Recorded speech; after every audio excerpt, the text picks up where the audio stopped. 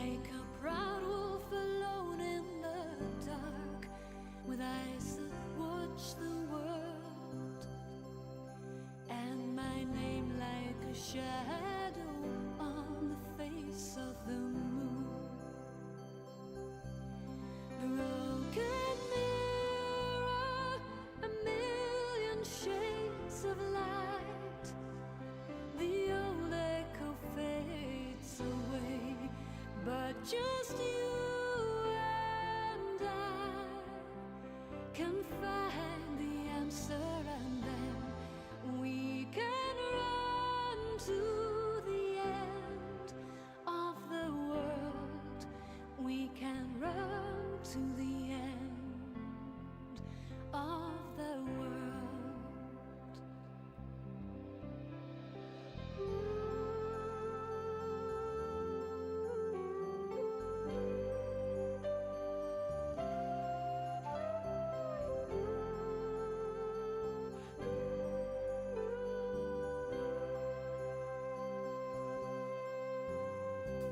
Cold fire clenched to my heart,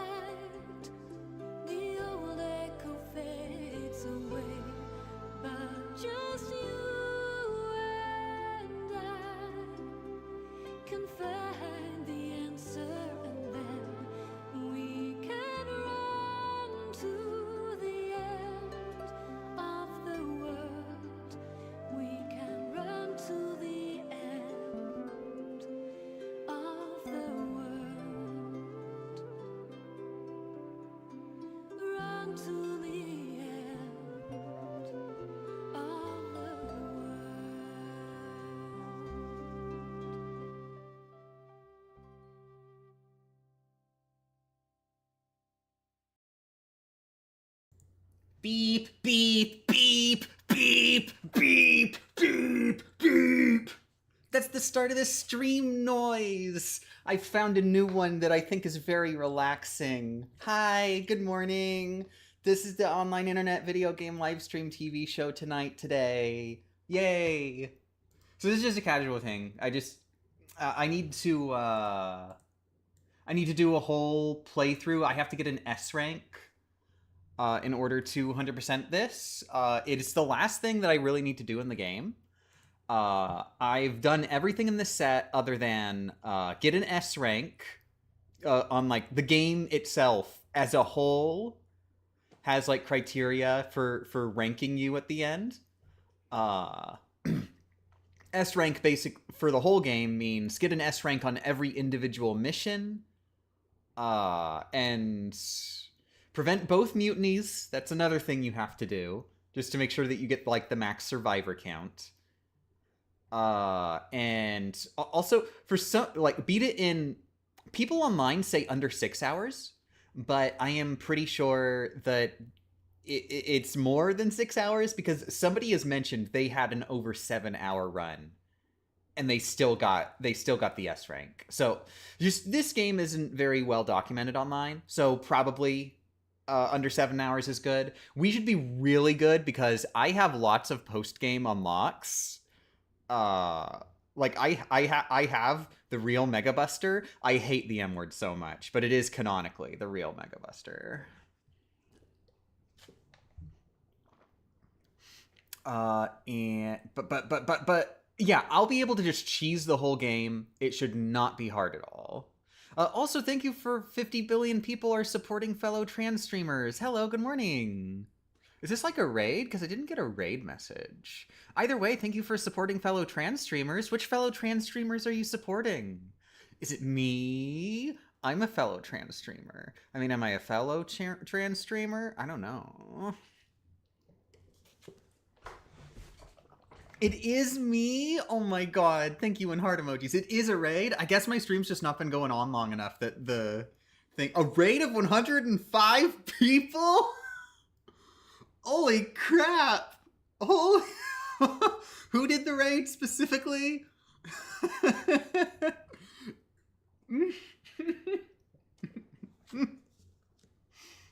Zoe did. I was assuming it was Zoe, but I didn't want to say it out loud because that'd be awkward if I was wrong. Thank you very much, Skylord Zoe, for considering me a fellow trans streamer. Yay.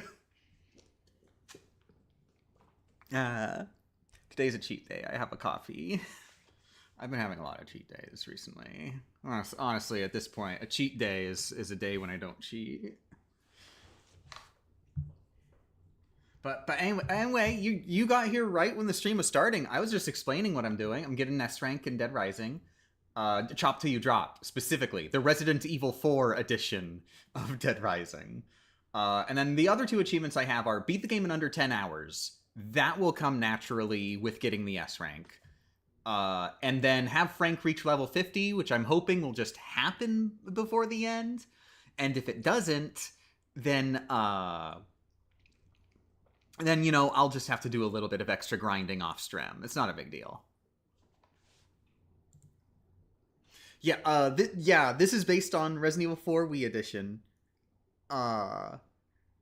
And it's very obviously jerry-rigged from Resident Evil 4. But okay, I just want to see if... I'm not sure about how the audio balancing is going to be.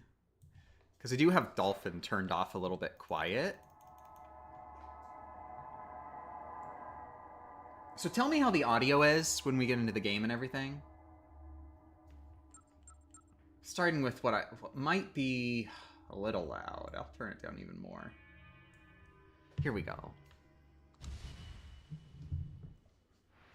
And by the way, just for context, I am playing with a real Wiimote and nunchuck. But I am not playing with a sensor bar.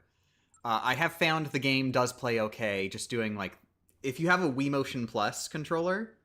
Or, you know, Wii Motion Plus itself plugged into the bottom. You can actually emulate the pointer like basically the same way that like any Switch ports of Wii and Wii U games do. So yeah, like that's built in. It's not as good as a sensor bar because it's a little bit inaccurate when it comes to minute movements, which is pretty bad for a shooter. I can definitely tell I can't aim precisely as I want to, but you don't necessarily need to aim super precisely in this game, so it's not a big deal. But okay, I'm gonna have to speedrun this game. Let's go, baby, baby.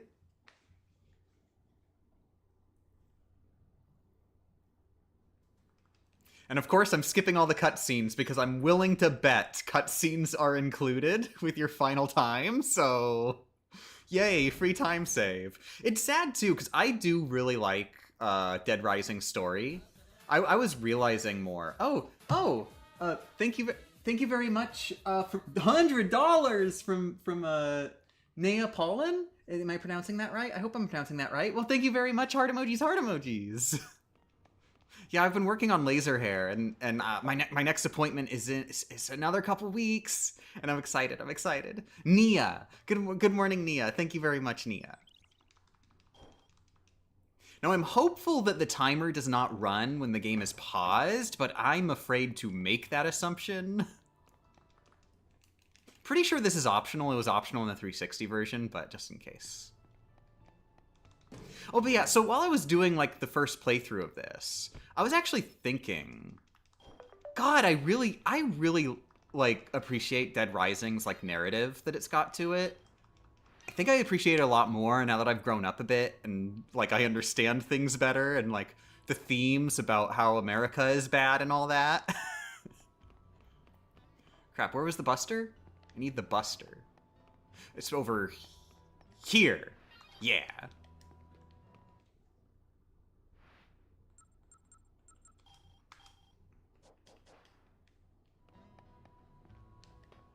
Oh, wait, that's right. That doesn't exist yet. Is the Buster rock? Yeah, it's pretty rock and roll, I'd say.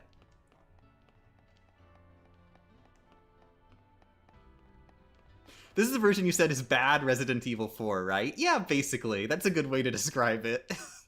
It's such a weird, interesting thing. I'm pleasantly surprised. It didn't give a very good first impression when I first started. Like, it's very obviously, like, jerry-rigged together. You can smell the Resident Evil 4 DNA, and not necessarily in a good way. Like, it's like the gunplay is just nowhere near as good as it was in Resident Evil 4 Wii Edition, mostly because, like, the enemies themselves, like, you know, that's a big part of it. Just the way the enemies react to getting shot and stuff in Resident Evil 4 makes for a lot of its game feel, and none of that is here. These enemies do not play anywhere near like the ones in Resident Evil 4 in a bad way. It's a much more awkward game than Resident Evil 4 is.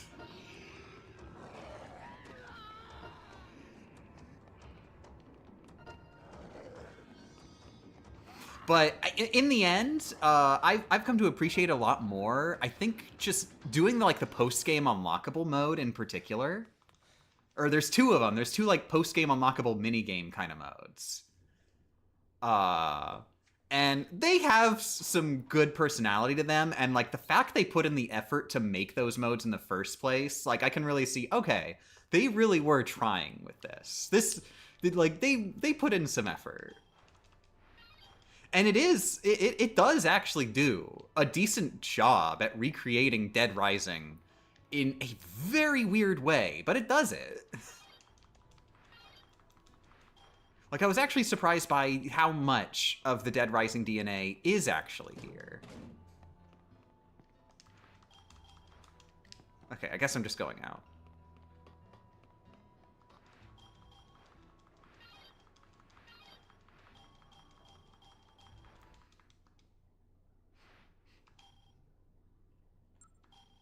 And yeah, so they reworked Dead Rising in a way that I do not like. now like all of rescuing survivors and stuff is now just like missions. And you do them individually. There's no multitasking like there was in Dead Rising, which is weird because that was the whole like gameplay of Dead Rising was get to point A from point B and like route point A to point B to try and do as much as possible in as short of a time as possible. It's like a time management game. This isn't. They're like, I mean, there's a timer. They do time you on the missions because they're like ranking you. But it's, you know, it's not the same. It's not the same at all. If Resident Evil 4 and Dead Rising had a baby, that is exactly what this is, yeah. If you like Resident Evil 4 and you like Dead Rising, this is going to be a real surreal experience. I do recommend having it. I don't think it's a good way to play Dead Rising. Like, I'd recommend the actual game, like 50 million times a day. But it's such an interesting experience, especially if you're already a fan.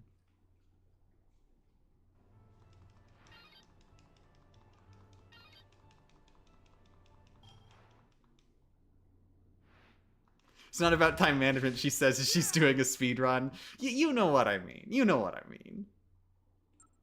Oh, I guess there's no point in me, like, getting weapons and stuff. I already have them. Do I already have them? Oh, crap.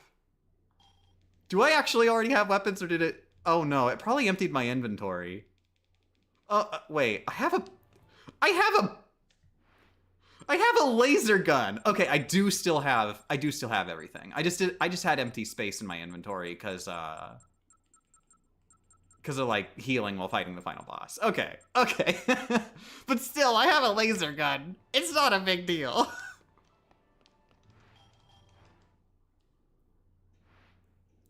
The Sonic and the Secret Ring set is out? Oh god. I have always wanted to actually play that game. Oh god. Oh, I should be saving before missions because they don't just rank you on time. They also they also rank you on damage taken. So I will have. Oh, and number of zombies killed. I have to be careful to kill a decent number of zombies along the way. But if I take too much damage, especially in these early missions when they expect you to not take much damage, then I will have to reset. So I'll make sure I'm saving in between missions every once in a while.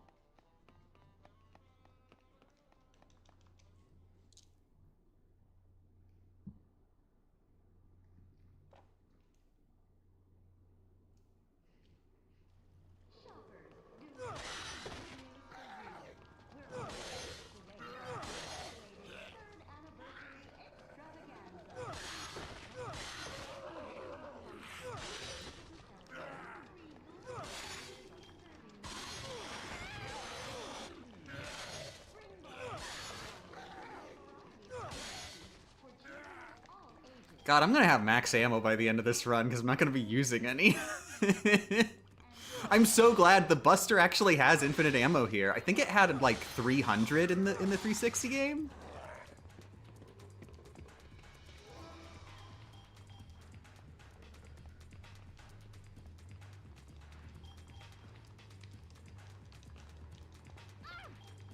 Is the Buster a chainsaw as well? So the way this game works is you have a gun that you equip, and then you also can equip like a melee weapon, which is your sub-weapon. So I have the small chainsaw. I unlocked the small chainsaw by getting an S rank on some random mission.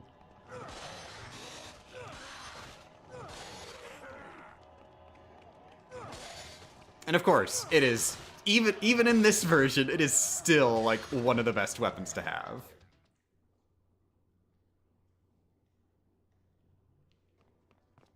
Isn't the small chainsaw OP? Hells yeah, it is. I'm so glad that the small chainsaw is good in both versions of the game because I love chainsaws. So like they're one of my favorite things when it comes to incredibly violent methods of combat.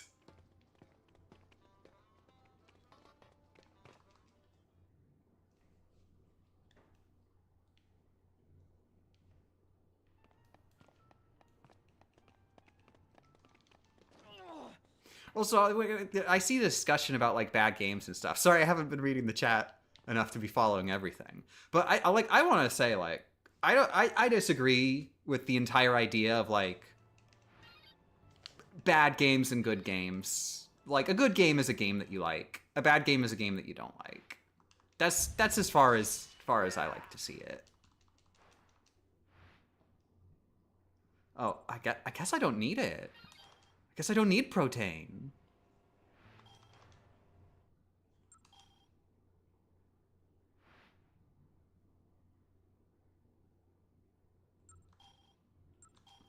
Keep the clear file, just in case.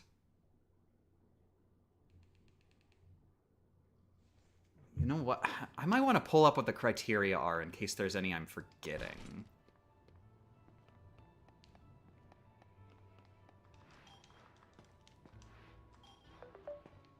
Oh, I'm doing the Carlito mission. Okay. It's gonna be fun seeing how fast I can kill him with this. I haven't fought a boss with the Buster yet. I don't disagree, but you know, language and stuff. Oh, yeah. Yeah, language is hard.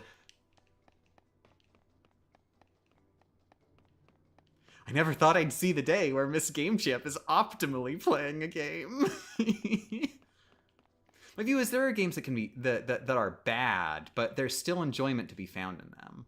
Oh no! He's not gonna cover wars now. You know, I may as well bring it up. I bring it up on stream basically whenever this game comes up. I've never understood why that line became a meme. I don't get why I've covered wars, you know, is something that stuck out in people's consciousness. It's like, whoa, what a funny little line for us to make fun of. It makes complete sense in context. People apparently think it doesn't make sense in complete context. I don't understand what they're saying because it just does. He's covered wars. He very clearly is not a traditional journalist. He probably needed a gun during those wars.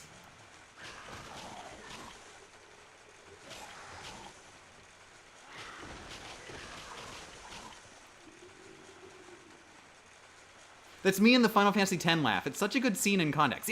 Now, the Final Fantasy X laugh, I understand that because it is really, really awkward and weird in context. It's just, that's like on purpose.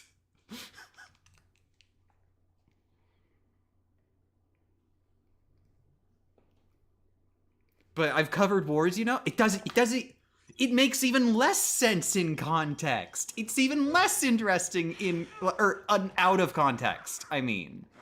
I don't get the humor.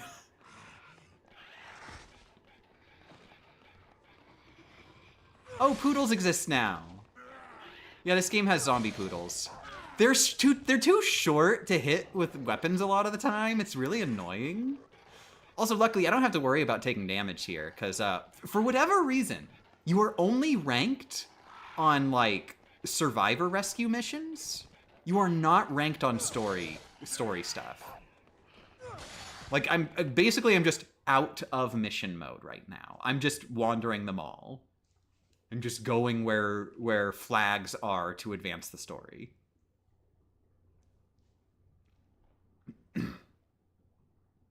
Who needed a gun during what wars? There is a meme that exists related to Dead Rising where there's one line in a cutscene where Frank assures another character that he knows how to use a gun because he's covered wars.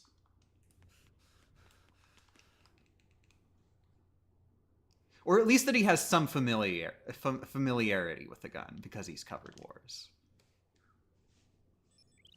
I haven't engaged with any Dead Rising, but I like the vibe of this very Dawn of the Dead. Oh, it is a wonderful, wonderful game. A lot of the vibes are still here in this version, which I'm very thankful for. Yeah, I highly recommend it. Especially if you're saying you already like Dawn of the Dead. Like, they were not hiding their inspiration. In fact, they were not hiding their inspiration so much, they actually got into like a little bit of a legal hassle And there is a like little blurb on the box for this game that says, "This game has absolutely nothing to do with George Romero's Dawn of the Dead." Just to be clear, this zombie shopping mall game is not related to the zombie shopping mall movie.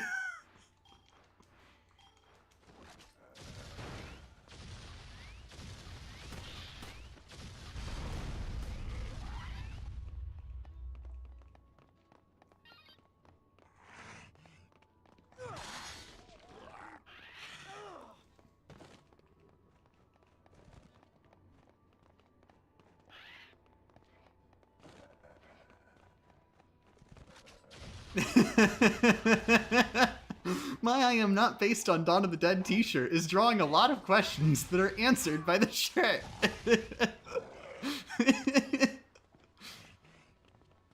I'm scared of time limits. Even Pikmin is hard for me to finish, so I'm not sure it's a game for me. Definitely not. The game is all about time management, so like, and it's way more strict than Pikmin is.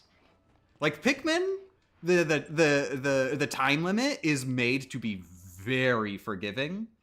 In Dead Rising, you are expected to fail and actually reset on your first playthrough, probably. That's usually what happens, is people like, people get overwhelmed with like Frank at his lowest level, and they'll die, but then they're just like, well, how about I reset the game so I can do better? And that's usually what happens. That's what happened with me with like my first couple playthroughs. Now I know the game well enough that I can just go through the whole game like from level 1, but most people will not.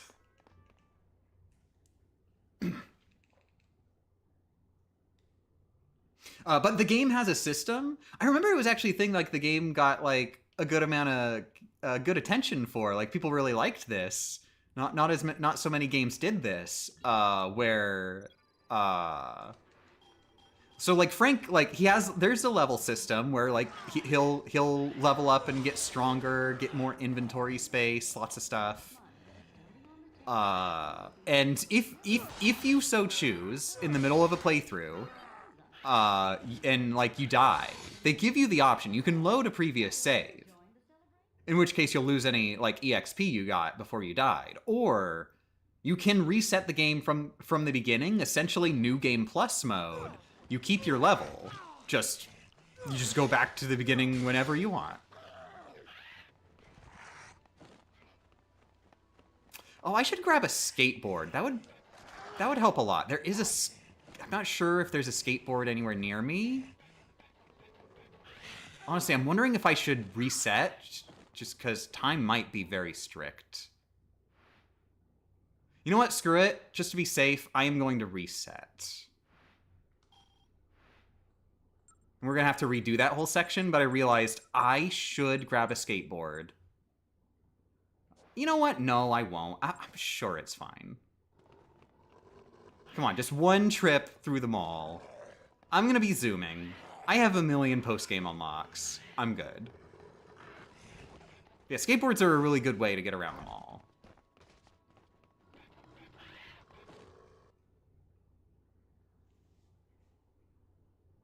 I was scared off Majora's Mask because of the time limit for so long, but that game is actually chill, not Dead Rising. Yeah, no. Majora's Mask also is like, for the most part, you know, you're just doing individual tasks in a day. You can try to squeeze in more if you want, but you never have to do more than like a small number of individual tasks, whatever you can fit in your schedule. And if you only focus on one quest in a loop, then it's really, really manageable.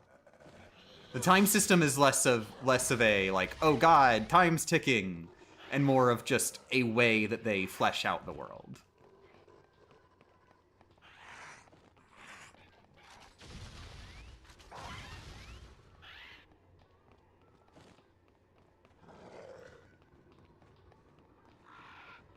Okay, when I get to this loading screen, I am going to pull up and double check what the known criteria are.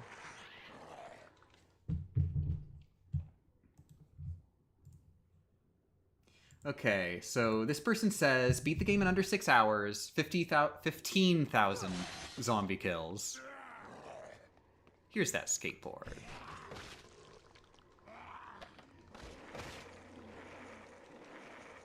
Make sure to refresh it, grab a new one every time. See how much faster this is.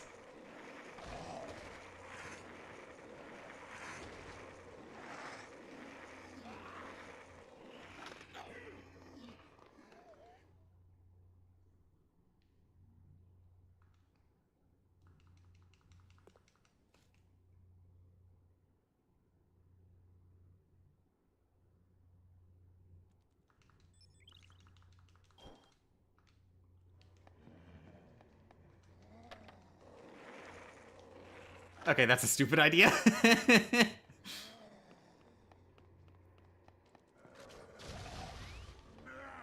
I'll take you.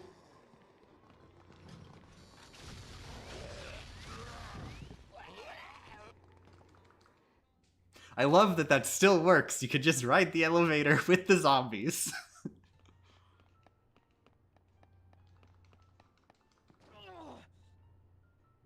Oh yeah, this is happening. Good morning, Painty.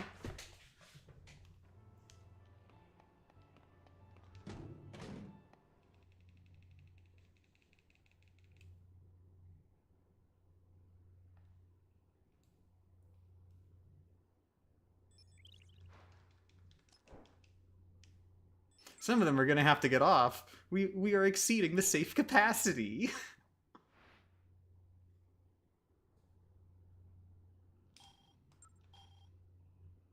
Oh, it shows me my time. That's right.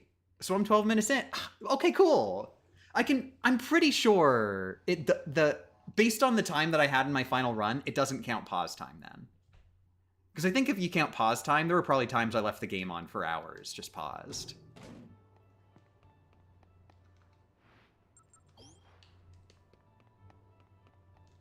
Ooh, I need my good outfit. I'll have to get it when I'm in the entrance plaza, whenever I'm passing by. I know that the outfit that I like is in the entrance plaza.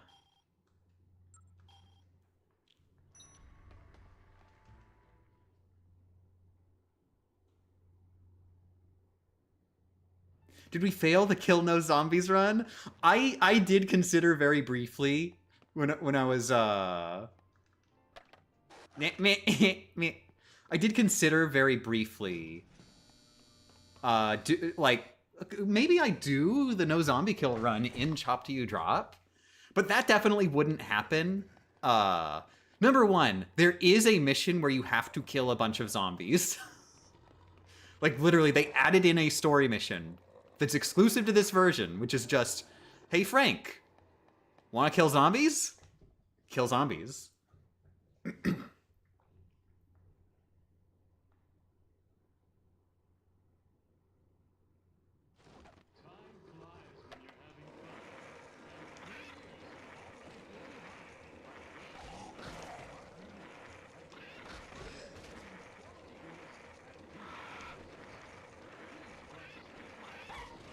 I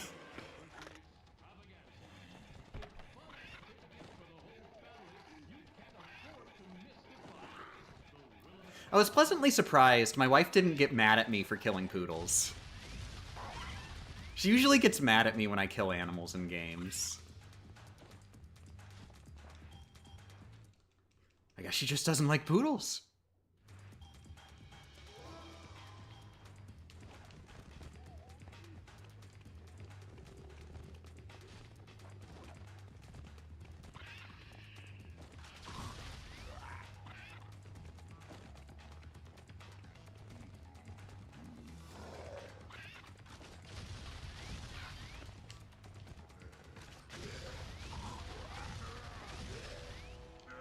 Oh, that's right, he runs upstairs.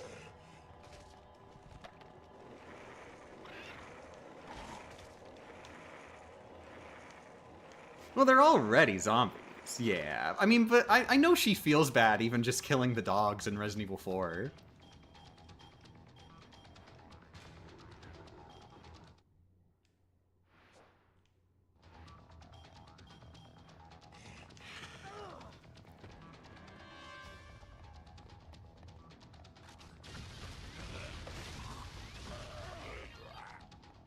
It was so funny too, though.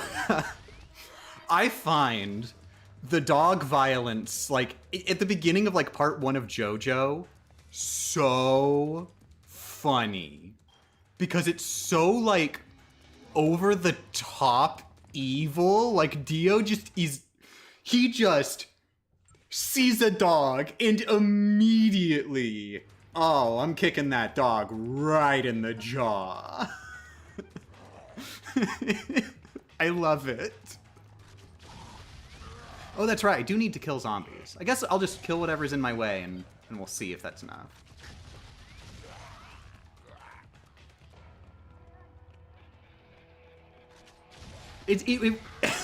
But, like, my wife, she was like, why are you laughing? Why do you think this is funny?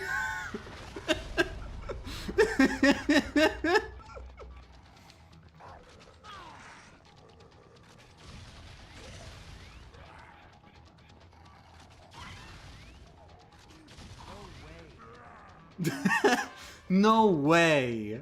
I don't want to get shot with a laser gun.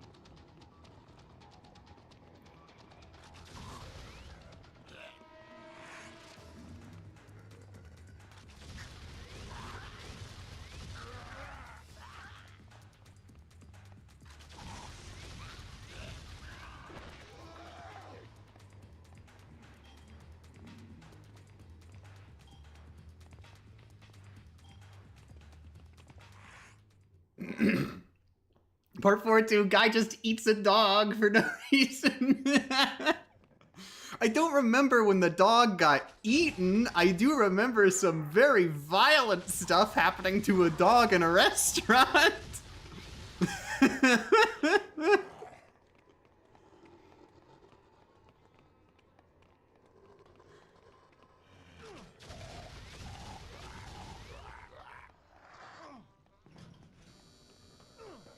Does your wife know doesthedogdie.com? I'm unsure. Might be worth asking her. Though I'm not sure she would care enough to, like, completely avoid, like, a work just because a dog gets into trouble. But she might appreciate it.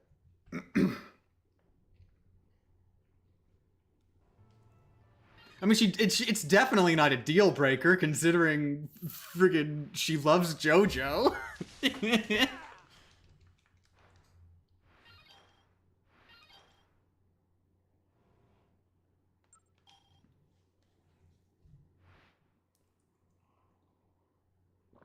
The dog in the restaurant was fine, but it was still violence happening to it. You can't deny that.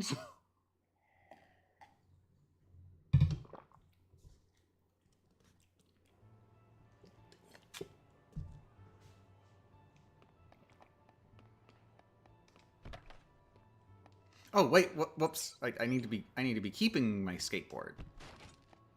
Gotta go fast. Gotta go fast. SONIC go.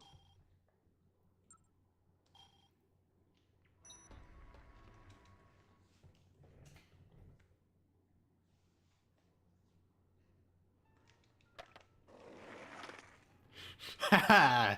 Gotta have been at least a negative second of time save there.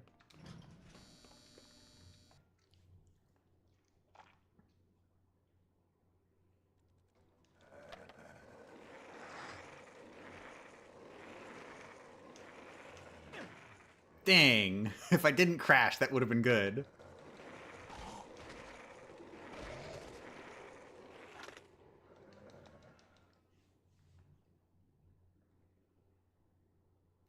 So I'm not the only person to have the Sonic X theme stuck in my head for, like, 20 years later. Both of them.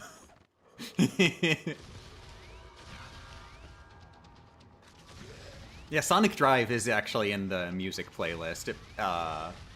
And the ending theme as well. I'm not sure if they did any more ending themes or not later on. But if they did, only the first one is there.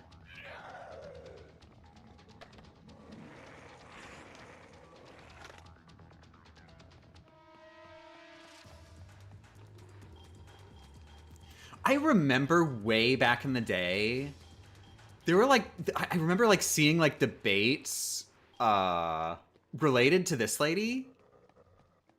And like she got bit, and so she's convinced she's gonna turn into a zombie. It's like a whole thing. But like there were debates, and I'm on the side of bites do not mean you get infected in Dead Rising lore. That's just not a thing in Dead Rising lore. Everybody's just making assumptions that bites mean that you get infected. That it doesn't mean that. The game never says that that is the case. The game never implies that that is the case. And in fact, you know through gameplay that that can't be the case. Well, okay. Spoilers. Spoilers for Dead Rising. Just spoilers for this whole playthrough. For the record. Are you ready for spoilers? 5 seconds. 5, 4, 3, 2, 1. Okay, so Frank does get infected. Like, sure, that happens. But you get bit in gameplay all the time. Nobody cares. Frank doesn't care. Nobody thinks that he's infected just because he got bit. That's... infection is not related to bites. God, I'm not gonna get the S rank, am I? Oh my god, I'm not gonna get the S rank, am I? Dang it. But there are so many people thinking, oh no, but that lady that we saved, she's gonna turn into a zombie and she's gonna spread the infection and all the survivors we saved are gonna die. It was like a whole thing. It's more complicated too, because in Dead Rising 2, I do consider this a retcon, even though they technically never directly addressed it. But the fact that Dead Rising 1 so clearly doesn't imply the bites cause infection. And in fact, actually, this mission right here, normally you can't save this girl unless you have I think Carmelita has to be I think it's like Carmelita has to be in the security room. I think there's like a point in the story where she's in the security room. Yeah, I think so. There's like a certain story event with Carmelita, and like the whole idea is you convince this girl to come with you because, hey, no, I know somebody who knows about this zombie epidemic way more than anybody else does.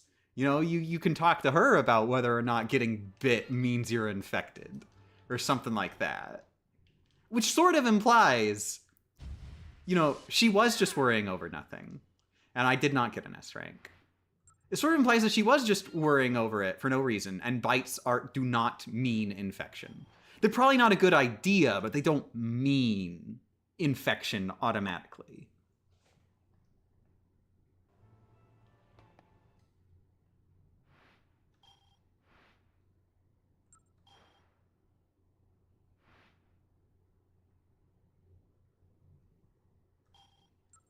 But yeah, that's something that I got in way too heated debates about way back in the day because I cared about this really stupid story that you're not supposed to care about that much. Like, there's so many just blatant plot holes in Dead Rising that don't make any sense, and you are just not supposed to think about them. It is not the biggest deal, the nitty-gritty details of how you get infected. Just accept that it happens sometimes.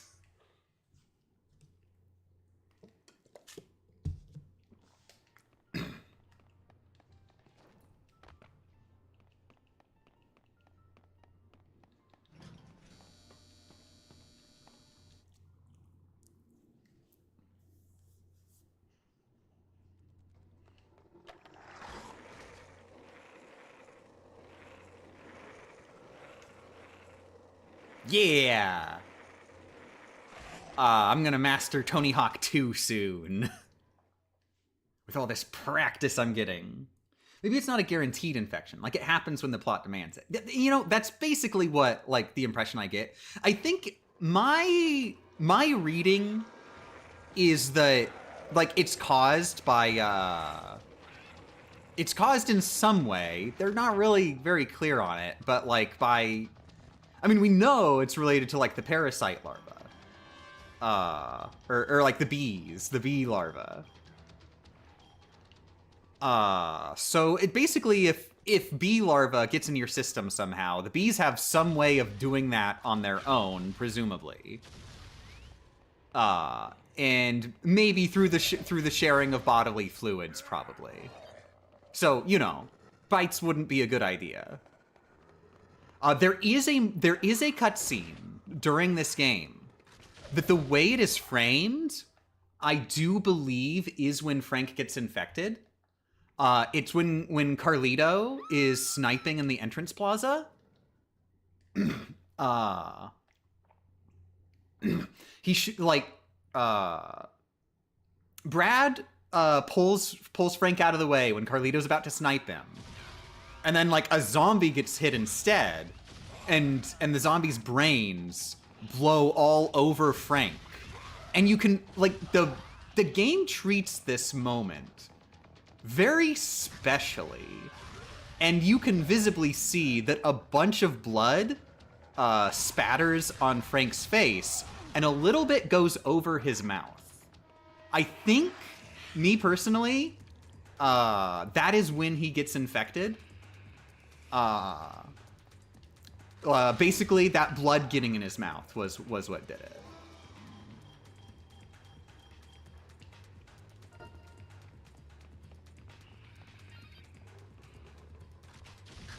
But of course, the game doesn't say out loud. This is all just gesture.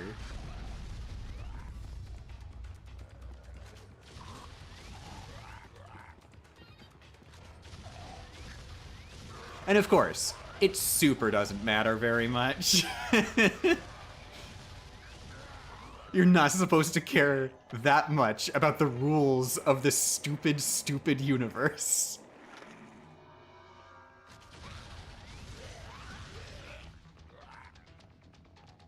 So as long as I don't kiss a zombie, I'm fine. Yeah, exactly.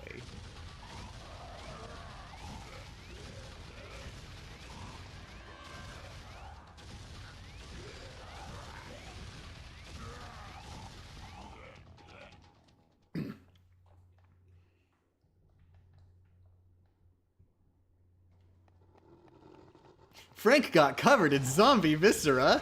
That doesn't happen at any other time in the regular gameplay. It's not just that he got covered in the viscera, it's that it got in his mouth. It looks like it got in his mouth. That's the big thing.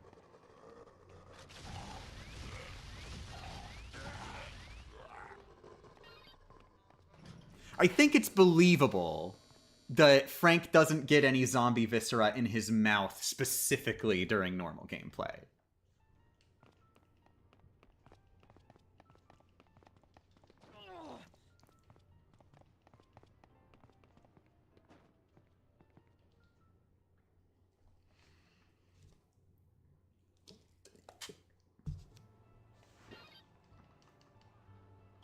Wait, so if a zombie bites you, you're fine. But if you bite a zombie, you get infected?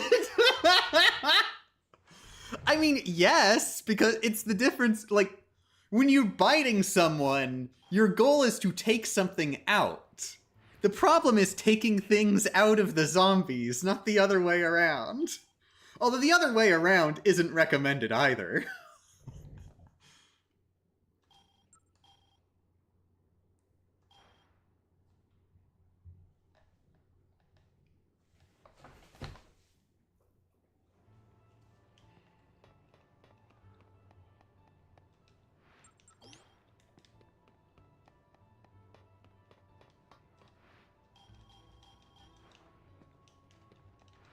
Oh, that's right. Yeah, they have the gun thing happen as like a main story mission because guns are so much more emphasized in this game.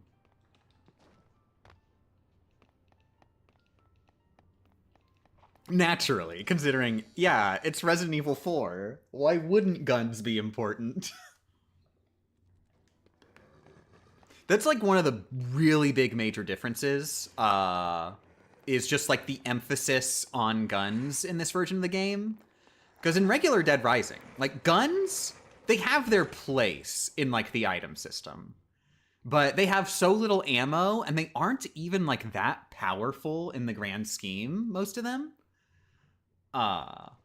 So you really do find yourself using like the melee weapons a lot more. In this version, you're using guns nonstop. I did not expect you do still use melee weapons a lot. They do have much more of a place here than they did in Resident Evil 4. But still, to a much lesser degree. Also, I miss my soda cans. They don't have soda cans in this version. Soda cans were my favorite ranged weapon. It was so fun just throwing soda cans out of a 12-pack. And they'd splatter the zombies' heads.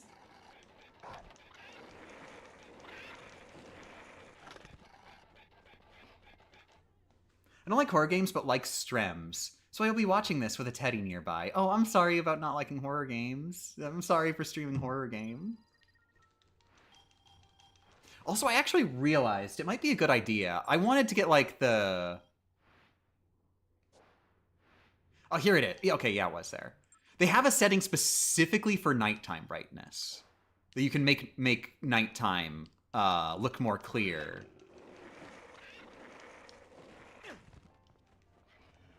And I figure it's a good idea while I'm streaming. I wanted to get the full darkness during my regular playthrough, but you know, for the help of the stream.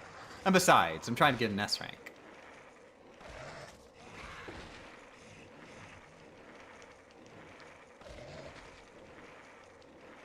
I know this is a horror game, but I don't think it's like a scary horror game. Oh, definitely not. Though it does have horror vibes.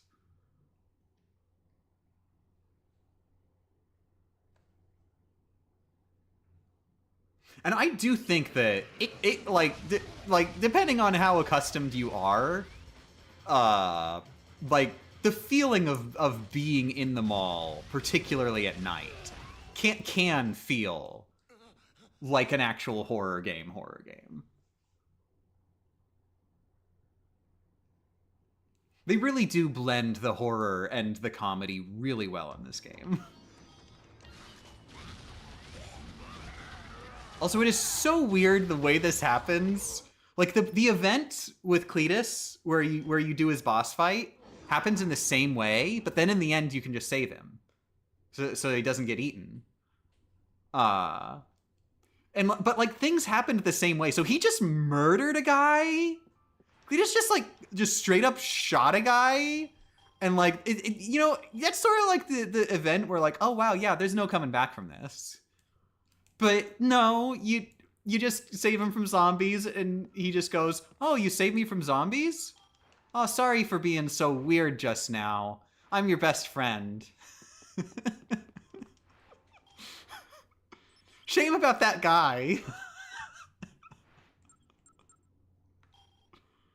Oh. I could just buy a portable mixer? Okay. I'm not gonna need it, but I did not know that would be a thing.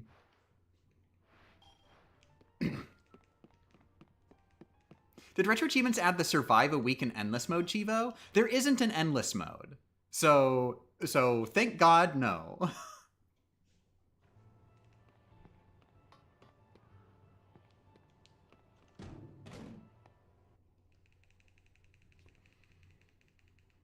Couldn't save the guy, but you can save his killer. A life was saved today. Also, I love this line. Zombies. My God. Has it come to this?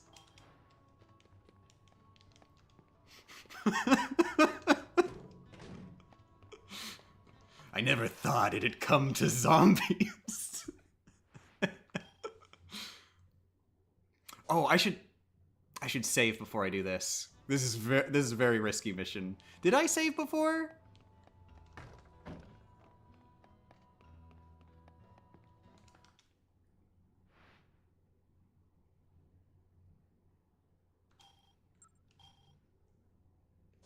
I had not saved before.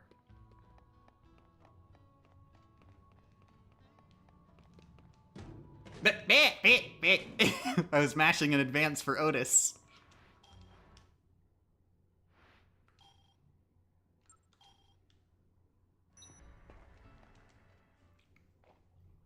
Gamer Champ, can you tell Frank West to maybe Frank zest this lemon? I don't know what zesting a lemon means, so that joke doesn't work. I'm sorry. I mean, it doesn't work on me. I'm sure it works really, really well for somebody who's, like, cultured.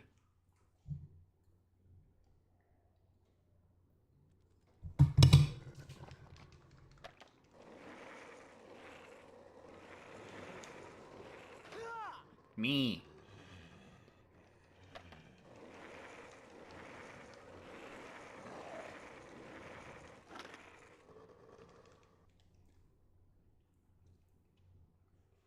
He's a little busy on his Frank quest, doing his Frank best. He needs to pass the Frank test. Wow, nighttime brightness doesn't help that much, does it? Jesus. Did I not properly change the setting? No, yeah, it's set to bright.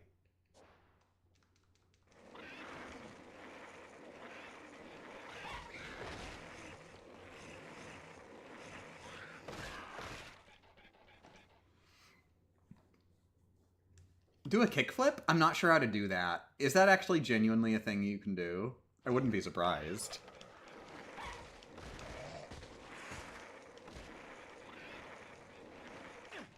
Meh!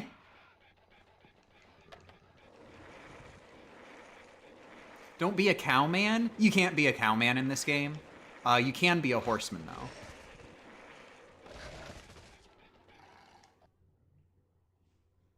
Oh, that was a zombie poodle. Yeah, they they knew they had to add enemy types for this version, so they added zombie poodles, zombie parrots, and a few more surprises that you'll see later.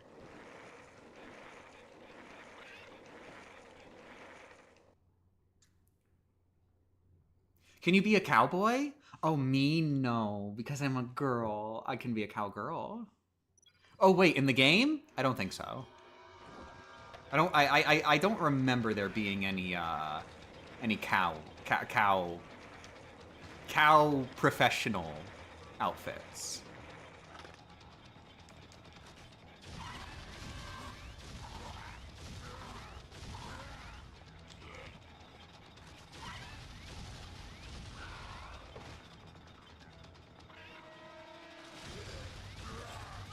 Nah!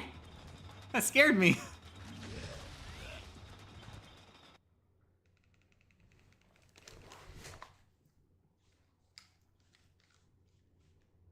Now, luckily, they knew that Adam is friggin' impossible, so they did set the damage limit on this mission pretty high.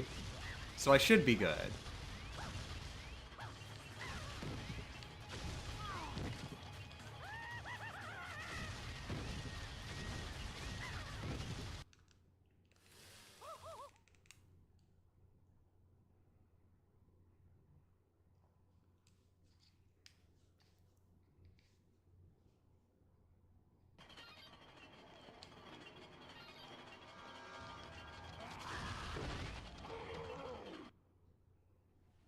Oh no, the clown is dead. I'm sorry. He was mean.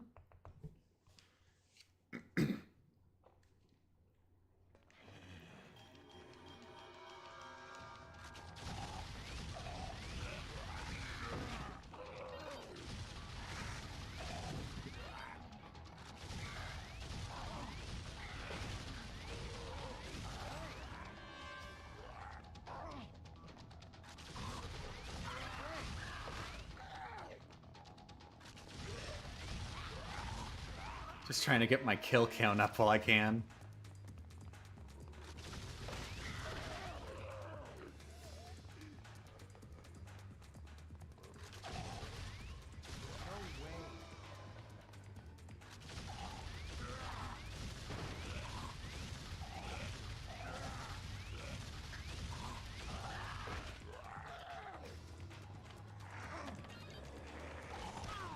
Meh, meh. Oh yeah, that's a thing. So it was like a thing So the cop zombies that hold guns. It was a thing in the Dead Rising beta that they could occasionally like shoot their guns, and that got cut from the final version. And Chop Till You Drop, they do it. They brought that back in Chop Till You Drop. Apparently, in Dead Rising DDR, they brought it back there. They brought back the cop shooting the pistols thing. So that's really neat.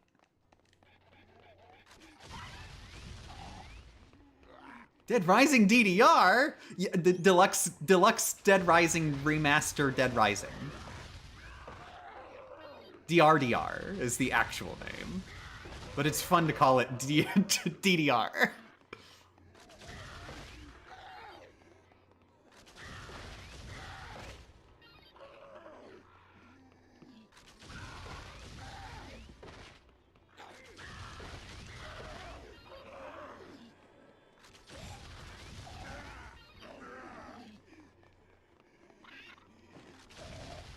Eh, rude.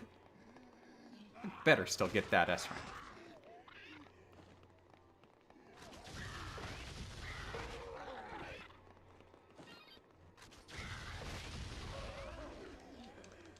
Oh wow, you're fast.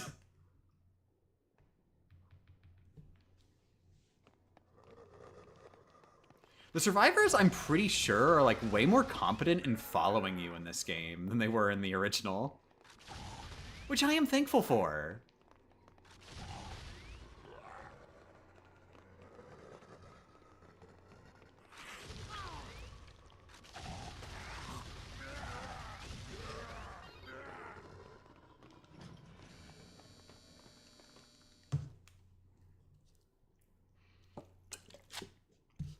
I didn't even question that there was a dance pad controlled Dead Rising. No, that Stubbs the zombie.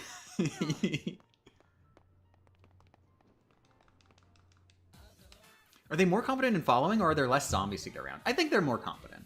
Also, thank you very much for the $5, Harlequin Actor. Heart emojis, heart emojis. Yay.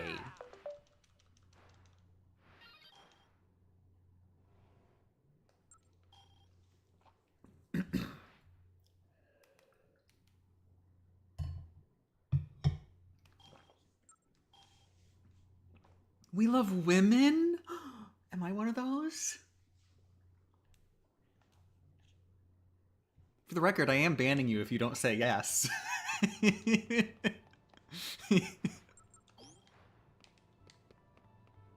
Yeah, yeah.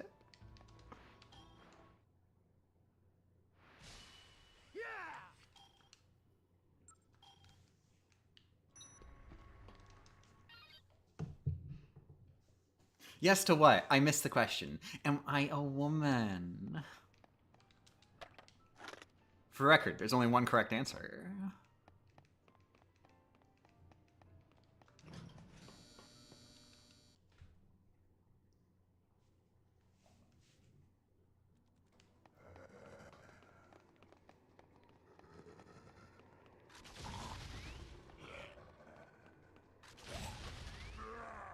I tried to get laser hair removal, but my insurance didn't cover it, and it's like 1,400 IIRC. Yeah, it's pretty expensive without insurance. The amount that I put there is my estimate after what my insurance covers. Which will be for like all sessions put together. And that estimate is not necessarily an accurate one. This is like the minimum that I expect to pay out of my pocket, period. It could be more than that. I do not expect it to be less.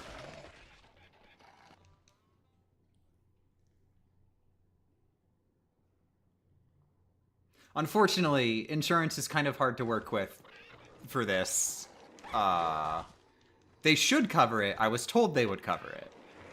But I probably have to wait until I've done all of my sessions before I can actually get reimbursed. Because they don't do it. They don't do it themselves.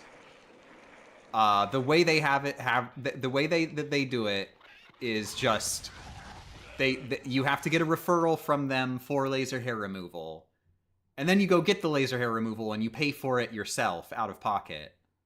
And then they reimburse you the amount that they were supposed to cover.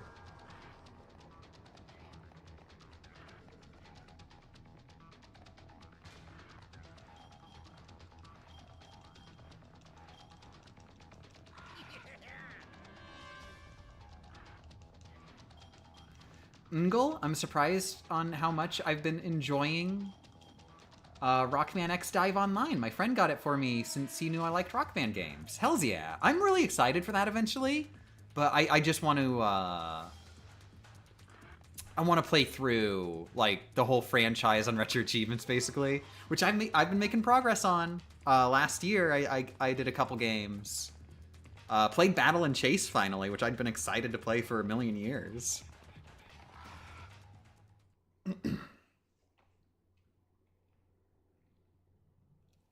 I've been watching since you started stream 4 hours ago, and 4 hours ago? I've been streaming for 1 hour. That's concerning. I just realized this isn't Sonic Unleashed for PS2 running on the PS1 being emulated on the Series X. What the heck and holy crap, Lois? I'm confused about this question. Were you in a raid?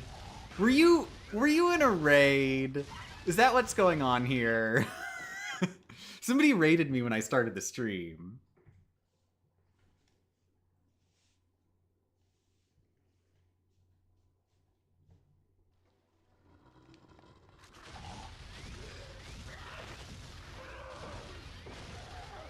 My streamer dropped me off at the fire station. This is not the fire station, so it's concerning that that's where you think you are.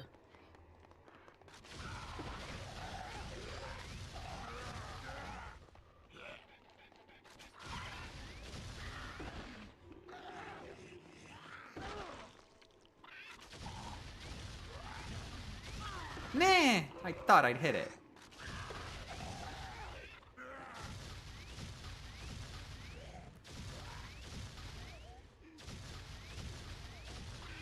I'm good at this.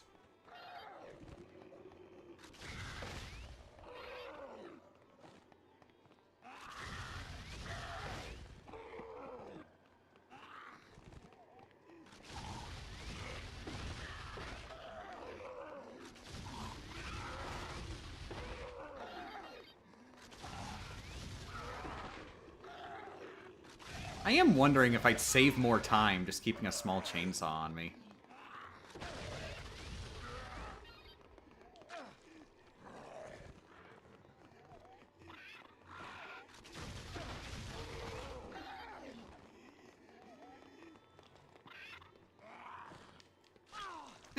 Oh my god, I am not going to get the S rank now. I've lost way too much health. I can only hope that it's just because I have to travel through a couple areas, they'll be more forgiving.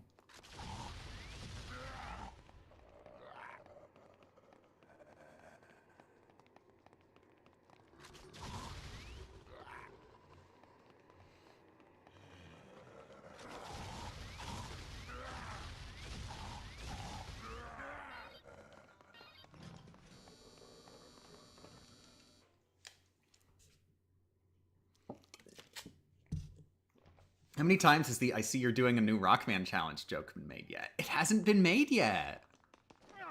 Ooh, somebody could be the first.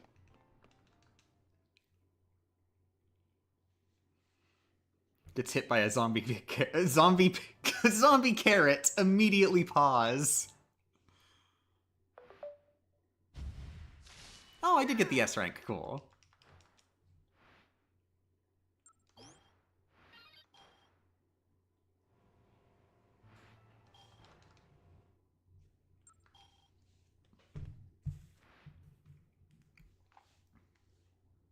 I see you're doing a new Rockman challenge. Haha. This Game Champ, why do you keep not resetting the Rockman chop to you drop hitless run? oh god. I know damage run of this game would that'd suck with all like the enemies that have guns. The zombies that have guns. Oh no, all it takes is one cop zombie Just in the wrong place, just deciding I will fire my pistol now, and there's really just nothing you can do about that. Also, since I already have max health, goodbye, Protein. Well, you know what? Technically, I could just... Bam. Mix these, too. Huh. Cool.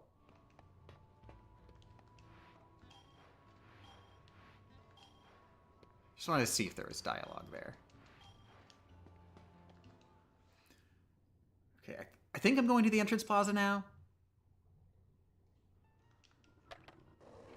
Do the zombies have guns in this version? So the cop zombies always had guns. In the actual release 360 version, they would hold the guns and they would point them at you, but they'd never actually fire them. But in like beta versions of Dead Rising, the cops would shoot the guns. Just like every once in a while, very rarely, a bullet would go off. Oh, that's right. I don't need to kill zombies. I can just speed. Oh, hey, here's one of the surprise new enemies. So they did cut a decent amount of content for this version. They didn't adapt like every single side mission. So they took some of like the boss characters that the original game had and made them into like zombie types. So Joe, who was like a cop lady that you fought during one mission. She's just a zombie type who's around the mall at all times now. Once you reach the point where she's introduced. The game introduces them as you get through the story, little bits at a time. Also, that cutscene right there, that was the one where I think Frank got infected. So Frank is now legally a zombie.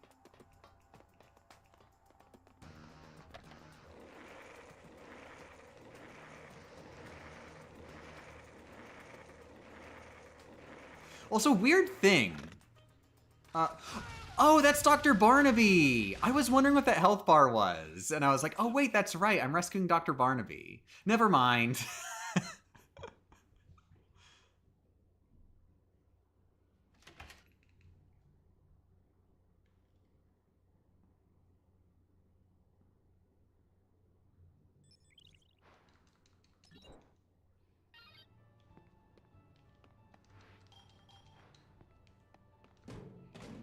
Okay, groceries. Who wants the groceries?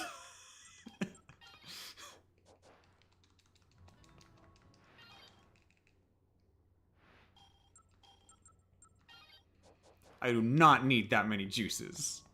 I think I'm good.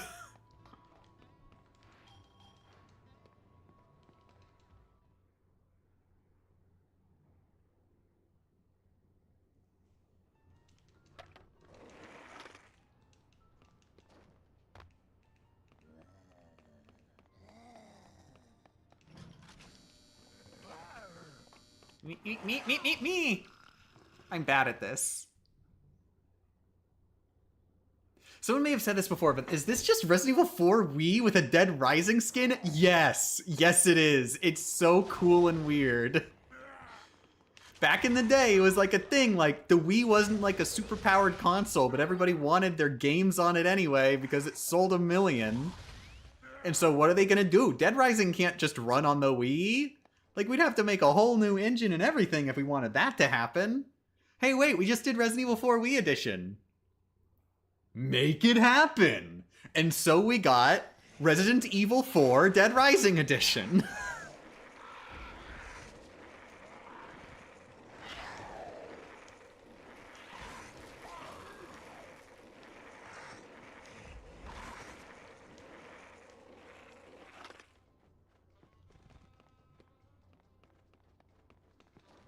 Man, I need to get this game now. I do recommend it for any fans of Dead Rising. Don't expect it to have like anywhere near the same charm as the actual Dead Rising, but it's such an interesting, cool experience.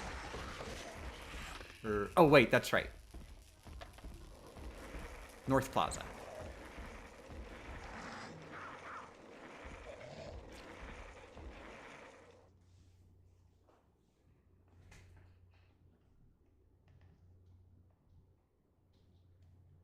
Frank, just because they've lost their minds to the bee virus doesn't mean they're psychopathic.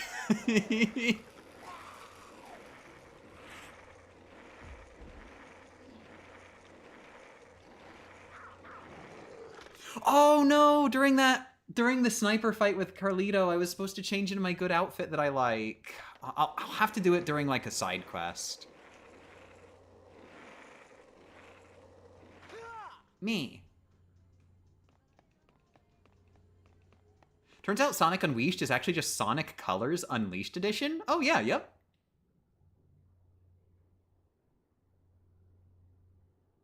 Makes sense.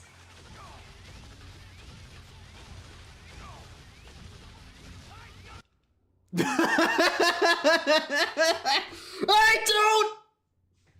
And then he didn't.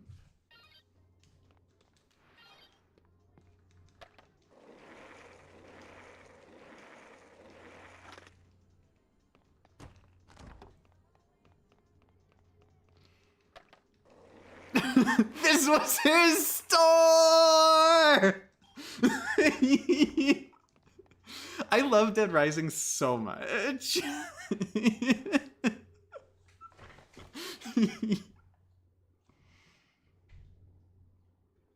Okay, I gotta bounce. I got some Japanese homework to do. Have fun, y'all. Night night's Homestuck.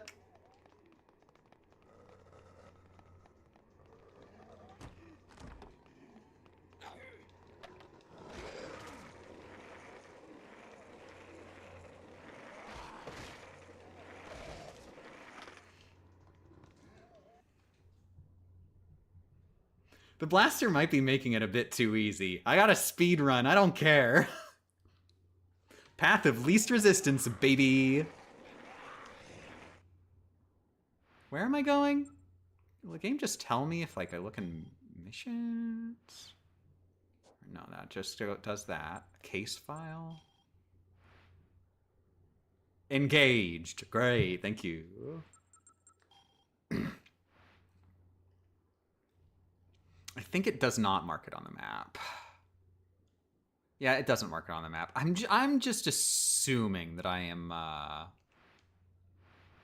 that I'm going to the safe room.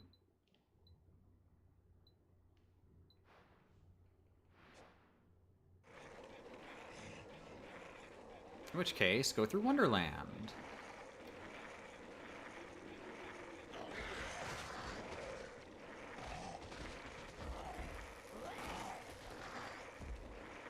Oh, Nine Nights Emerald, thanks for joining. I'm sorry for no farewells. I can't see everything.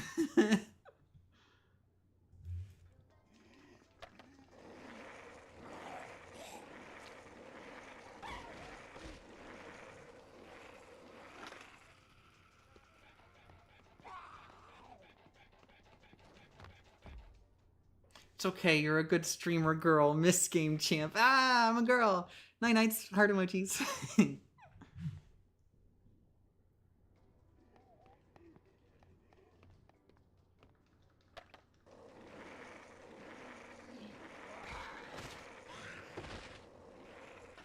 Me.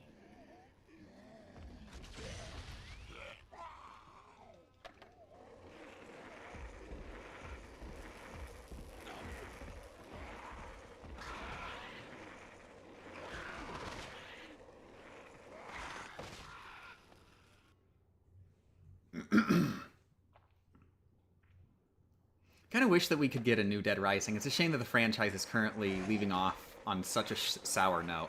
I still have not played Dead Rising 3 or 4, or Off the Record. Off the Record is actually the next one for me to play.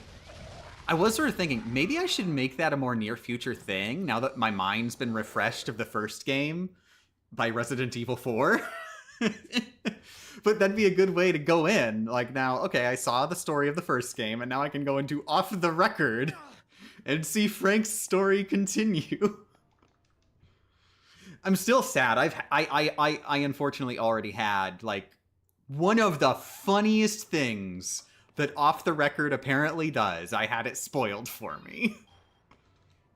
But I'm still super excited for it.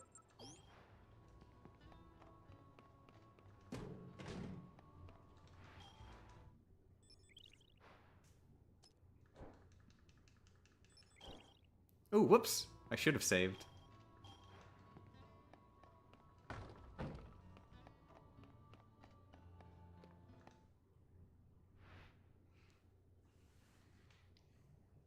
I find it funny how in my first Kingdom Hearts 2 playthrough, I didn't know my drive forms gave me the dodge abilities and only used them when I thought I needed them. I only found out they could be leveled after I beat the game and watch your KH2 level 1 run. I'm sorry. Yeah, I'm not sure how well I knew how important that was when I first played either.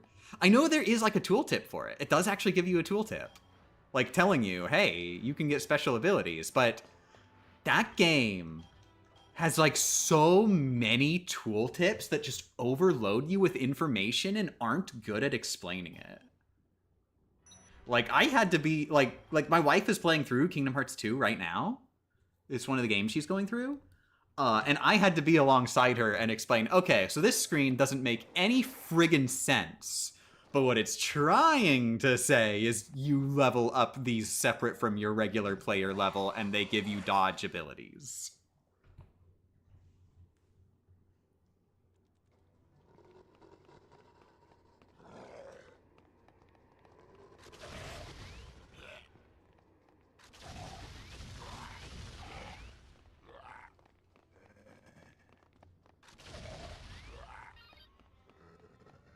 It's mentioned in a single text box that most folks spam through. And like I said, even if you read it, it's hard to like digest everything that's on that screen, and I don't think it's a very good screen. It does not explain properly.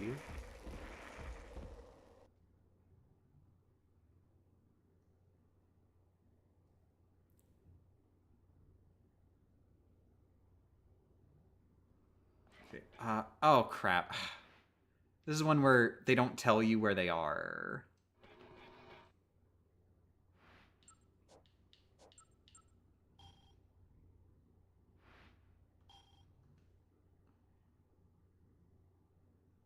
Okay, I think this is the one that's in the closet.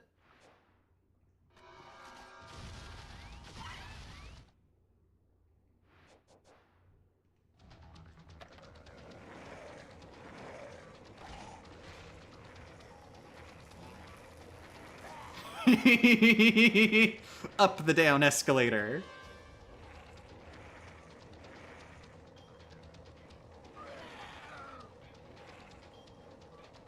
Help E!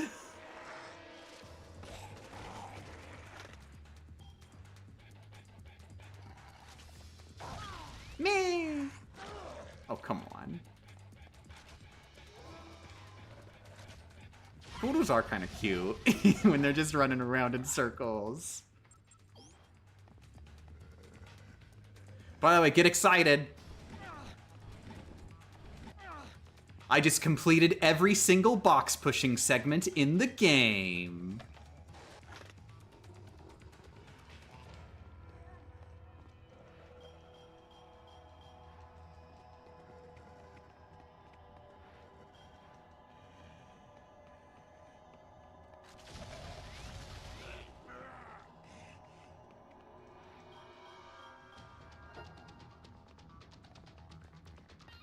Screw it, this is too important.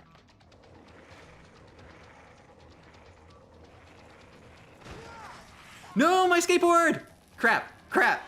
Ah, this is a bad idea. This is a really bad idea. No! I'm gonna lose my S rank because of this.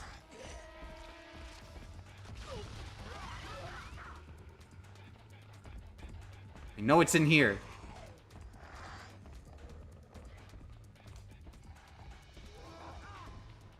No, wait, is this the right one? This is the right one! Yes!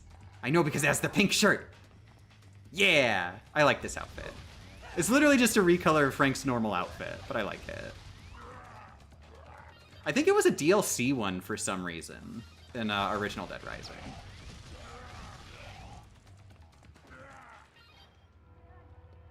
Get McRaided, nerd? I didn't get notified of this raid. Why am I not getting notified of raids? That's weird.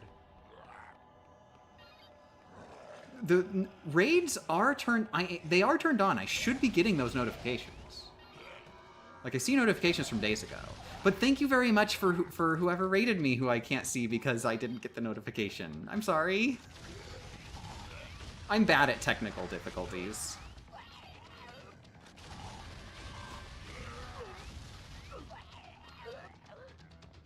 It was Robot Meister? Thank you very much for raiding Robot Meister.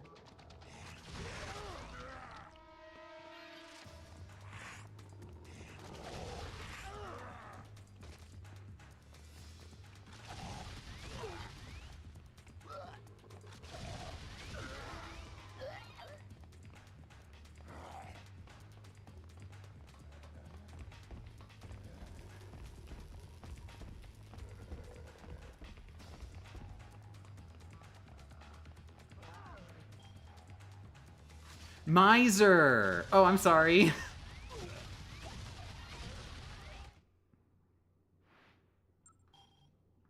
Luckily. Frank's got a really good throwing arm.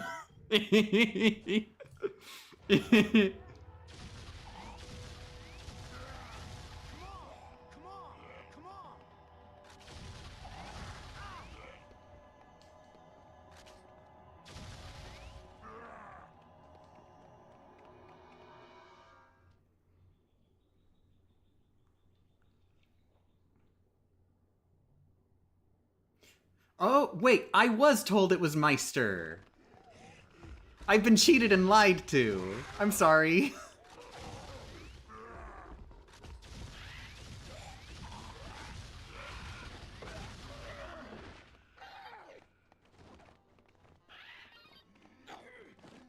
I mean, the correct name is Robot Miser, but I'm sorry. I'm sorry. I'm sorry that it's a whole thing and we're gonna drop it now. You're really cool. Thanks for joining.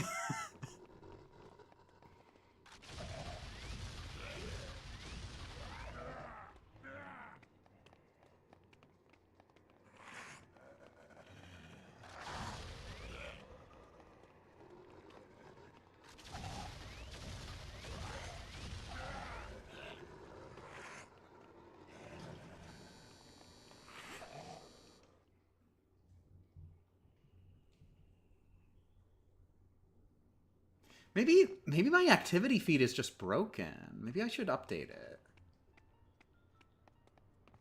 I'm thinking I haven't gotten any notifications yet at all.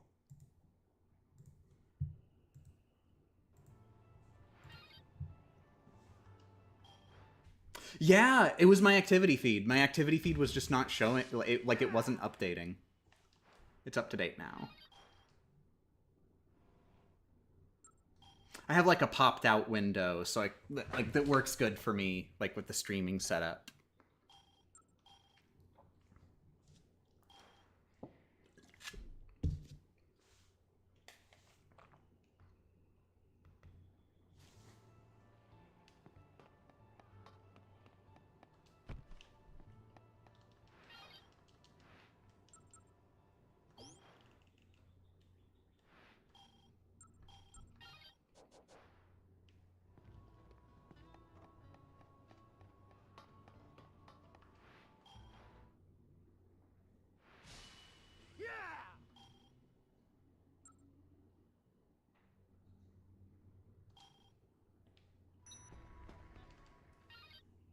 What achievements are we going for? So I've done most everything in this game, and like the main thing I need to do is get an S rank for the game as a whole. Which means do it fast, get an S rank on every mission, and kill 15,000 zombies for some reason. And prevent both mutinies. That is also important. Technically, I'm pretty sure the requirement is just save X number of survivors, but if you get an S rank on every mission, that's how you get survivors. So, prevent both mutinies so they don't leave, and there. Base Tron Puff? Yells, yeah. Yeah, I've had Tron as my profile picture for, like, a million years now. I sort of, like, on some websites I had Kaito Kid, and some websites I had Tron. But, you know, I have completely phased Kaito Kid out. Partially for gender reasons.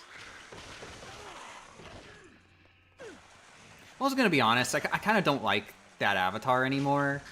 I kind of associate it with the old me at this point.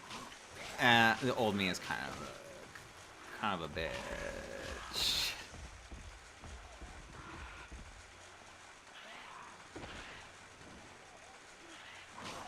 We don't talk anymore.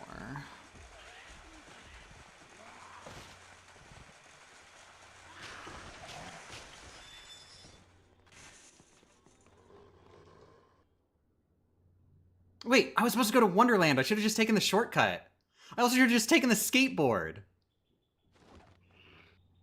Oh no, I messed up. Oh gee, whoa, oh god, I'm hitting all these buttons on accident. We're like, transbon, am I right? Yes, Tron is trans. This is firmly established.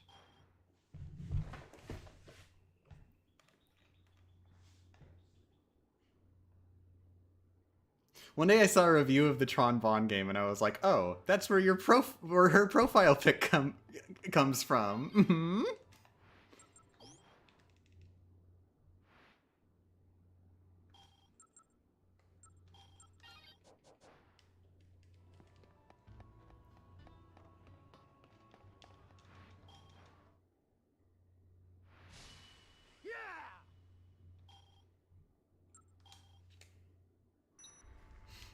I love that that's a thing.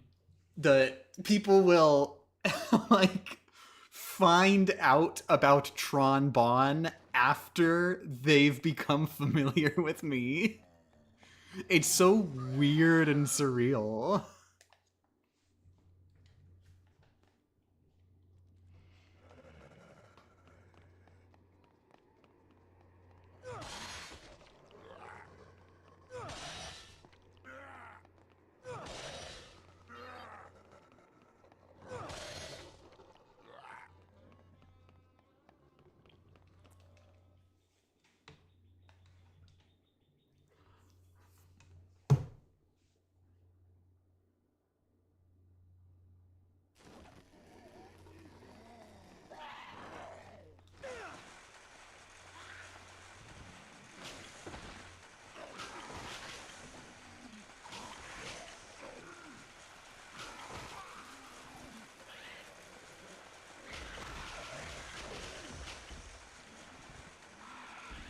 EXE only wins it because the English name for one of this game is Network Transmission. Oh, is that what it means? It's a transmission.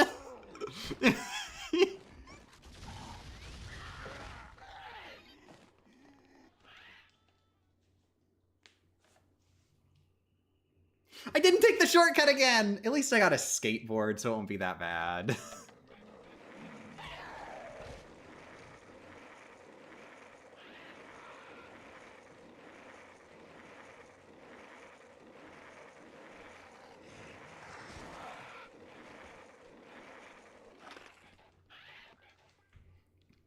It is apparently a thing.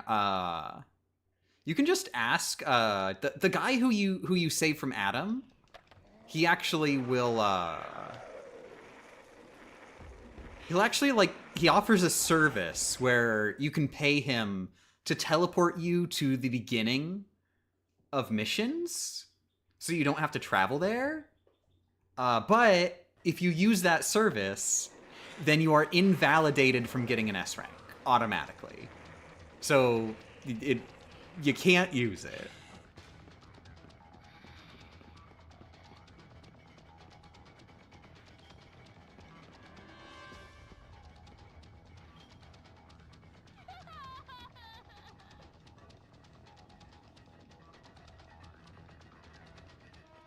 Japan, it's just Rockman EXE transmission. Yay!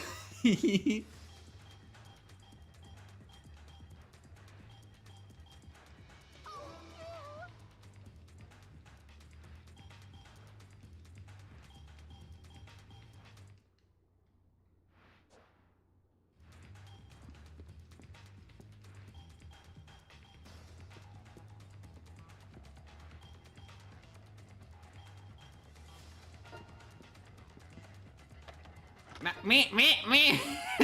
Excuse me. Sorry. I'm a boarder at heart. I just can't help myself sometimes. I'm gonna master Tony Hawk's Pro Skater 2 soon.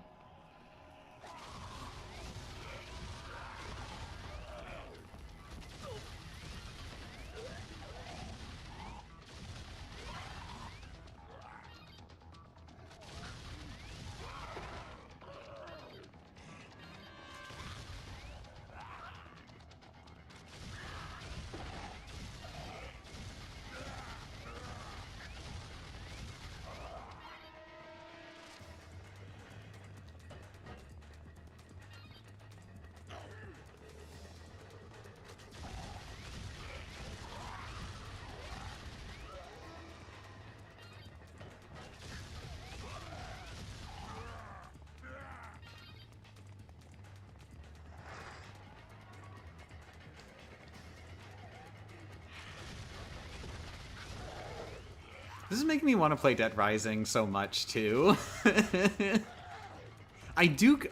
is the kind of game that I love replaying so much, I would not be opposed to mastering every single port of it. So far, I've only done 360 in Steam. So, there's several console versions that it got ported to later that are waiting for me. Although, gosh, do I really want to do Zombie Genocider again? I had to do it for this version, but thankfully I could use speed up. Oh no, did she get caught on something? That happens in Wonderland sometimes. Apparently not. She's just wandering around.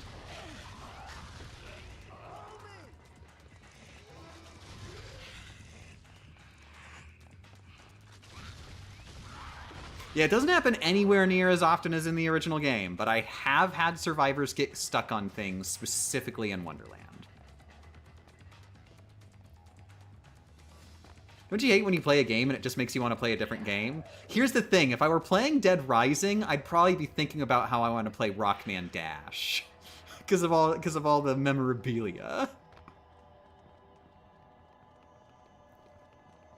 Speaking of, I'm sad. The reward for S-ranking the game as a whole, which of course is going to be like the last thing I do, is a Roll Casket uniform. I would love to play through this game as Roll Casket. Good morning, savvy shoppers. We are pleased to announce that the Willamette Parkview Mall is now open for business. We hope you enjoy your time here with us today as you sample our many fine goods and services.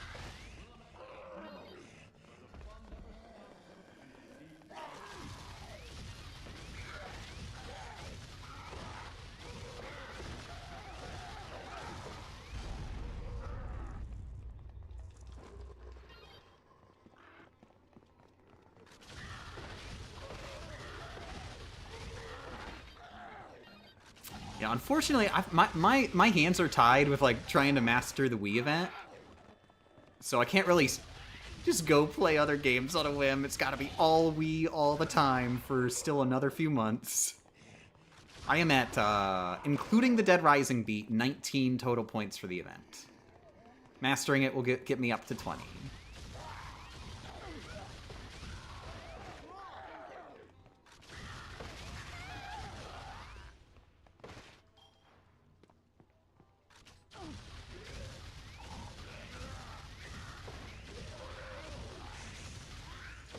Also, thankfully, there is no friendly fire in this version.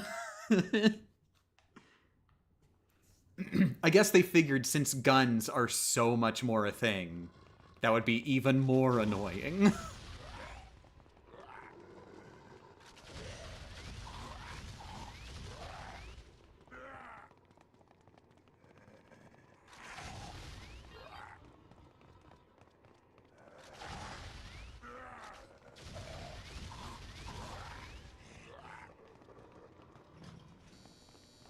How many points do you need for the event?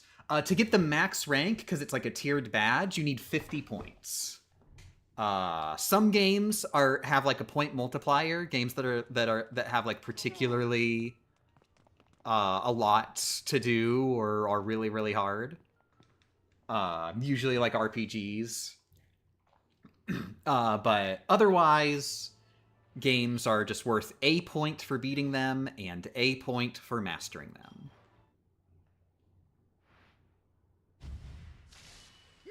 I'm probably going to be avoiding all the bounty games that are worth more.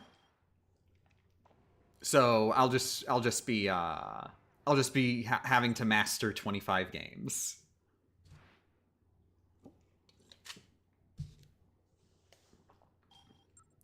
I just looked up Rockman Dash because I wasn't familiar with that title for it, but that game has a PC version? Since when? I didn't even know. I'm not super surprised. But yeah, that is the canon name for Rockman Dash. Some people know it as Legends for some reason.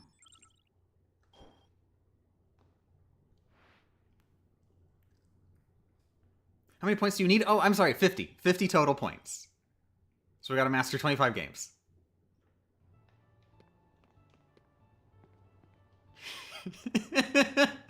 I love Brad and his little T-pose.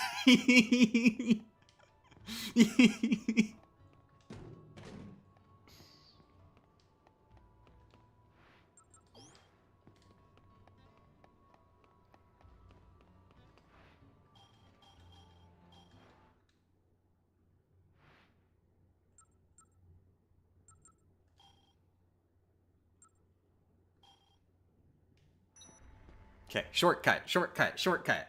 Why not go for any bounty games? Because I'd have to play like a 50 million year long JRPG or master Super Smash Bros. Brawl.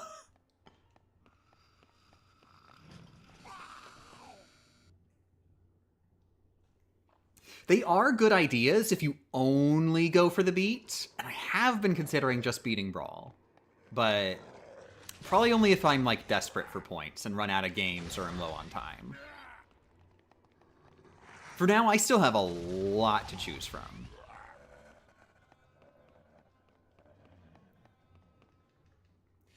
Do you get anything for 50 points besides Dopamine Rush? There is a tiered badge, so you get the highest tier badge at 50 points. 2 of them, actually, because they had an April Fool's edition of the badge. You can either choose, do I want the Mastery badge? Do I want the event badge to feature Rosalina to represent the Wii? Or Imagine Party Babies to represent the Wii? Because let's be honest, one of these two represents the Wii a little bit better than the other. Let's be real on this.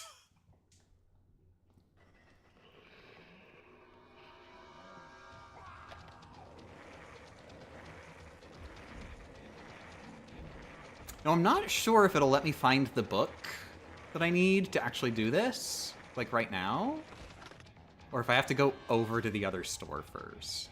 Oh, good, it is here.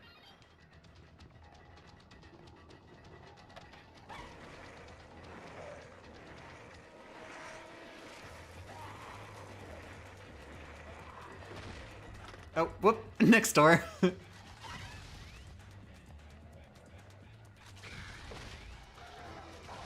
Ah, dagnabbit!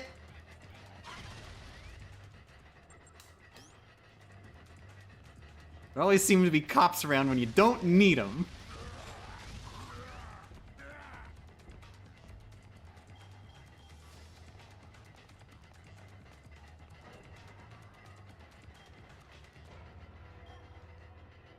Meh, meh, meh. Thanks.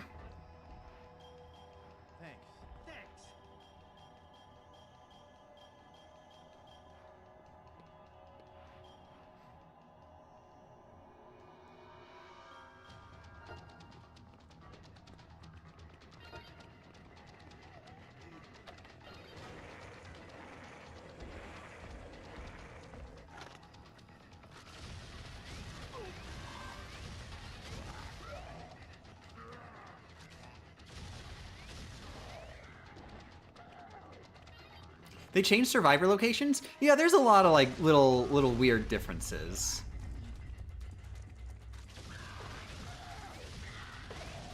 I'm not sure if they'll follow me off here. Let's see.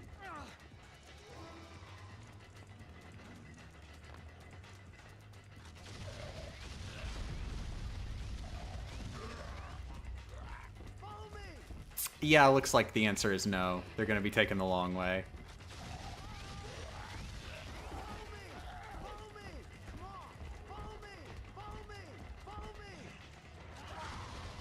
Are the AIs smarter in Chop Teo Drop? Well, I mean, that depends on your definition of smarter, but they get caught on stuff. And you have to babysit them less, I feel like. Well, crap. I have no idea where they are. Are they downstairs? Did they actually make it downstairs?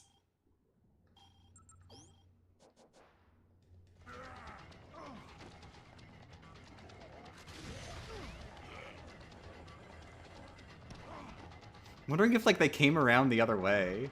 Yup.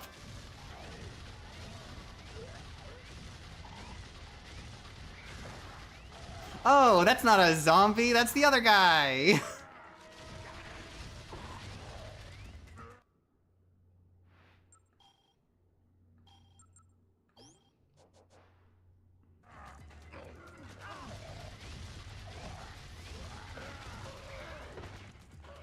Okay, that's enough fun. We're under a time limit.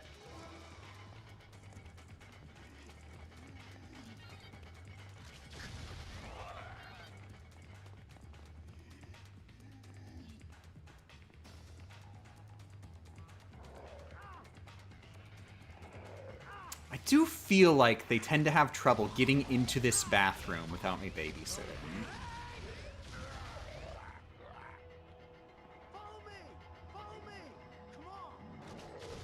Not you.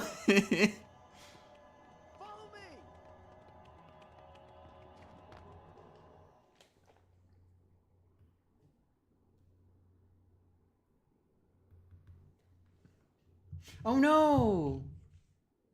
The puzzle got covered up by the notification. Well, that's not perfect, but it's better.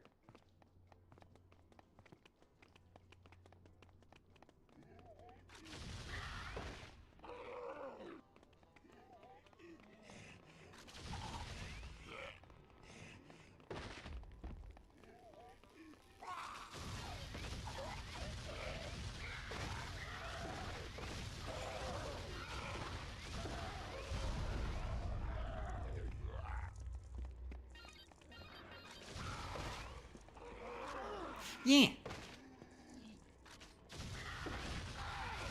Night-night, Sappleman. Thanks for joining.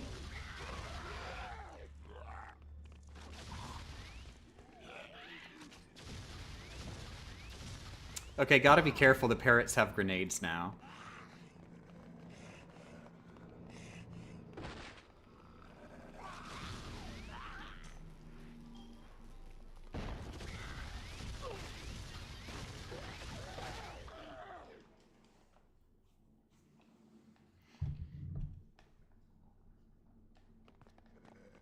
That was a sentence of all time. I was thinking about that too.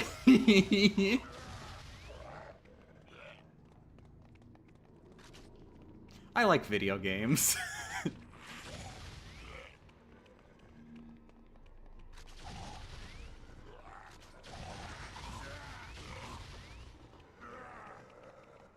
Why do the parrots have grenades? Because they want to kill me. I feel like that's a simple answer.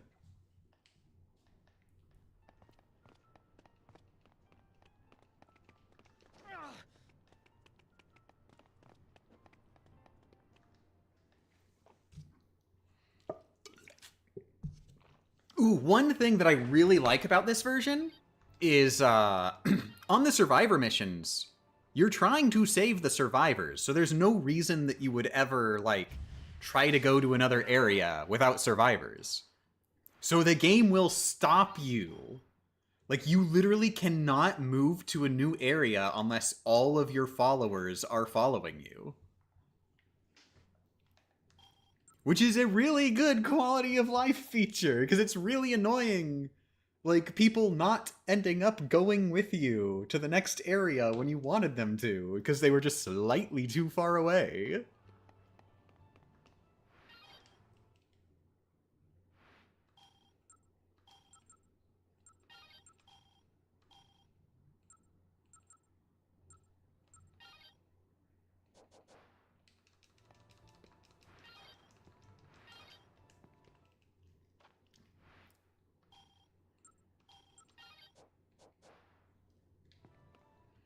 I'm gonna take a short break for water and toilet.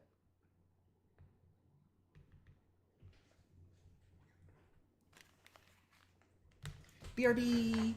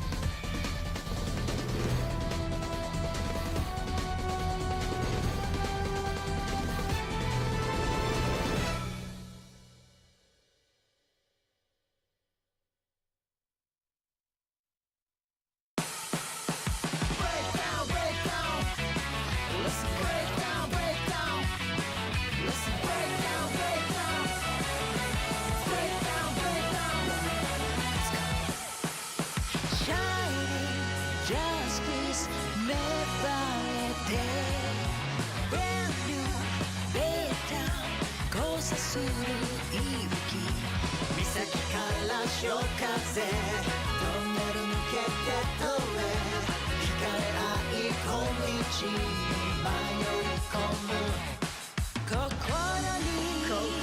に溶け込む影照らす黄金のスピリッツそれは守り抜く光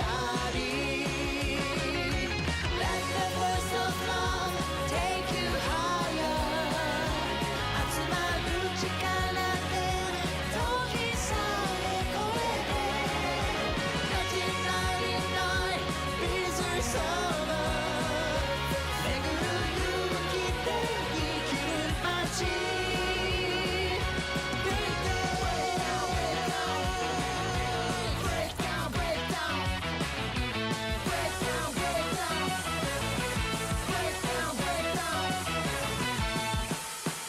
Song of praises,響かせ Brand new outcome すれ違う景色雲の切れ間に差す光がほら降り注ぎ西への小道へ誘い込むきらめき導く街たぎる黄金のスピリッツそれは果てしない絆 Let the joy of love give you an answer 別れの時さえ砕ける石で1999 is your summer 自分乗り越え掴み取れ未来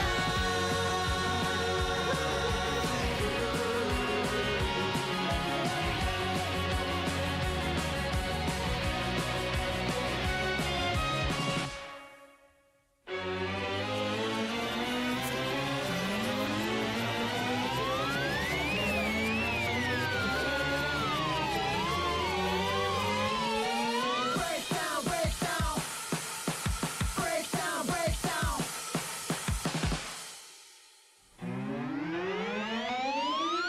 Let the voice of love take you higher. 集まる力で時さえ超えて Let the joy of love give you an answer 別れの時さえ砕ける石で1999 is your summer 交わす勇気と胸さうか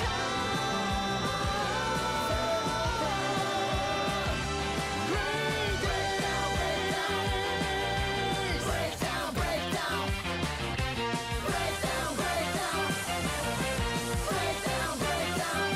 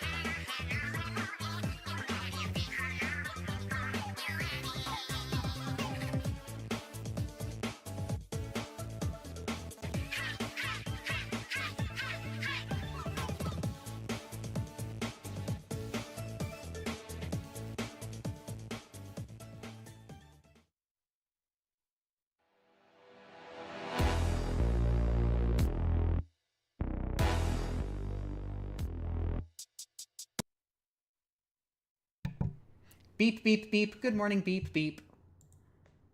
Hello. Oh no, that's actually covering the chat a little bit. That's bad.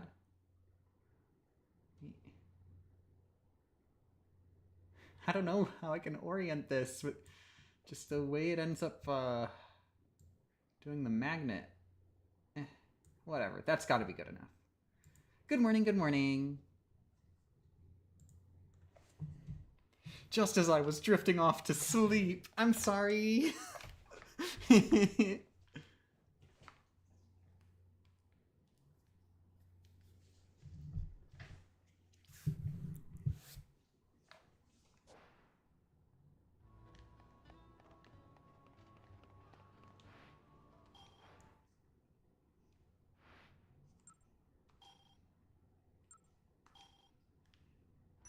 Okay, go through the entrance plaza.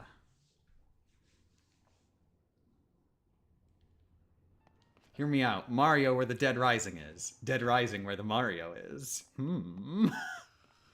That would certainly be a strategy. May I have the lore behind mysterious ever-present puzzle game? I've been trying to get 9,999 points, which is the max, on all of the variants of puzzle panel in Super Mario 64 DS and New Super Mario Bros. I've already gotten it on 2 of them, both of the ones that are in Mario 64 DS, and now this is the New Super Mario Bros. One. There's only one in that one. Once I get 9,999 points in this, I will have gotten max score on all 3, and I will be done with Puzzle Panel for the rest of my life. Until I get to the Retro Achievement set. Sets? Oh god.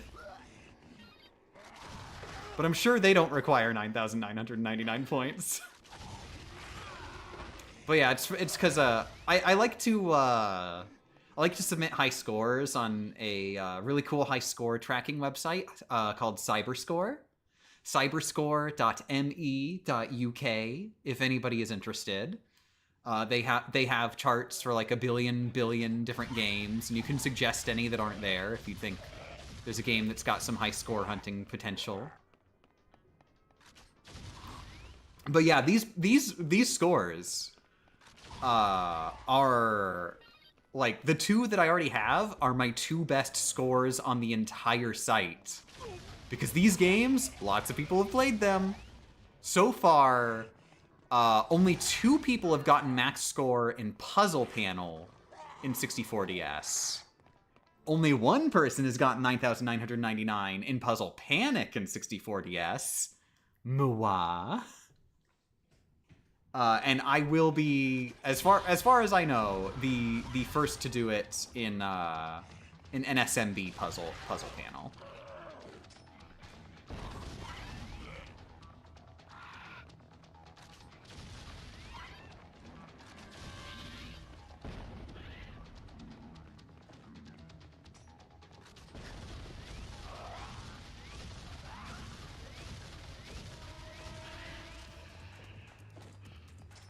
What's the website called? Cyberscore. I'll just go ahead and type it.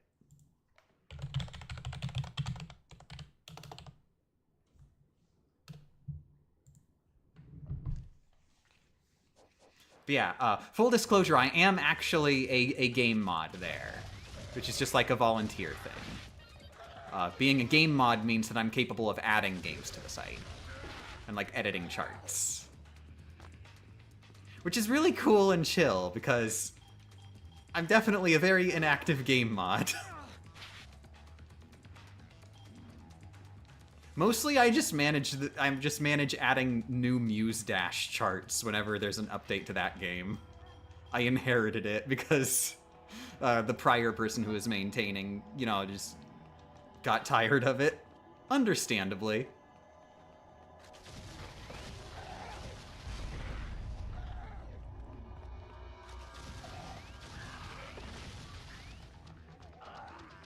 Unfortunately, not many people submit to Muse Dash, so it's a thankless job. But I have managed to convince a couple people who every once in a while submit scores. And I want to full submit. I want to submit scores to every single song on every difficulty. Did she just say she ate her own baby? That's one interpretation of this quest, but no. I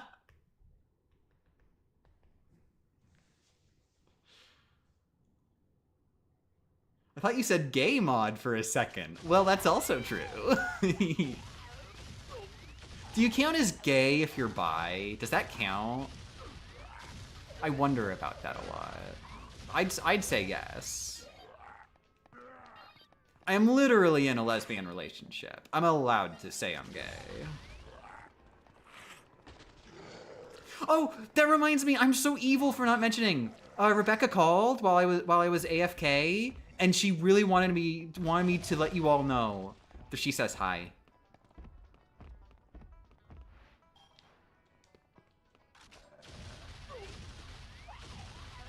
Oh, night night, Sliff. Thanks for joining.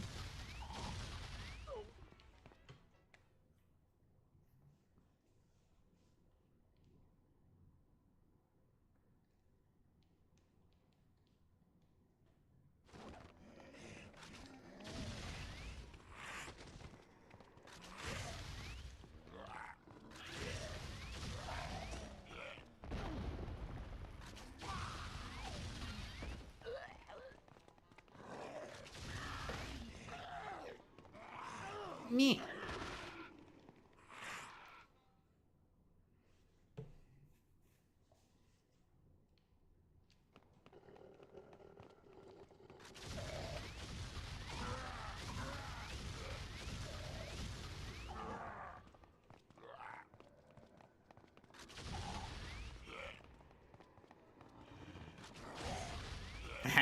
That feels good getting him on like the turn.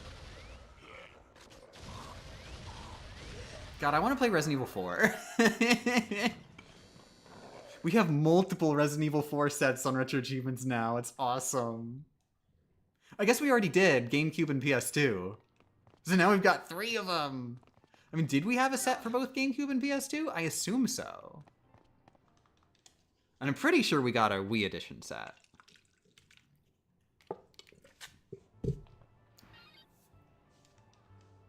Stream RE4! That's one of the series that, like, I really, really, really want to go back to the beginning. I was considering, though, streaming Umbrella Chronicles. Well, not necessarily streaming it. I might just, like, play it. But I was thinking Umbrella Chronicles would be one of the games I play for the launch event.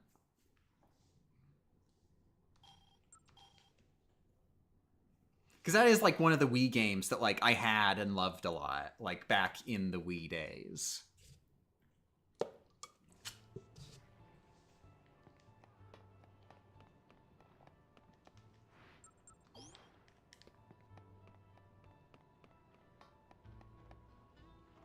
So I just wanted to double check. Have I been getting S ranks on everything?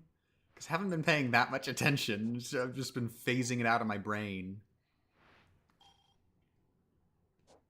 Good, it saves it all. It actually saves everything. I should check if this game is on Cyberscore, and I could actually make charts on Cyberscore for this. I won't be able to submit them because Cyberscore does not allow emulator scores, just for the record. We are going to be phasing them in. There's like a process going on for that to start allowing emulator scores in a limited, very specific emulators are allowed capacity. But yeah, just so you know, for now, you cannot submit scores that were attained on an emulator. It's got to be real hardware. But yeah, I could at least like make all the charts for the game. That'd be cool. I guess I'll just check if we've got it, though. That'd be the first step.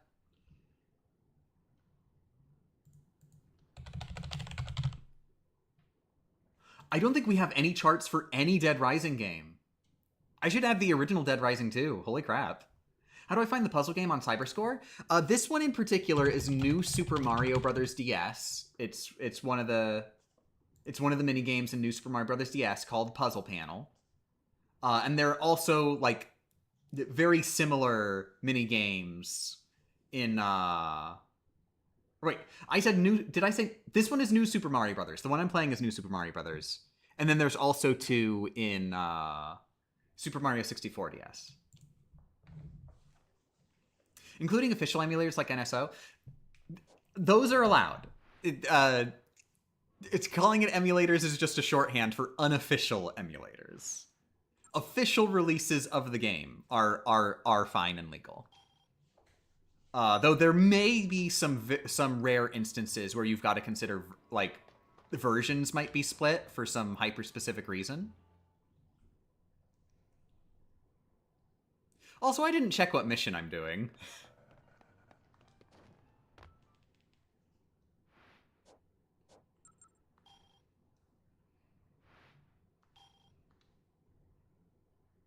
Entrance plot. Okay.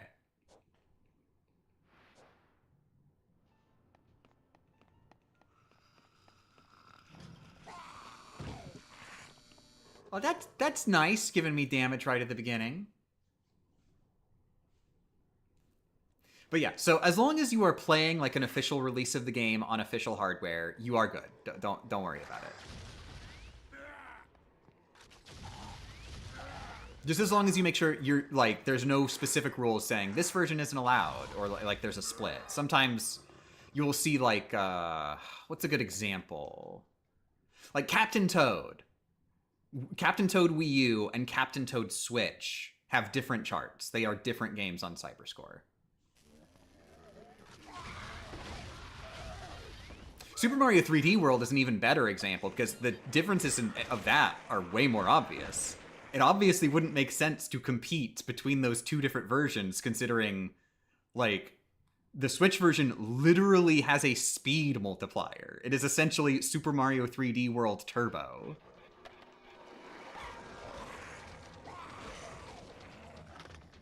Crap, I'm not sure if I'm supposed to be going upstairs or not. I think I am.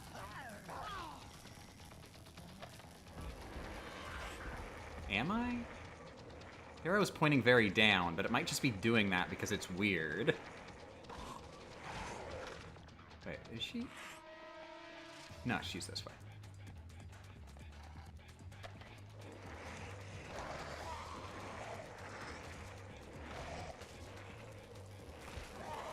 Crap, it's not a good idea to crash into Joe. Oh no, it is downstairs. Dang it. Well, I can find the other lady at least, I think. Unless she's gonna be like, I don't want to talk to you. I want to talk to my friend. But whatever, I've been sucking. I'll do better in the other reality.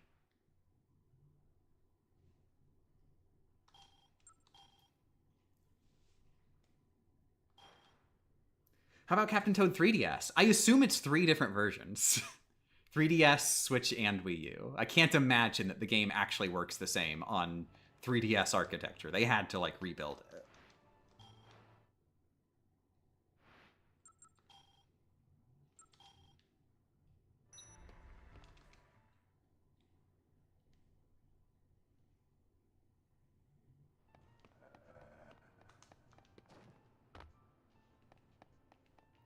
Does getting it from a modded DS store count as real hardware? Actually, genuinely, this is something that has come up, and it has been decided that it is allowed to play less than official versions of the game as long as they're still running on official hardware. So it can't be modded. It has to be the actual released version of the game from Nintendo. But how you get it onto your console, that's for you to decide.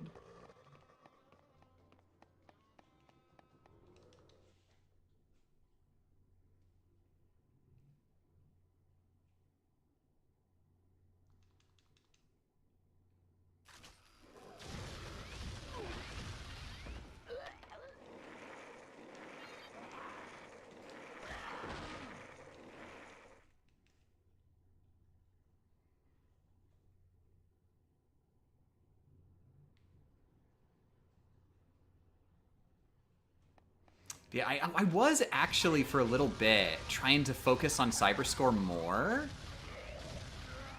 A little while ago, they added a new leaderboard, like main site leaderboard, called the Ladder, that I really love. It's a cool way to It's a cool way that like the way the ladder works. Normally, like the main boards, they just sort of you just sort of accumulate ranking points by having scores on the site. And so for the main leaderboards, you just have to have a million billion scores. Oh, there you are. Are you okay? Oh, I gotta find the other lady. Or is that what's going on? Oh, I had to. Okay. Okay. Okay.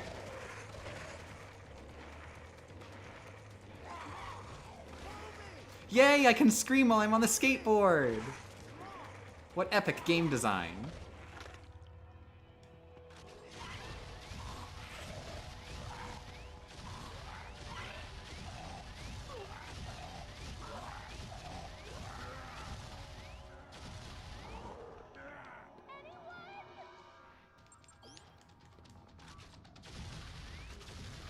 Could you stop, like, doing nothing? Thank you.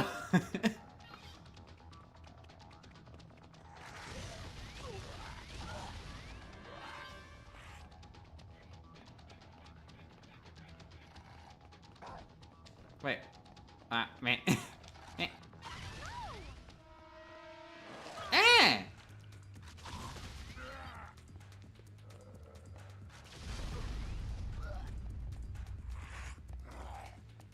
This would have been the perfect mission to stop by and get my new clothes.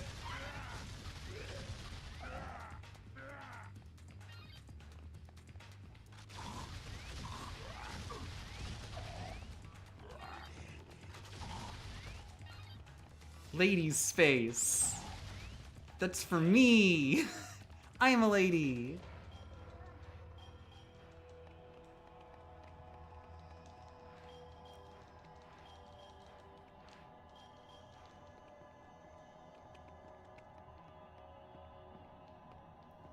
Oh, that reminds me, unfortunately, like, they completely removed the camera from this version. That's like a major, major cut.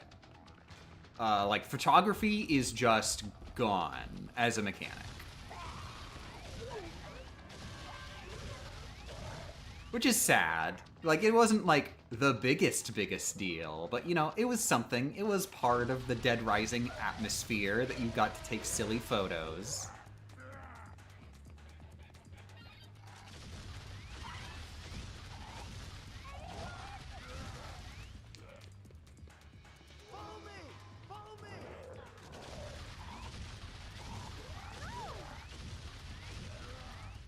I love that I can just fire the lasers through them.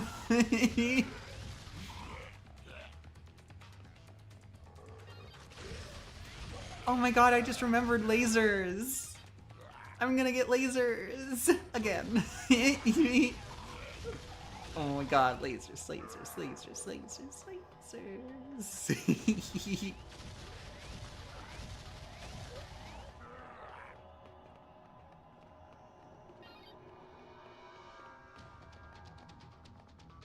I looked it up and they separate each version of Captain Toad, but in looking at that, I learned that the game's box art is different in Europe than it is in the US. But the only difference is that Europe has a sky background, while the US has a yellow background. Why, Nintendo? It's probably a decision that was, like, made at, like, each of the different Nintendo ofs.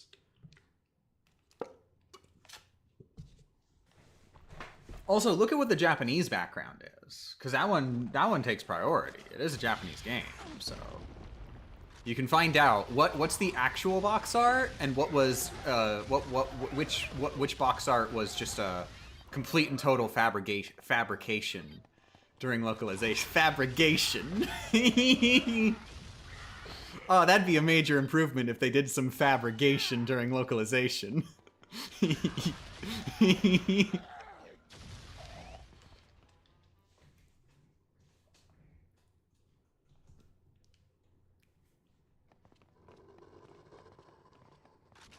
Can somebody please get into, like, the anti-woke people on the internet, get into their community, and just try and popularize the word fabrication as when they put all the gay in all the media because they want to push their political Gay agenda.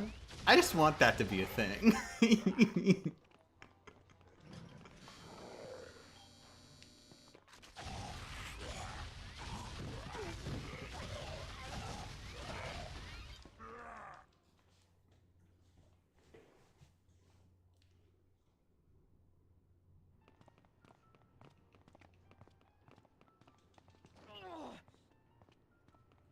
Fabrication is now how I will say the word fabrication. Haha.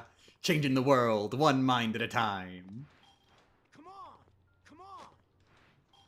Follow me! Follow me!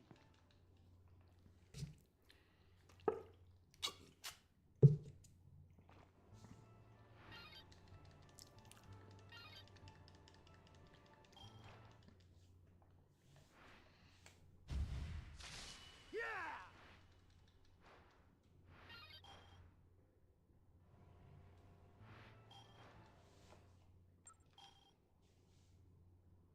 It's a yellow background, but a different yellow background than we have. We have a gradient that fades to a golden orange, while Japan has the whole background as a solid yellow pattern. Sounds better. The Japanese box art is always better.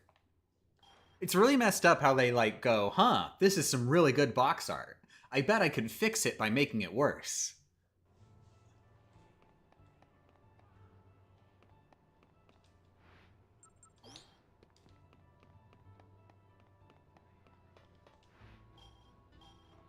Oh hey, this is the mission where you just gotta kill zombies for no reason.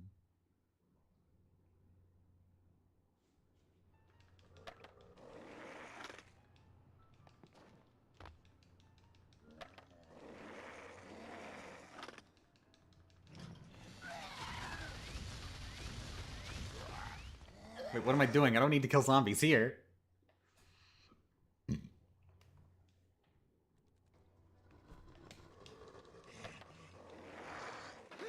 Me?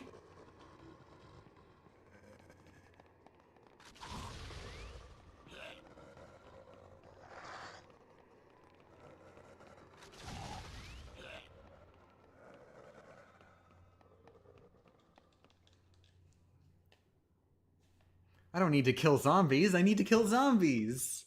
You feel me? By the way, how is the audio balancing? I should double check, because I've had entire streams where it was completely unwatchable. Oh hey, Zombie Kent is here now.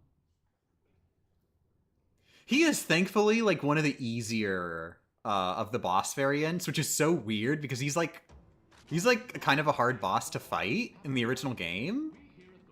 Here he is like, he dies so quick, he barely tries to hurt you. It's chill.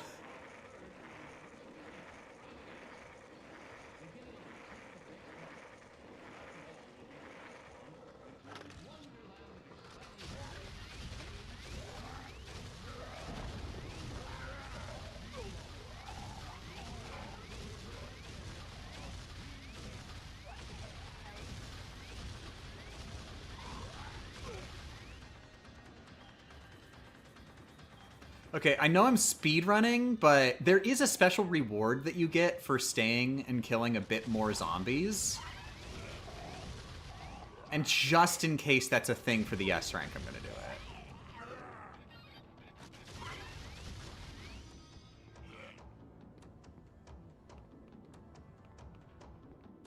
That's right, dang it. That's so annoying how they close these stairs off. That's one of the big changes I'm sure anybody familiar with Dead Rising has noticed. There's like barricades that they added throughout the mall.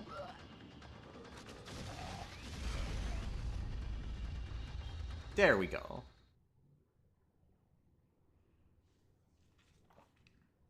The game volume could be a bit louder. That tells me it's at a good volume right now. Because if it was a bit louder, I would probably think it's too loud.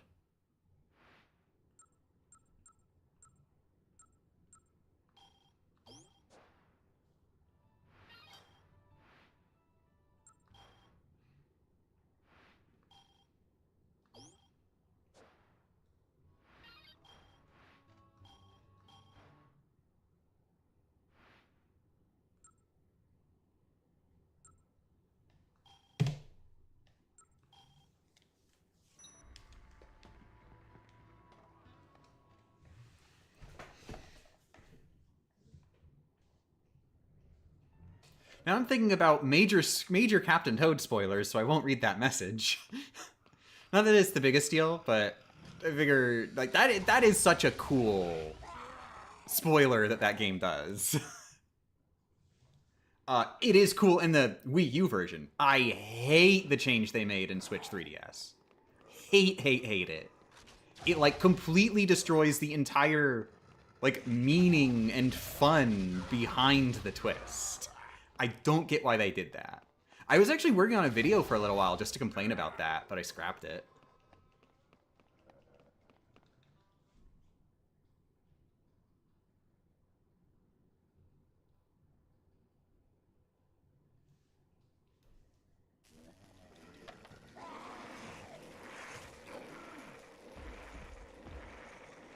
Why bother holding onto the guns when you have the Rockman blaster? 1,000,000 to 1 chance I might need them. Who knows? I have the inventory space to spare, so it's not a big deal.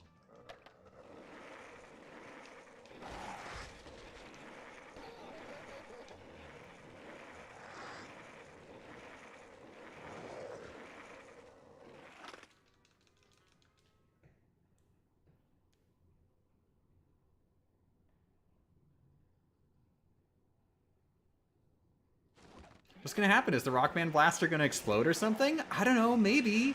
Maybe the infinity symbol is actually just 2 zeros duct taped together.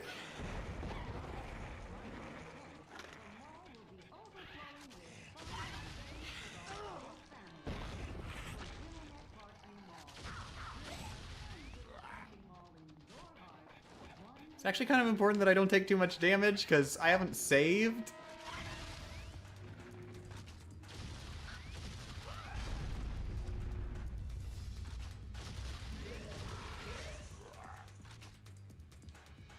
Where the heck is that parrot? There you are. Oh god, is there another one?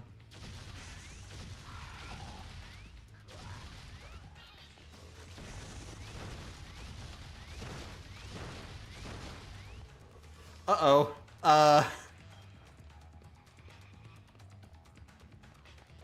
Okay, I have to fight him. This is a reason why I'm keeping the other guns.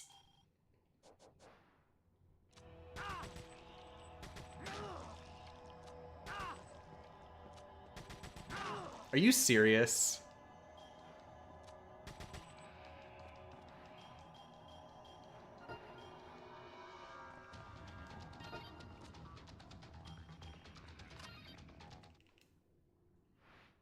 Does Rockman Gun not affect humans?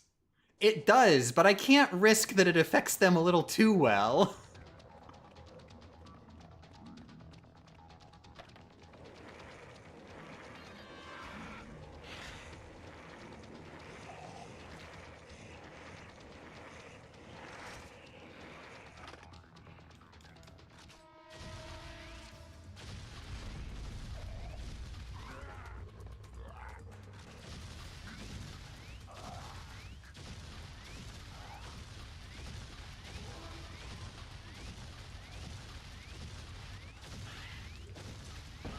What? I swear I hit you. Liar. Come on! Are you just beating up on that poor zombie? Where? Where? I didn't invite all you. Help me!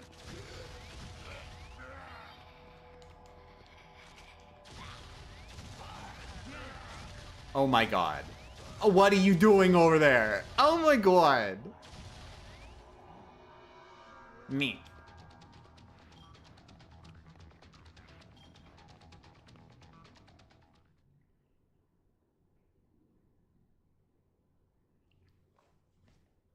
If I wanted to, they could have just added the different bonus levels for after the original bonus levels. I had the best of both worlds. Now you have to play the same game twice, just to play all the levels and see the original story intent. Like it's just so, it's so poorly done too. Like the new twist is so much less of a twist, and it makes the game end on like a weird non-joke. Okay, I'm gonna get into the specifics. So Super Mario 3D World spoilers, which I guess you probably already know because you probably read the chat, but Super Mario 3D World spoilers, I'll say them out loud now. 5, 4, Jesus, I am gonna not get the S rank. Oh, jeez.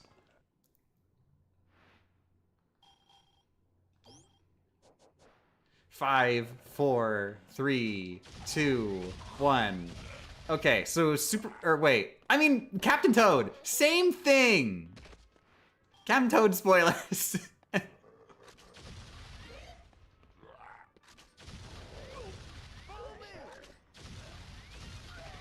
So at the end of Captain Toad, the game ends with the reveal. Like, it literally does the first half of the opening cutscene of Super Mario 3D World. It just ends up like happening. Like, it transitions over from Captain Toad over to the Super Mario 3D World opening cutscene.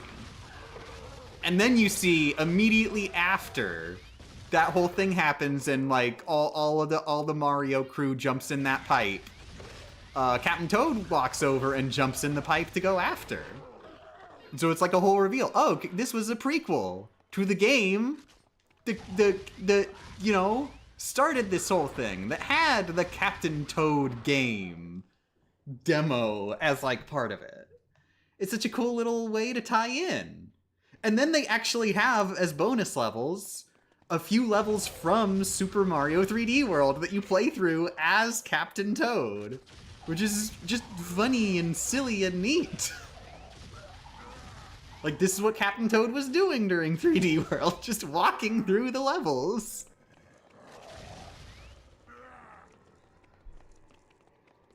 And importantly, in the end cutscene, when it ends, Captain Toad abandons Toadette. He just leaves Toadette behind. And she's just like, hey, where are you going? And she's just like, what about me? She looks at the camera. She's like, what? Come on. I don't get to go? And it's funny because Toadette isn't in Super Mario 3D World. He literally left her behind. So she's not in the game. They kept the gag in the alternate version for the Switch version. But now it's set up as a prequel to Super Mario Odyssey. So the gag doesn't make any sense because she is in Odyssey. What's supposed to be funny here? It doesn't make any sense.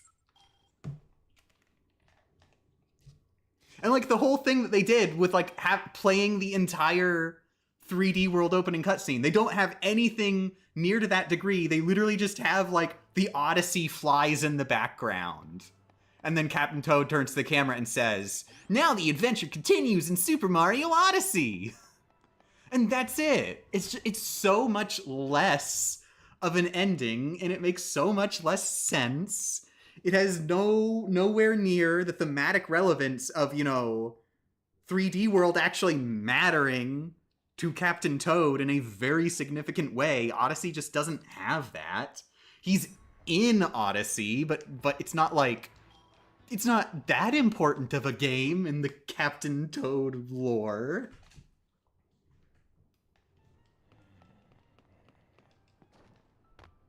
So yeah, nitpicks all around.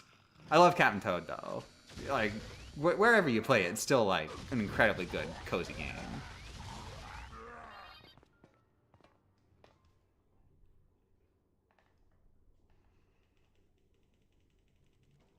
They just wanted to advertise Mario Odyssey. I don't think it was like that, like... I don't think it was like that, like pessimistic of a thing. Also, I need to reload this, and that's getting to me. There. I'm capable of happiness now. So what mission was I doing? I think it really was just they wanted to have more, like, real levels as the bonus levels, and that's why they did the Odyssey thing. And also to tie in with a game that was actually on the Switch, because I don't think 3D World was on the Switch yet. So it made more sense to tie in with a game that was actually on the Switch. Okay, North Plaza.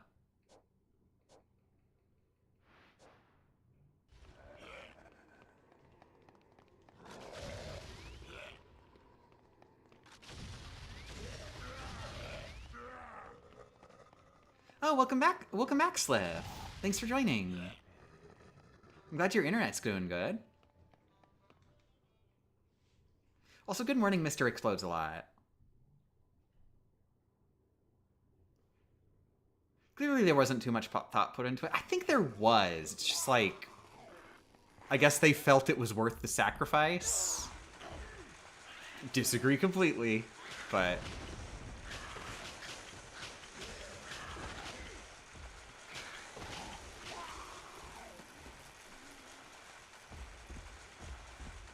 Wait, why am I doing this? I should just use my skateboard.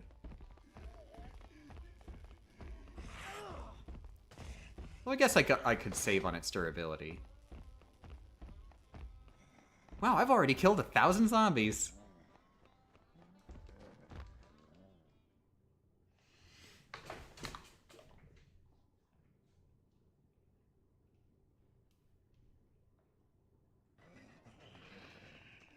I do really wish if they were going to go in the Odyssey direction, which I don't like that they went in that direction to begin with, but if that's what they want to do, I wish they did put more into tying it in with Mario Odyssey in a more direct way, because it feels very jerry-rigged and unsatisfying the way they did it.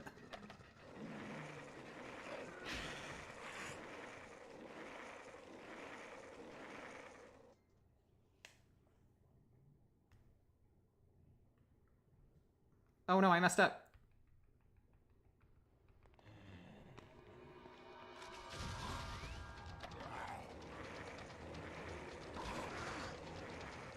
Ooh! Hello, baby! Gotta remember that that's there. Okay. The entrance near the supermarket of North Plaza has a replacement skateboard. Okay, I'm not sure where I need to go here.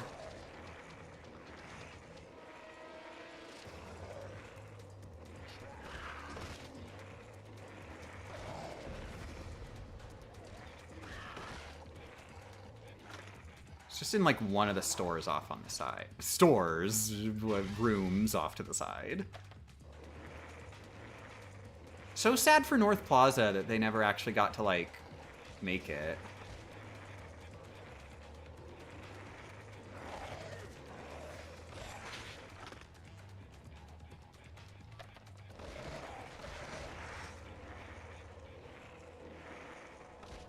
Oh my god. Am I even thinking of the right quest?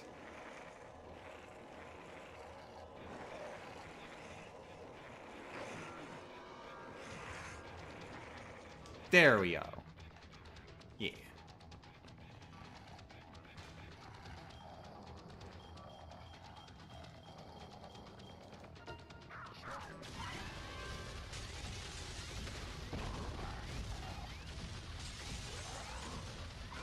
You know what? It might actually be better for me to go the other way. We're pretty close to this entrance.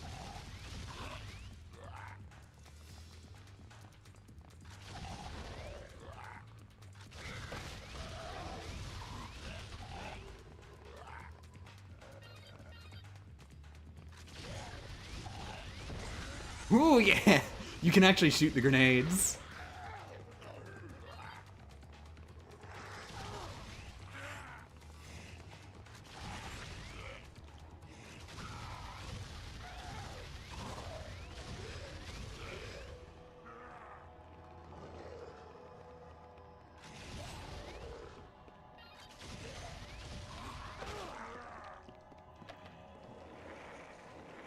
I'm sure that the zombie kill requirements aren't that high, so I'm probably good now, honestly.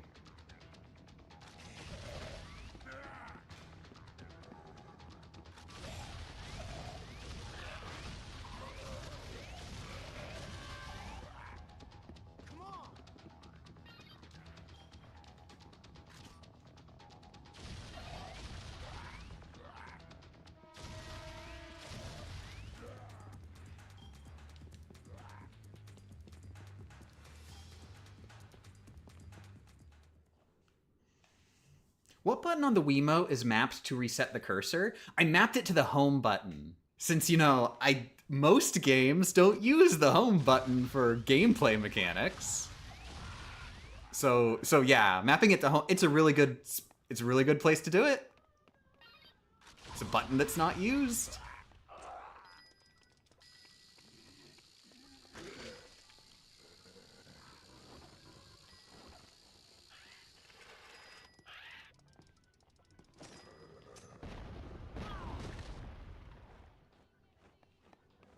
I had for a while been mapping it to minus, and just like the games I was playing weren't using minus, so it didn't matter.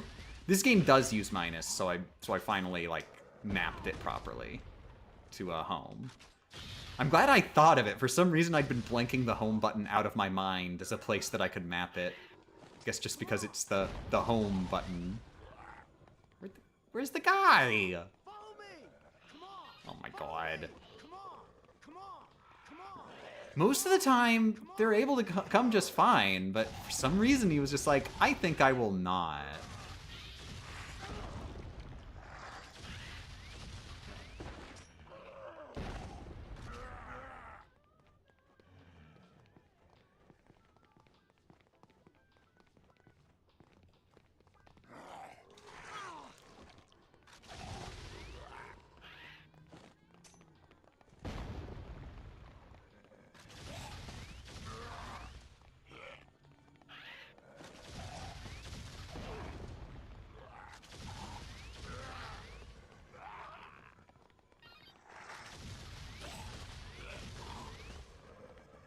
But yeah, so otherwise everything's set up the same way as it is like in like on console.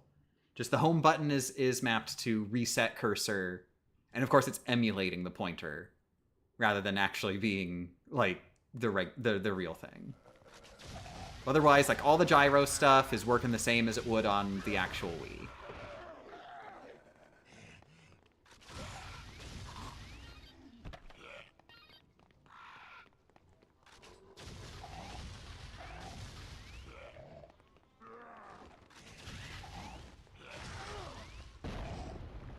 Oh, thank you, zombie, for saving me for the even more damage. You're using gyro to aim? Yeah, basically. The Dolphin is able to use Wii Motion Plus to emulate the pointer, which is a really cool, smart way to implement it. It is not as accurate as using a sensor bar, which I could do, but it's just very inconvenient being so close to my desk, and I don't have like a low-range sensor bar to use. Which turns out, they don't just sell those. I thought for the longest time, of course, obviously, somebody just sells those. There's so many people that just want to play Dolphin on their desk. Why wouldn't they have a low-range sensor bar? They do not have a low-range sensor bar. They have extended-range sensor bars, but not low-range sensor bars. The only low-range sensor bar that has ever been, like, sold that I can tell is the Wii U gamepad, which is not convenient to use for obvious reasons.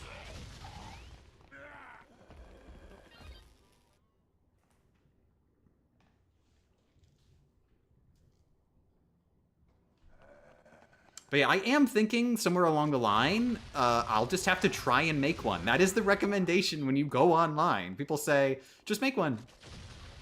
Just go buy infrared lights and staple them together. Oh, okay, sure. I'm sure it's that simple, and I'm not going to try and immediately cry. I can figure it out. I'm a big girl.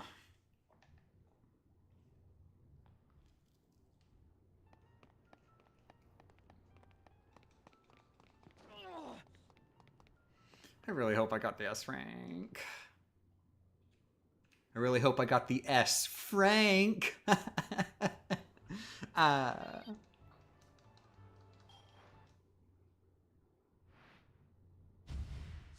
Yay, I got the S Frank.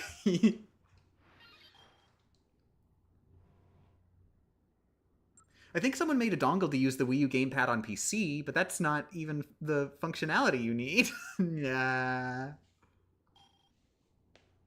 The Franksa. Yeah.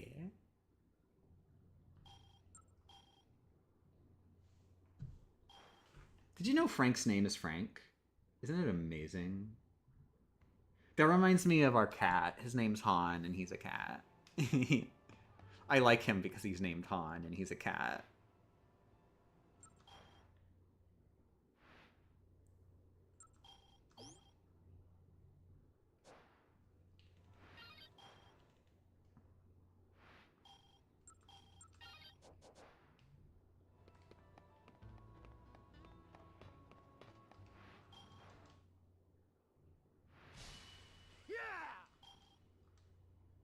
It's funny they actually do have the gun shop standoff mission here, because it kind of gets in the way, because then you can't go to the gun store just for the duration of this one singular mission.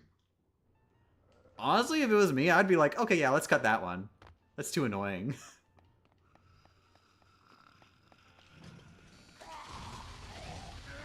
But I mean, I do appreciate having as many as possible. It's just like, if you are going to cut missions, this might be the one to do.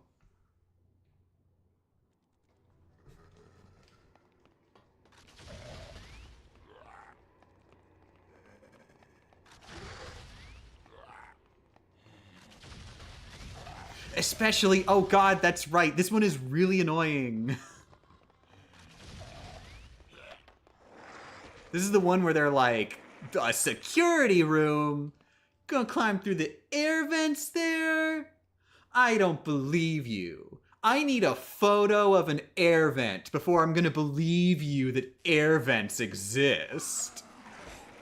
So you need to go take a photo of an air vent to convince them that air vents exist. Which you still have to do in this version, even though photography doesn't exist. It's just, instead of taking the picture, you just have to examine the air vent. And then Frank will be like, hypothetically, I'm taking a picture right now.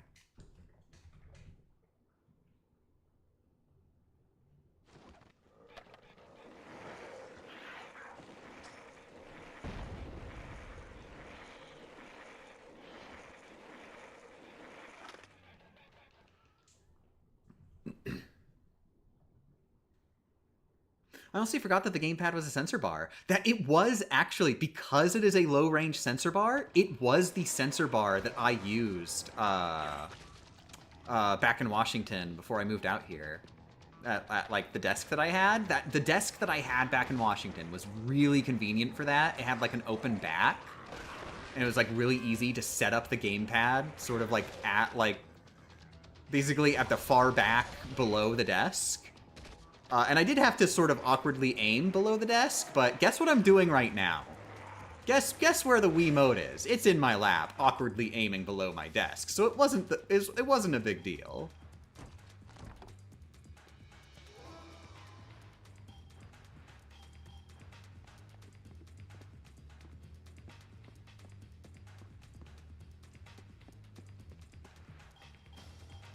I'm hoping when I move they let me have cats. I miss having cats. Oh, I'm so sorry. I do wish you the best on that.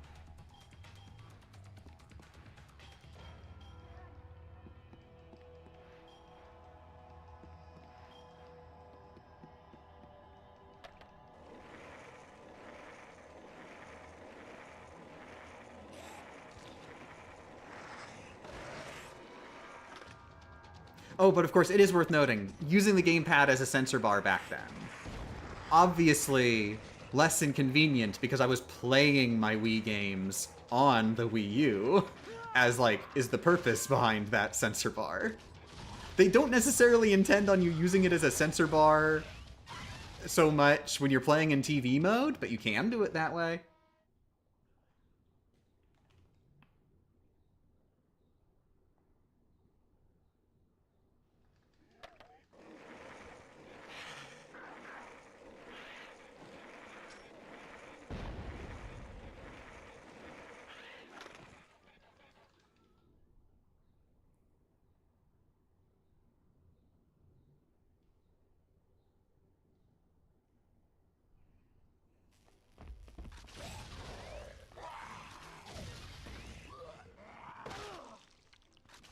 Rude.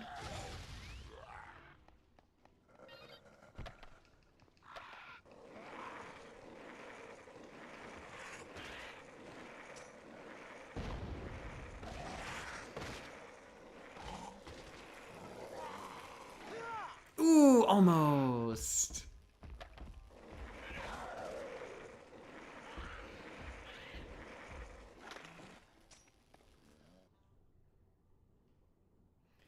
This game tried so hard to make up for its shortcomings, but while I think it's a noble effort, but the problem is that they didn't fully understand how to make it work smoothly, if I remember hearing correctly. Like, I think the arcade-like changes could work well if it just wasn't so jank.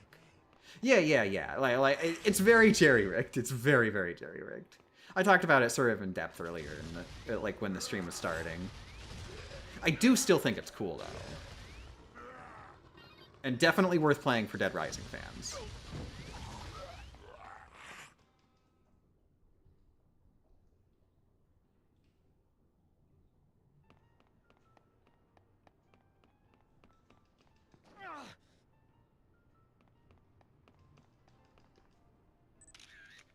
Oh, he does actually take the picture. I'm sorry, Dead Rising Chop Till You Drop, for implying that you did not have a take picture animation.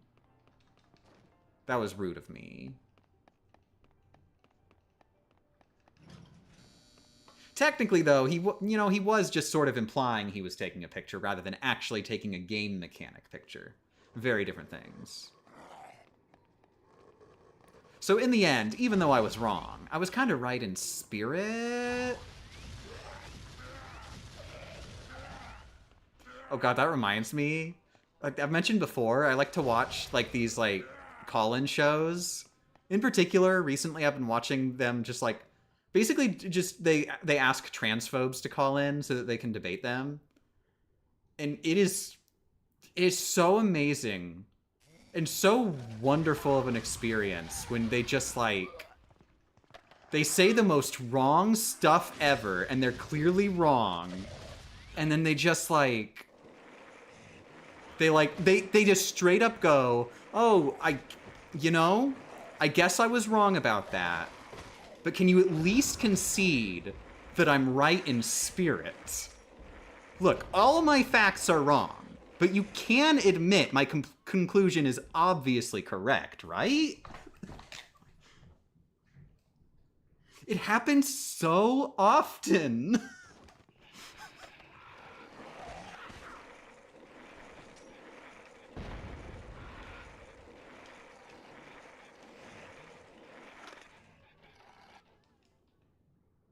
Imagine turning on the Wii U just to use the gamepad for its sensor bar functionality and ignoring the fact that the screen is on.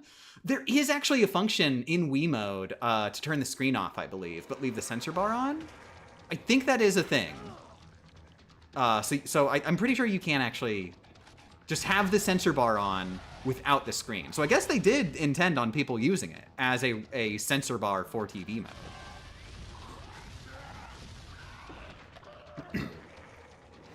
I think there's like a button combo that you do to make that happen, or maybe there was an on-screen prompt. I can't remember properly. I haven't used Wii mode on the Wii U for a while.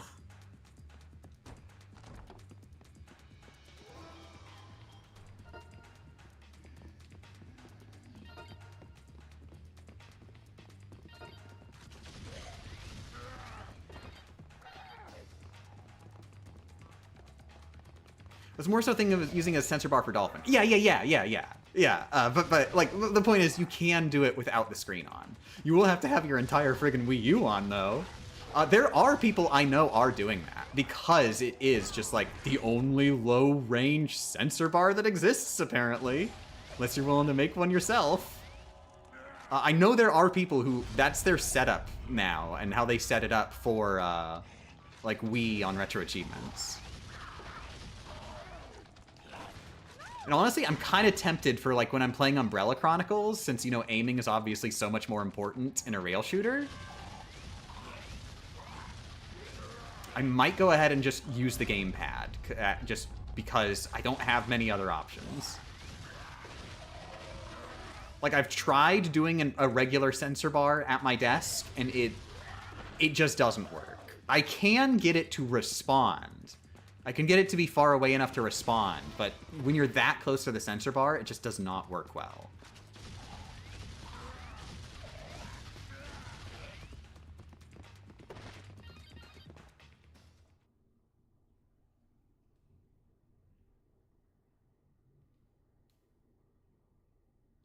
Oh, hey, yeah, Sliff, you know, yep, it's the line. I listen primarily to the line. Oh no, I've been outed.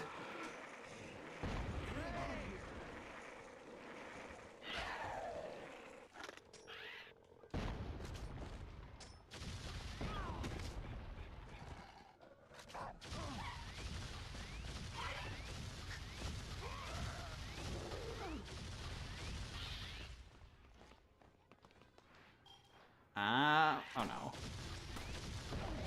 Oh, she's fine. She's just exploding. What's the line? Oh my god, a million. Okay, so somebody asked, is this the line? It was Sliff earlier. I legitimately was wondering, are you asking if it's Spec Ops the line? I mean, it's a really cool game. I'm not sure what the context is here.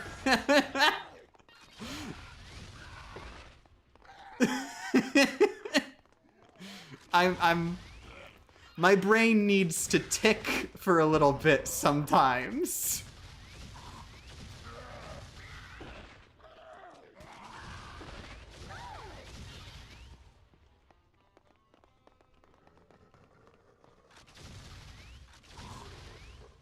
I do too, hence noticing.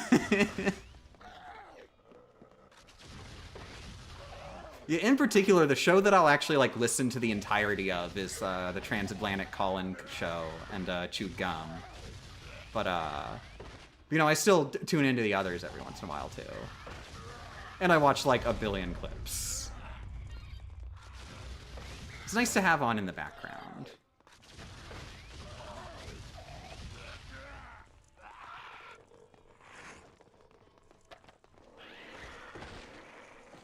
Yeah, I've mentioned it before, but watching watching atheist call-in shows was how I got into those. I don't really watch the atheist stuff as much anymore, just because I feel like it's gotten old. I've heard the same arguments 50 times over for years. And I think I'm at the point where okay, I think I know how these conversations are gonna go now. But they were actually, I think really important for me in just, helping me figure out how to, think critically about, the information that I believe. Because I was very uncritical for a long time about the stuff I just, take for granted as true.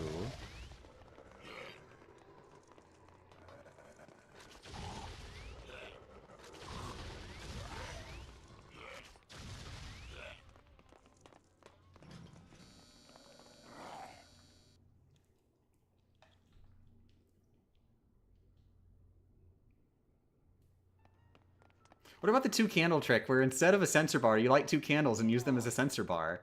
I do want Wii retro achievements really bad, and I'd really love to have that precision. But I also feel like having a bit of gamer score is not gonna be worth losing the house.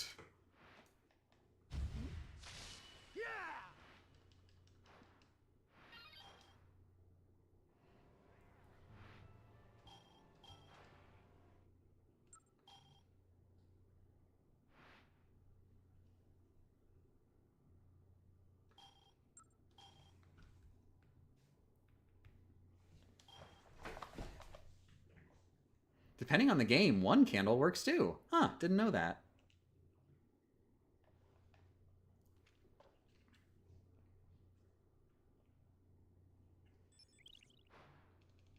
Oh, dang it. When the save screen comes up, I need to check my playtime, because I've been wondering about that. Hi, Brad. You're doing real good at that T-pose stretch.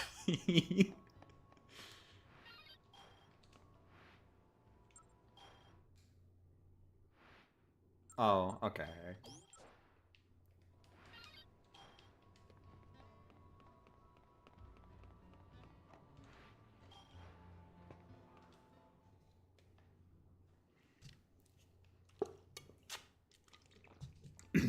One thing that I really appreciate, and you can tell that the people who made this are Dead Rising fans. They've expanded Otis's role in this game, in particular in like the minigame modes. Like they clearly know about like the memeability of Otis as a character. So in the minigame modes, they really lean into that, and I love that. I do still wonder. I don't know for certain if Otis ever shows up in one of the later sequels. Nobody tell me. I hope he doesn't show up in Dead Rising 4. Oh no.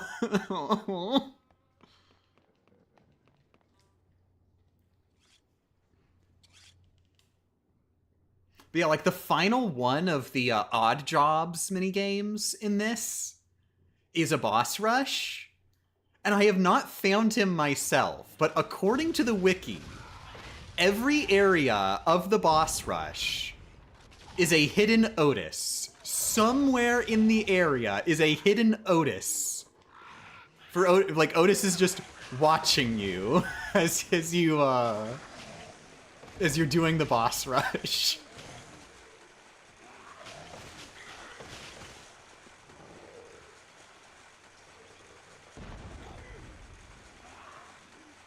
And it's also like Otis like actually talks to you directly. He's the one giving you all of the missions too.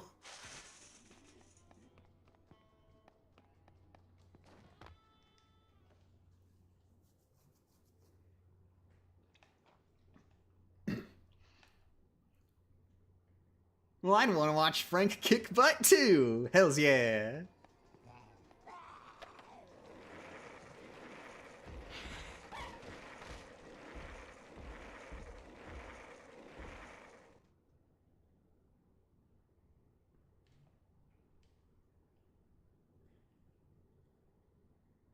For a second, I was really excited to kill Steven, and then I remembered it was his store. No, I'm just killing. I'm just killing Carmelita.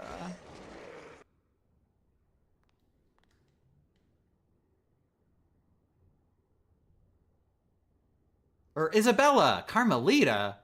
Dagnabbit, I got my names confused. Is there a Carmelita in this game, or am I thinking of friggin' Sly Cooper? Carlita? There is Carlitos. That's probably part of it. I'm sorry.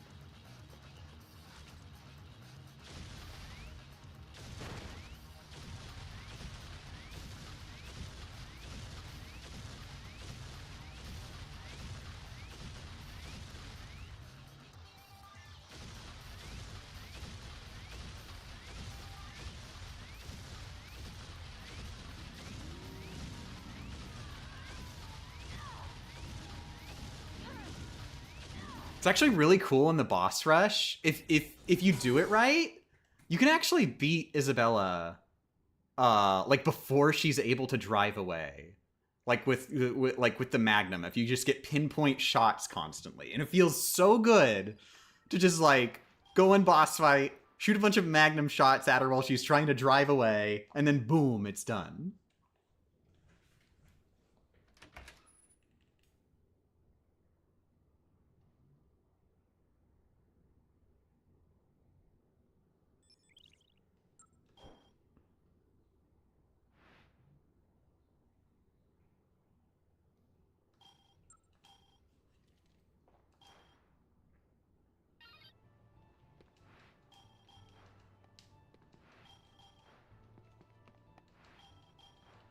Aw, he's not gonna T-pose anymore. I'm sad.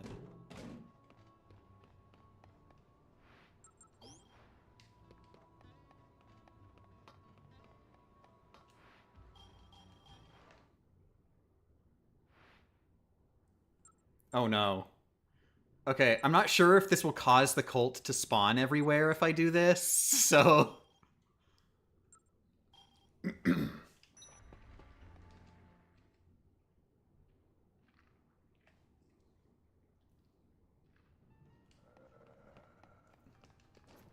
The cult is really annoying because they don't count as zombies killed.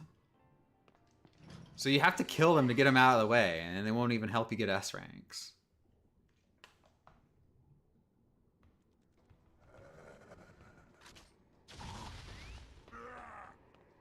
How's there a cult in the mall?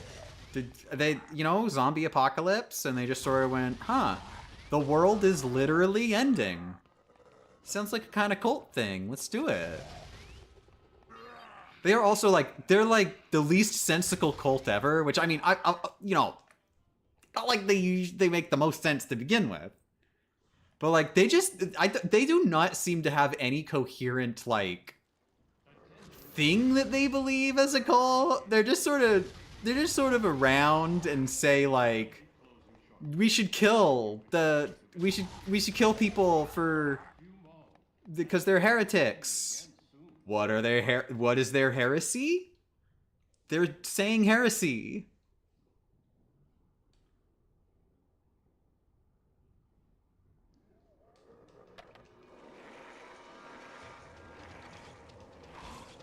Oh, hi, it's that guy.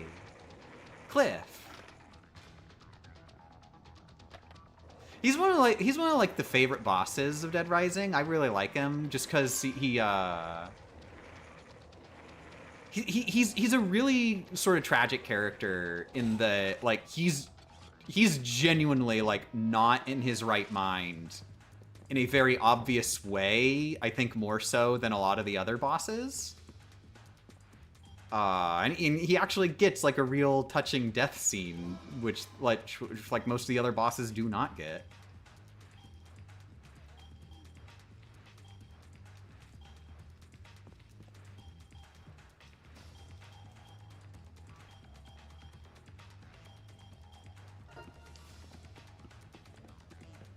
But in this version of the game, he's just a zombie. Most bosses don't snap out of it. Exactly. And also, a lot of them are still assholes. Like, just because they're not in their right mind doesn't mean they were that good of a person in their right mind. You can kind of tell.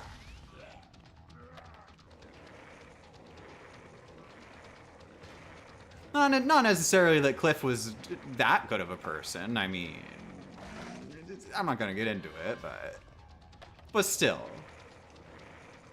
you feel for him.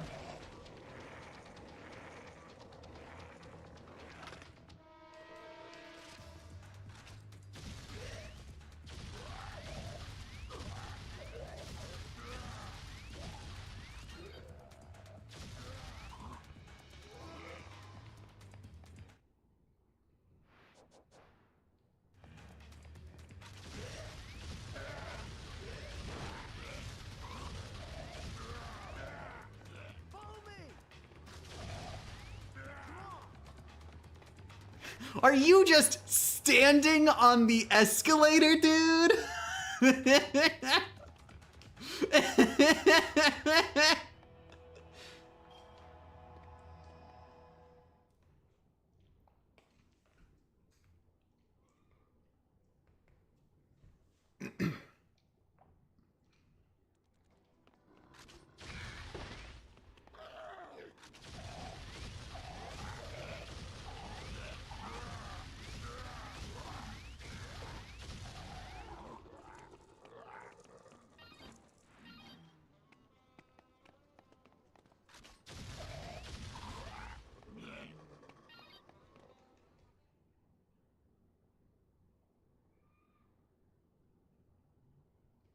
Oh god, talking about like sympathy for the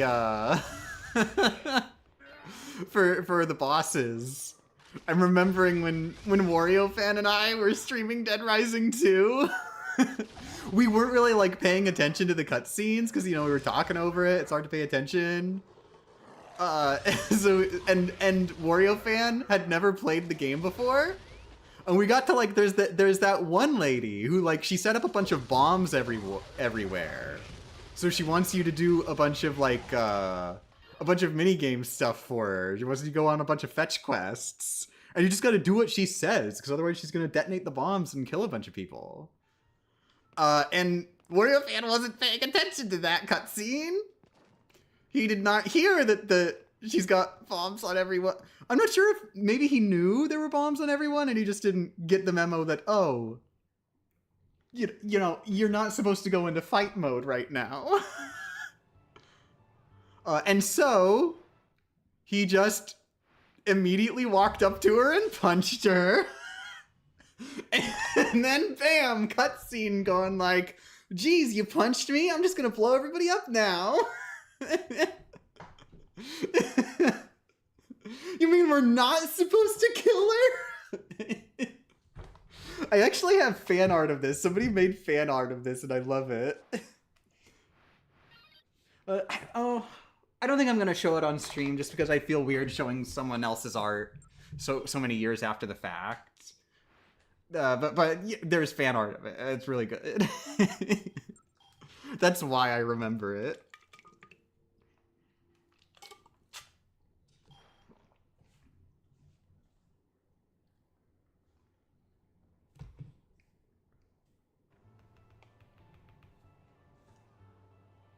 So I just want to double check. Did I get an S rank or did I ruin everything by saving over? Oh, that's the top of the list. Yes, I got an S rank. Okay, so it does actually sort them. Bottom is the later ones. I was thinking it was like, you know, reverse order.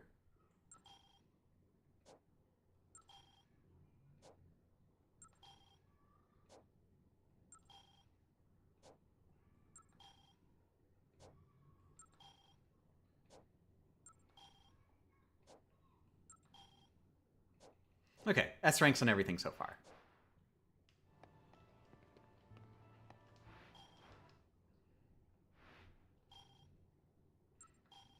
Sigh, time for the cult.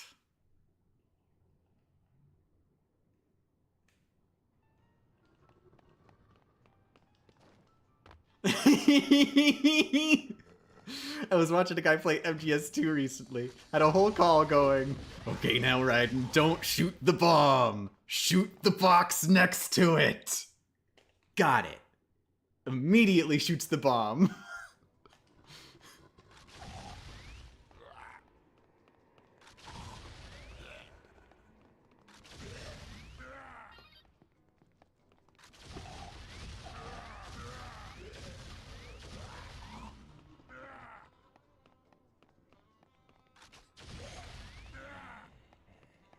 Oh, there's no Metal Gear on the Wii, is there? I was just trying to think. Oh, wait, is there any Metal Gear love on the Wii? No. Is there any Metal Gear love on the DS? Just because I was like the same time period? I don't think so.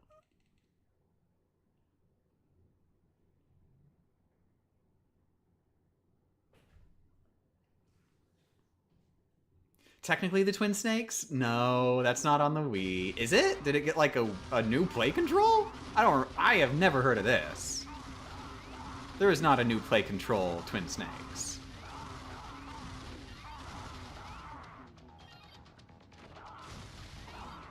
That is much easier when you've got a laser gun.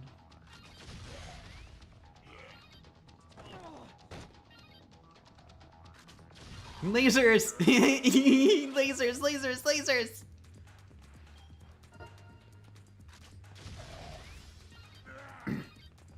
Snake is in Brawl. Yeah.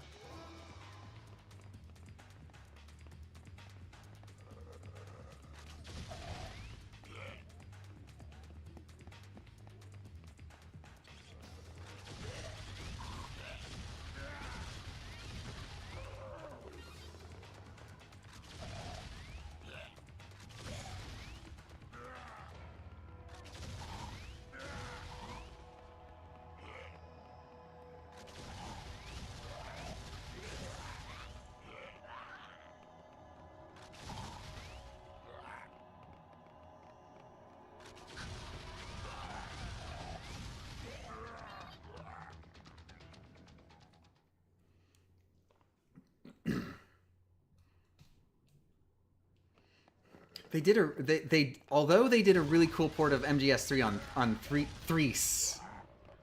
3DS, I think deserves more love. I do want to play that eventually. At this point, I'm basically going, okay, when 3DS gets support on retro achievements, then I'll play Snake Eater 3DS. Because it's like, when I'm playing like those weirdo ports of games, that's not the kind of thing that I'm really going to go out of my way super for, but if there's achievements for playing it, I'll still play just like games to play them on a 3DS. But if it's just going to be a port of a game I've already played before, just out of curiosity's sake, probably not. 3DS doesn't have retro achievements? Damn. Well, you can get achievements on 3DS by emulating older consoles, but that's not what anybody means.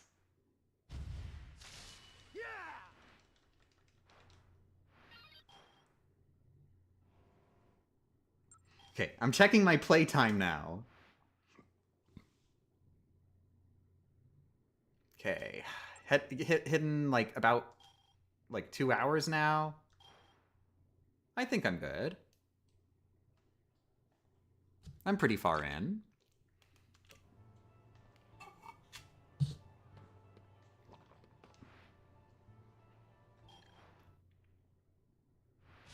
Oh, good. I don't have to go far for this one. And I should be able to murder them pretty easily.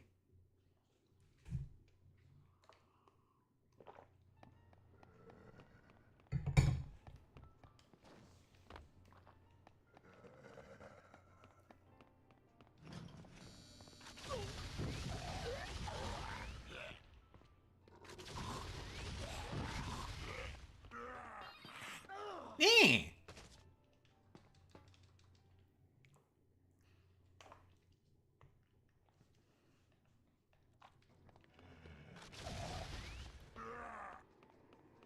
Me.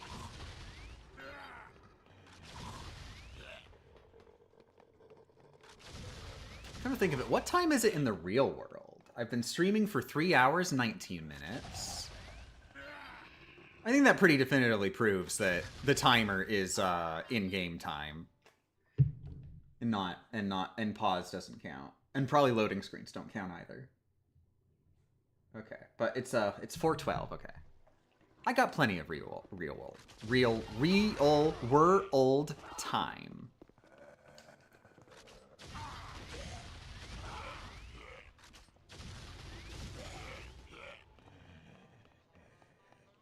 Oh no, I just realized you can see when I'm like shaking my leg. Ah, I'm being called out.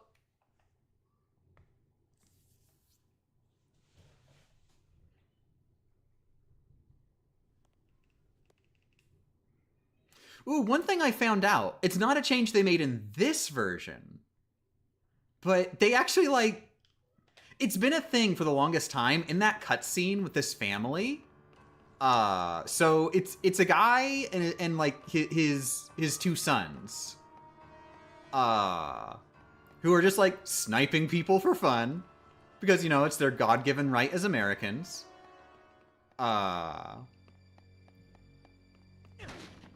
But one of the guy's kids, he is like, he's actually another one of the characters who's actually like painted very sympathetically. He does not want to be doing this, but he has like a horrible father who is like, and brother, and like they're like coaxing him into it. And like, he clearly does not want to be doing this. He just is, because that's the environment he's in. Apparently, DR, they actually make that guy, that kid, a rescuable survivor. That's cool. I like that. But in the original game, it's just sad. It's just, you kill him. And that is it. You don't have any other options, other than, I guess, not doing the mission.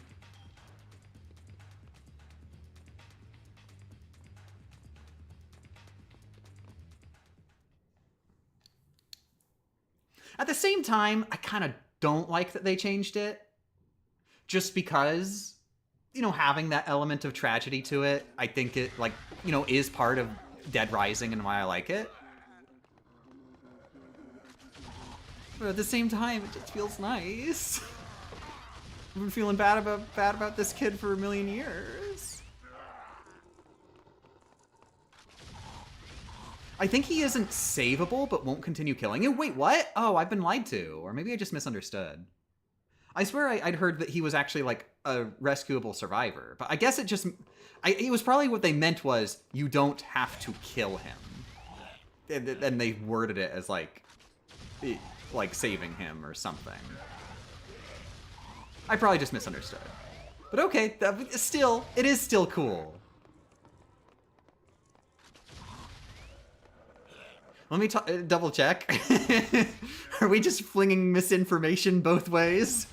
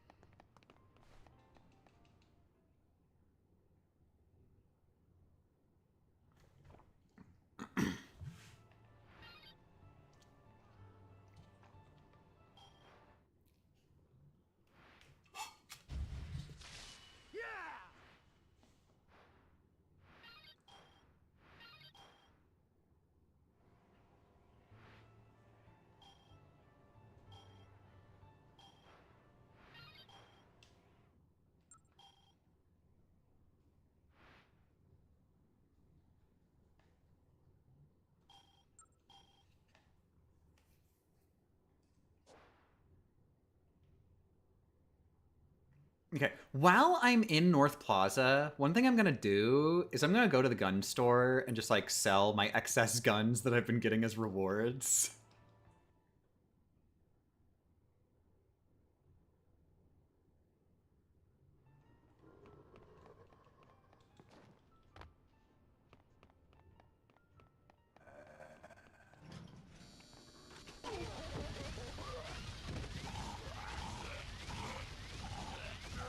What am I doing? I don't need to kill zombies. Man. He stops, but is too depressed to be saved. Oh, okay. So there's still an element of tragedy there. They just expanded on the tragedy, which is even cooler.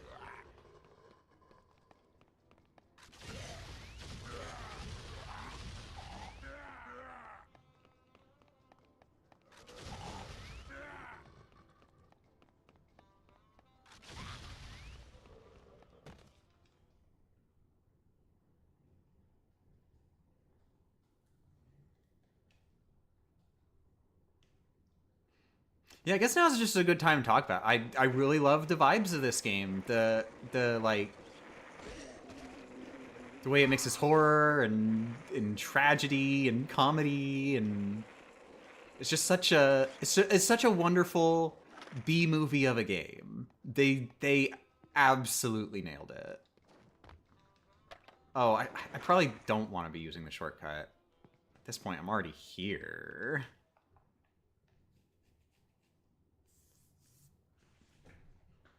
Like, there's so many, like, little nice moments because you get to meet so many survivors throughout the game, and they all get, like, their own things, and all the bosses, and there's so much to this game. It's like its own little world, this small.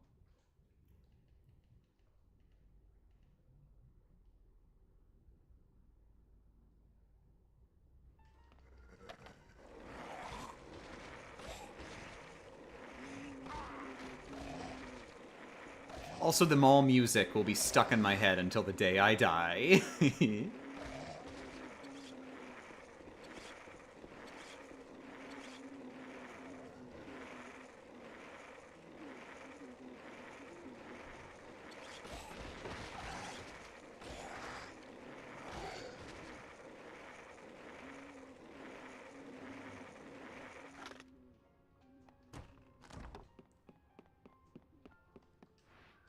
I have some crap for you. Oh, wait. Wait a second. The game told me I was getting, like, guns as a reward, but it didn't give them to me. I don't have them. I guess that explains why my inventory wasn't getting full. Hey, Cletus. Now don't kill anyone while I'm gone.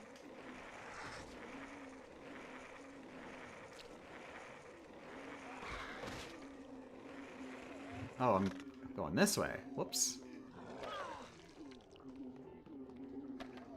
Hi, Cliff.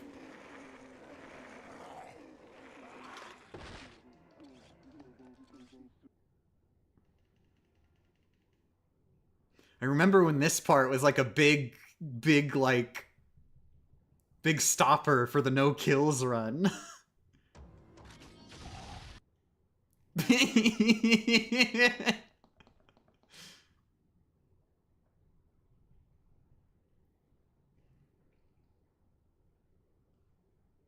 I just realized those are literally RE4 guns. Yep. That's one of the things. They just straight up were like, okay, we'll just have Resident Evil 4 guns in this game. Period. Like they are not like they're not necessarily trying to hide that this is Resident Evil 4 Dead Rising edition.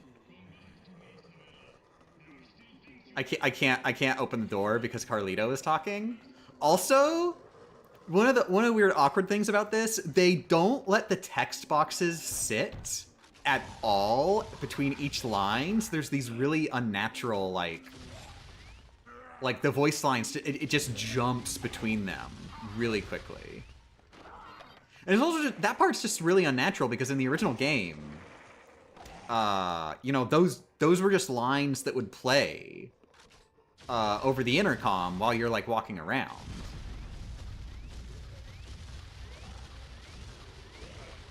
But now you just gotta stop and wait for a million years.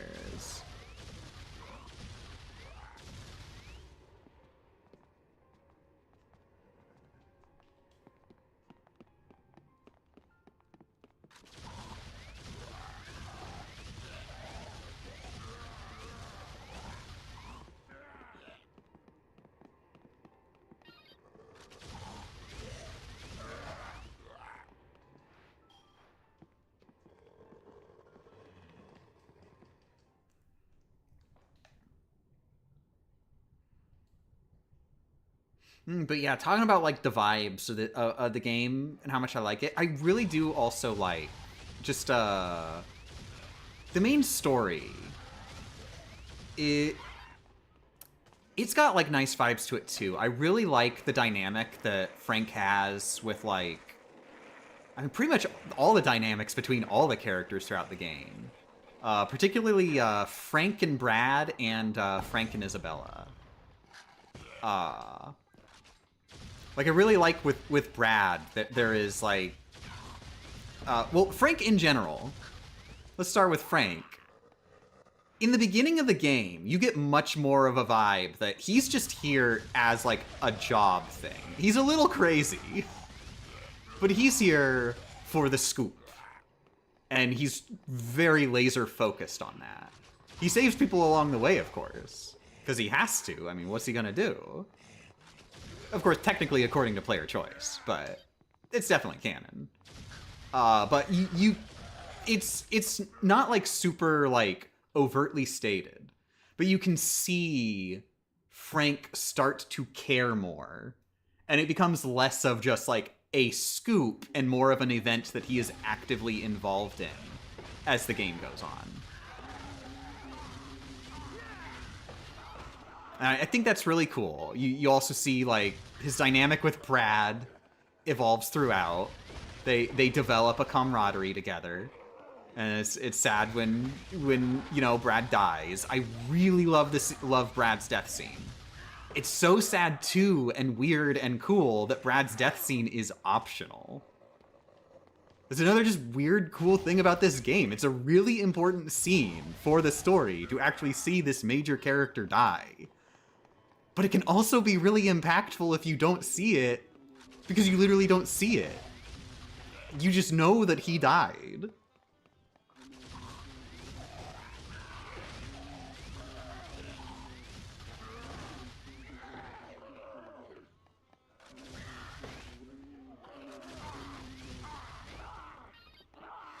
And like Jessie's whole thing, super sad and depressing the way she goes out.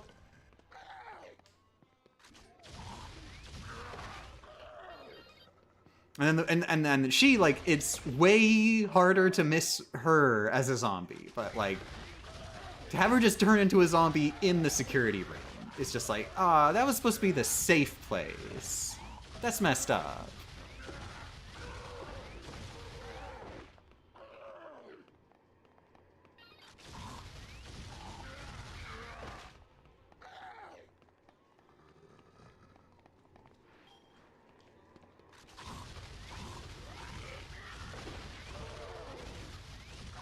And of course, like with Isabella, like that's the entire like end segments of the game is just them and their dynamic together.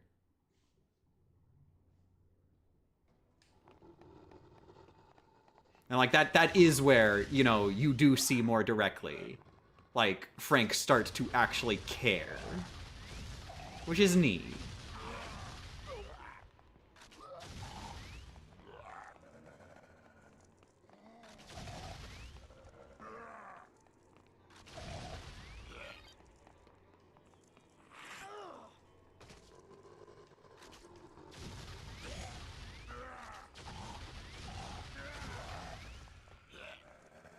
If you had to choose between these versions of Dead Rising, which would you pick? I mean, like, if I had, like, I don't know, Steam, just because it's the most convenient. If somebody had the capability to play all versions, I'd probably just say, oh, play 360, just to be safe. Like, if I'm recommending for a first playthrough. But, like, obviously 360 is going to be a lot less accessible. So, for accessibility, I mean, like, I guess Steam, PS4, Xbox One, one of those versions.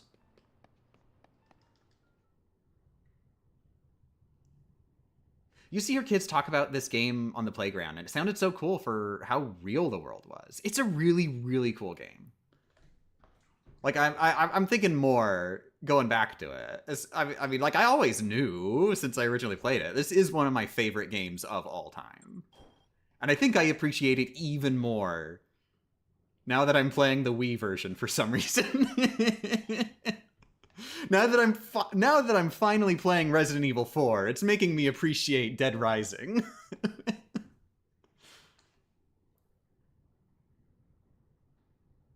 Frank also seems more willing to kill when at first he wasn't even eager to shoot a guy attacking him.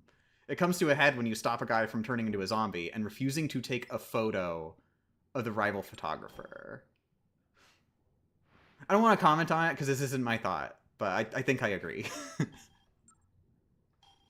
Remember when I saved? Let's save again. I just completed case 6.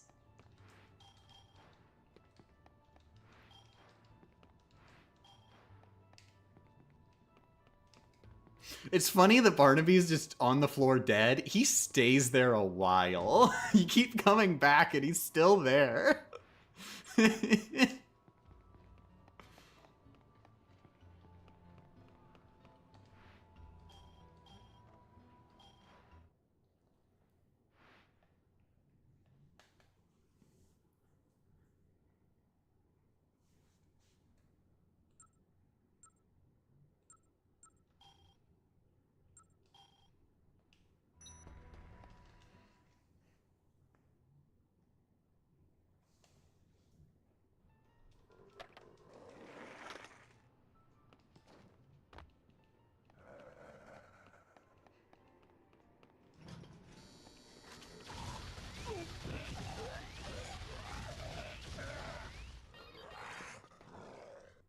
But yeah, I'm excited to play Off the Record, because all of my Frank West experience in my life has been just original Dead Rising, and what little of him there is in Case West of Dead Rising 2.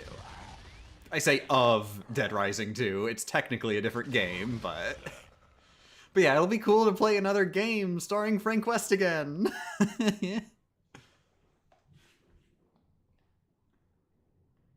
I'm wondering, will he be as wonderful as he is in here? Did they nail the Frank vibes?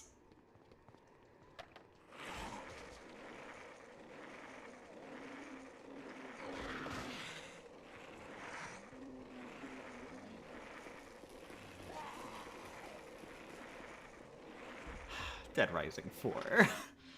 Just don't play Dead Rising 4. It's so weird! I talked about it when the game came out more, but I guess that's a million years ago now. It's so weird that they made Dead Rising 4 and the entire gimmick, the whole conceit of the game, the whole marketing campaign, is that they're bringing Frank West back as the protagonist. And they're like, Frank West is back! That's the tagline of the game. Frank West is back. Oh yeah, baby, baby, Frank West, all day, Frank West, all night, Frank West. By the way, nobody really likes Frank West, right? Let's completely redesign him, replace his voice actor, change his personality. Yeah, let's get rid of that Frank West part of Frank West. What? I don't get it. What about Frank West did you think people liked? The name?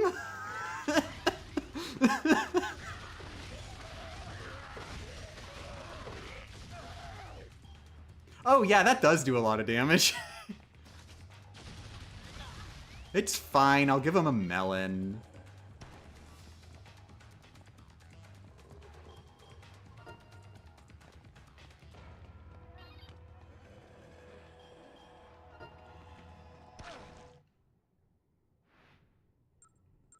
Oh, one cool thing I found out, by the way, did you know it's possible to die in the menu screen and then save yourself by eating? Because if you drink the mixed juices, they have like a random effect, and sometimes they'll, or the blue mixed juices, rather. They have a random effect, and sometimes they'll cause you damage. I actually I drank a blue mixed drink, and it brought me to 0 HP, but it was still in the menus. I'm pretty sure if I unpaused, I probably would have died.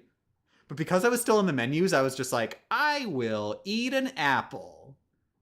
And then I had health again. So it was fine.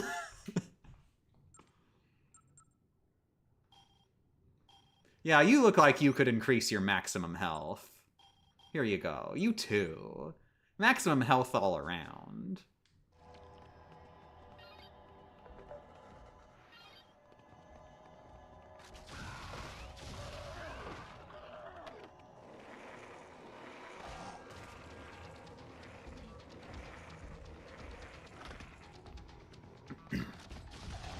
Night Night's dried the bone doof? I hope I'm saying that right. I'm sorry. But yeah, Night Nights, thanks for joining. I gotta be careful because this is actually like the group that I've gotten stuck on stuff before. Like she was totally about to. But yeah, I've had them get stuck on like the playgrounds.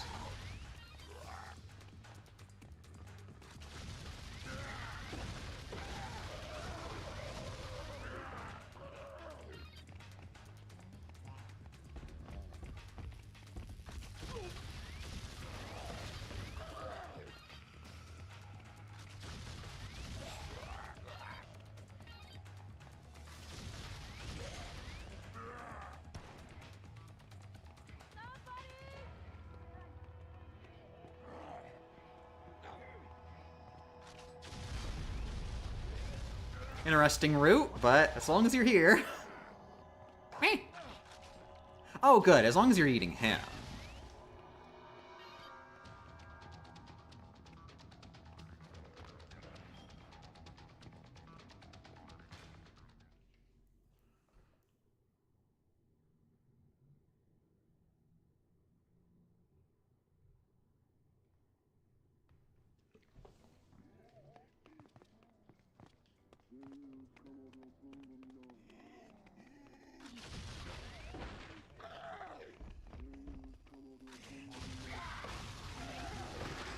Me?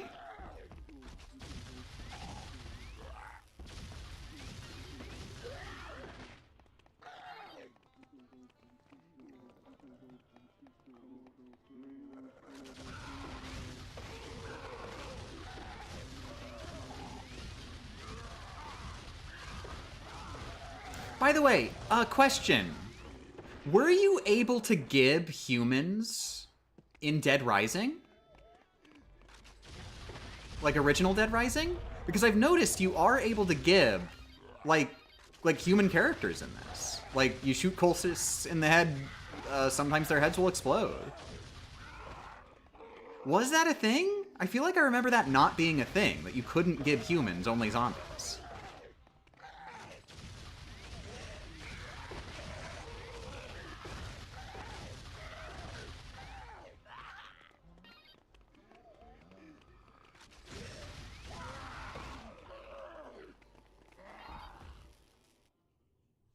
Also, Night Knight's, Dimcarules?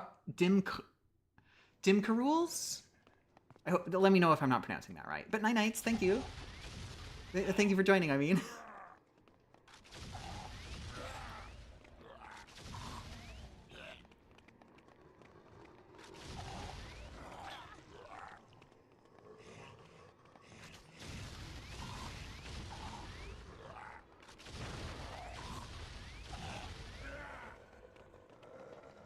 You can just call me Dim or Dimka, and it is pronounced like Dim. Okay, okay.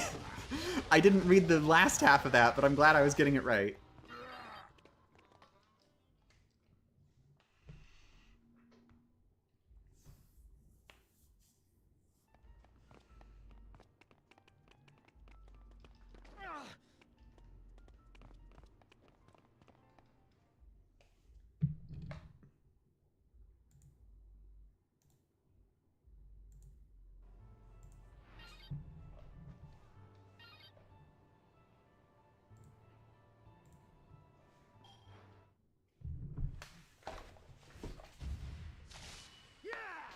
I'm mad. They misgendered me.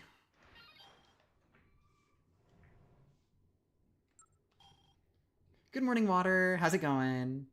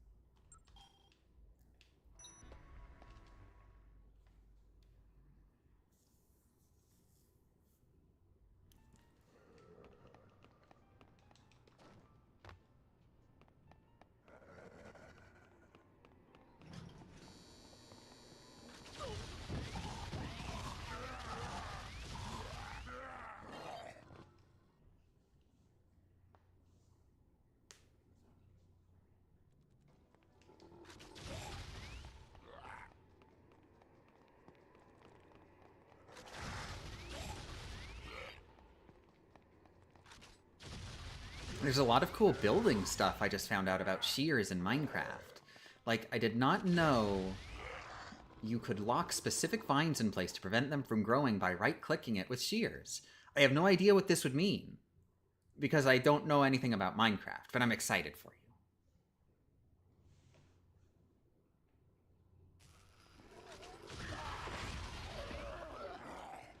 you. Oh, crap. Alfresca. I remember. I'm going to Alfresca. This is the coward. Not my words for him. That's what the game calls him, for the record.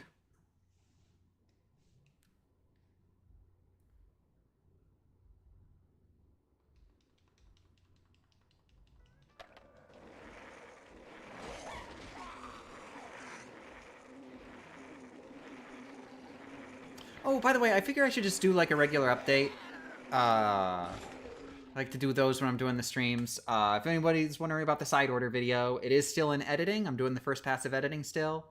I'm very slow at it because I'm lazy. Oh, we were also taking care of a dog for a little bit, and that was cutting into my time a little bit. Not that much, but we had to take her on walks every day, like multiple times a day. I mean, she actually left this morning, so that's gonna free things up quite a bit. And so I'm able to do this stream non-stop without having to, without having to take walk breaks.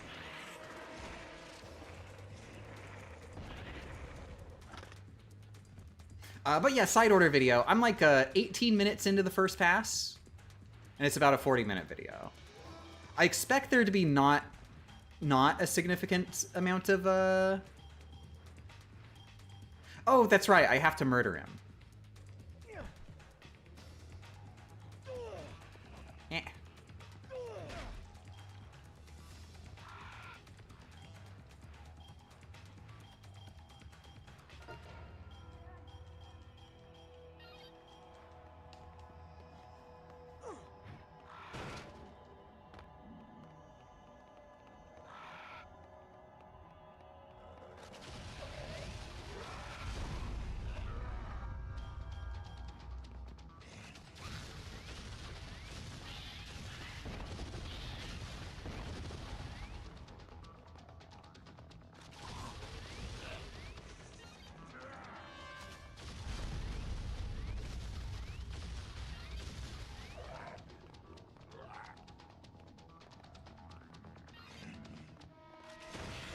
Eh.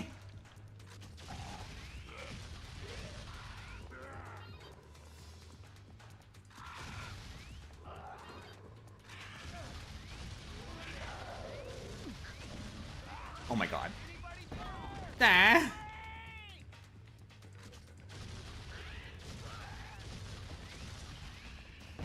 Oh my god. Thank you.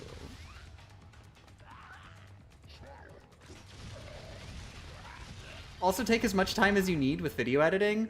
I'm gonna say no, this is definitely overdue. It will be out by the end of the month. That is like a deadline I'm definitely setting for myself. Realistically, I should be able to get it done even earlier than that. Less than a week should be possible for me, but I know it realistically never works out that way. But yeah, no. The Rogue Legacy video will be out on YouTube by the end of the month. Which actually gives me an even shorter time limit, because then, you know, I'll have to release the Splatoon video on Patreon, then do the YouTube upload for Rogue Legacy, which will be like another day to get that set up.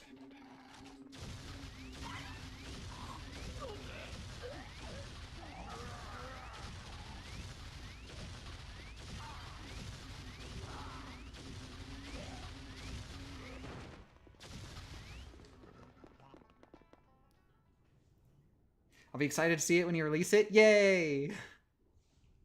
I'm sorry that it's gonna suck, though. I'm probably gonna rewrite a few sections of this script. I do like it a bit more than I thought I would when it's in editing now, but I'm telling you straight up, it's gonna have a disappointing ending. I don't think there's any way around it. The run did just kind of, it kind of just like, what's the word? It petered out at the end. Like, it just sort of went, oh yeah, we can't do this final boss. The end. And there's not much way around it. But the fun part is the journey. Yeah, that's why I'm still making the video. There's still a lot there that's fun to talk about. It's just sad because I try to avoid the, like, any kind of anticlimactic endings.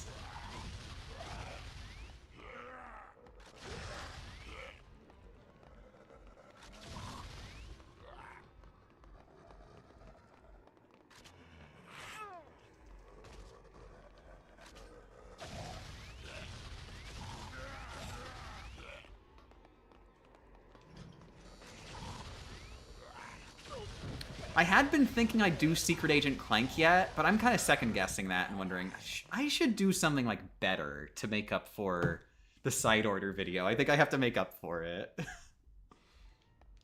Not just some dumb filler version of a run I've already done before, like Secret Agent Clank. Maybe some, like, more exciting and new. Like Uncharted 3 Gunless.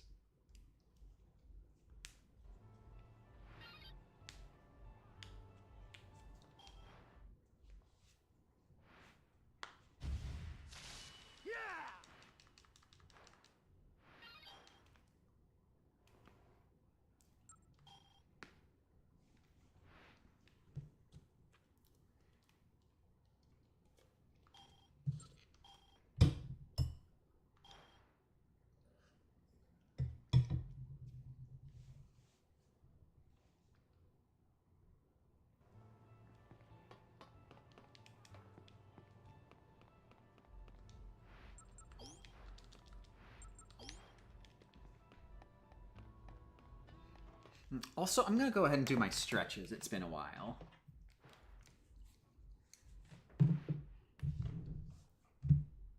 Boop.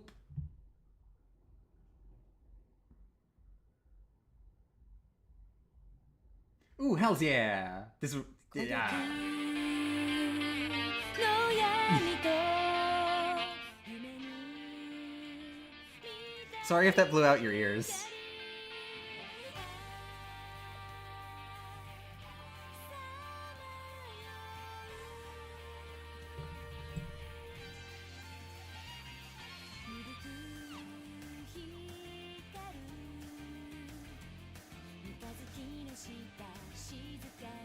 How does the music sound? Like, is it too quiet? I feel like it'd probably be too quiet, just based on my vibes of what people tell me the volume is.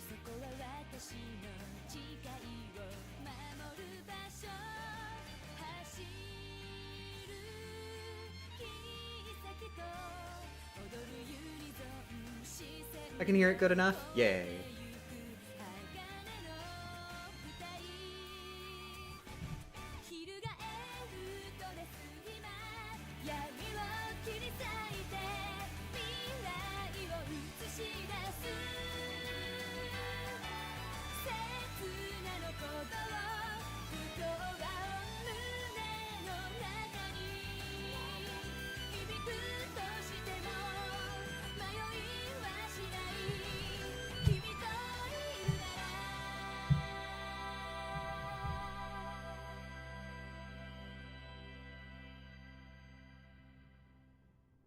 Ooh, some good songs coming up in the playlist. Unfortunately, I'm probably not going to be stretching that long.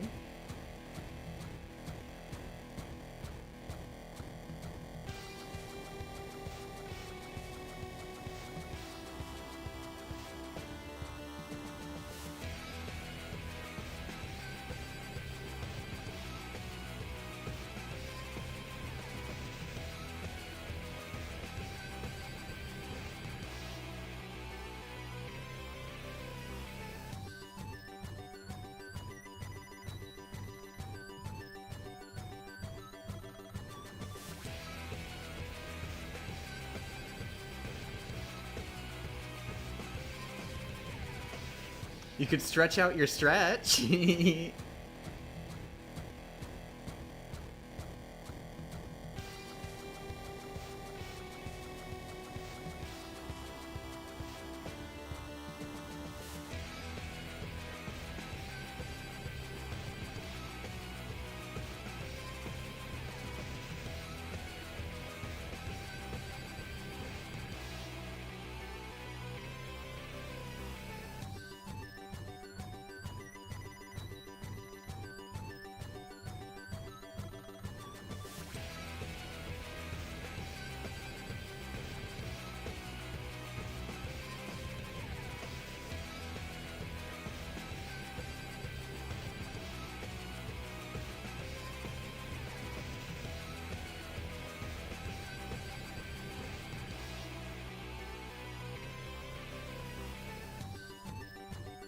I'm actually also gonna go, just go ahead and just do a whole, like, extra bathroom break again. Just play it on the safe side. Everybody remember to be healthy.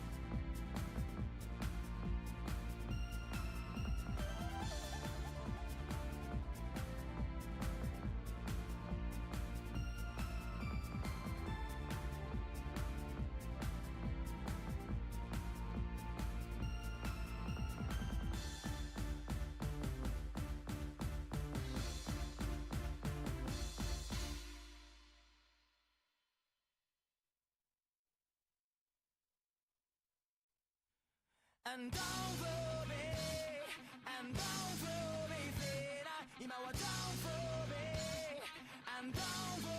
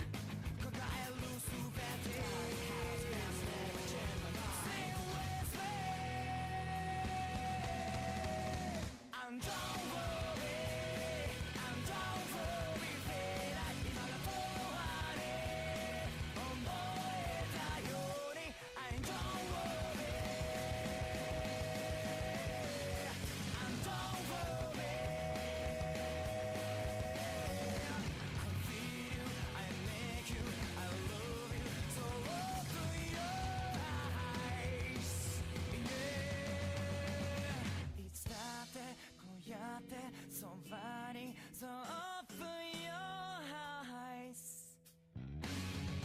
What is in for you? My heart sings for you. When I sing for you,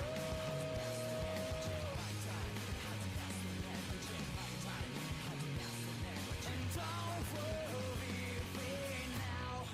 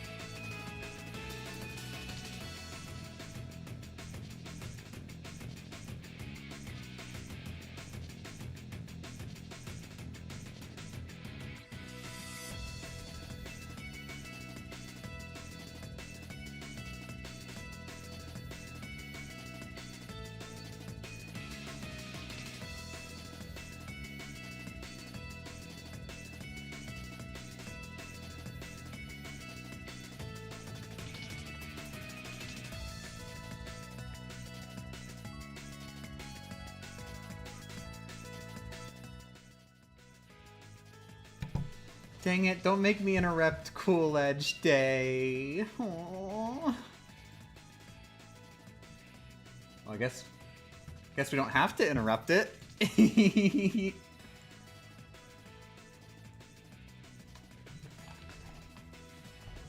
Good morning, everybody. I'm back.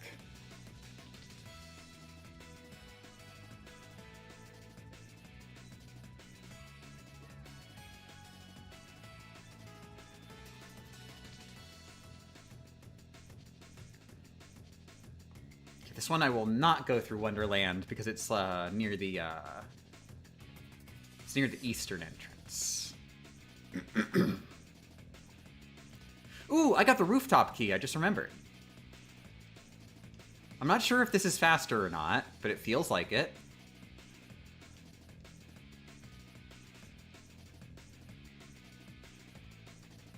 Good morning, Sliff.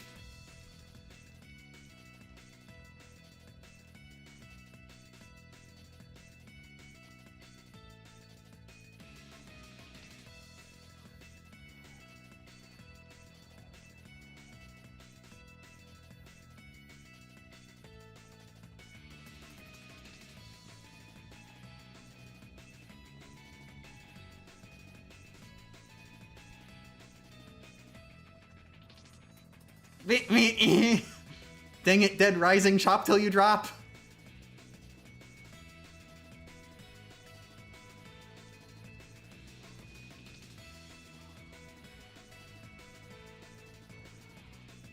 Oh no, a skateboard. Dang it, Dead Rising, chop till you drop.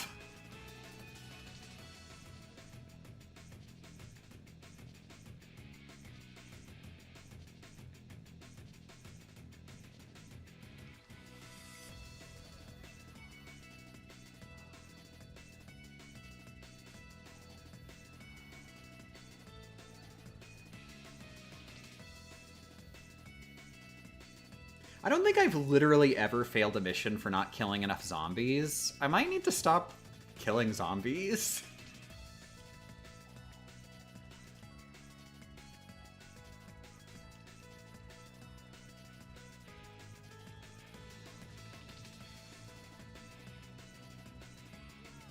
Honestly, they really should just not have that as one of the mission criteria. I don't think it really adds much to kill zombies.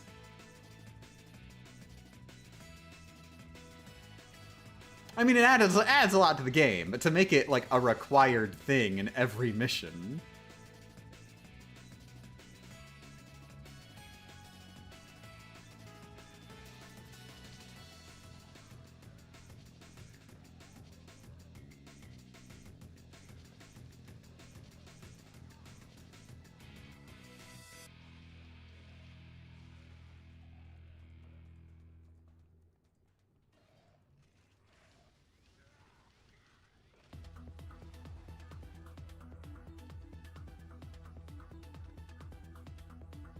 Yes, I meant to do that. Yes, I meant to do that.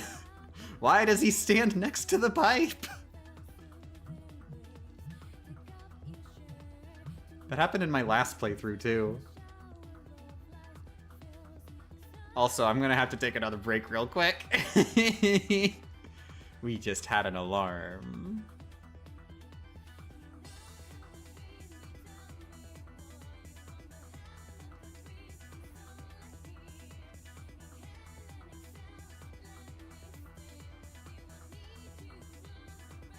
Dead Rising chop till you drop for the Nintendo Wii system for the PC emulation application Dolphin.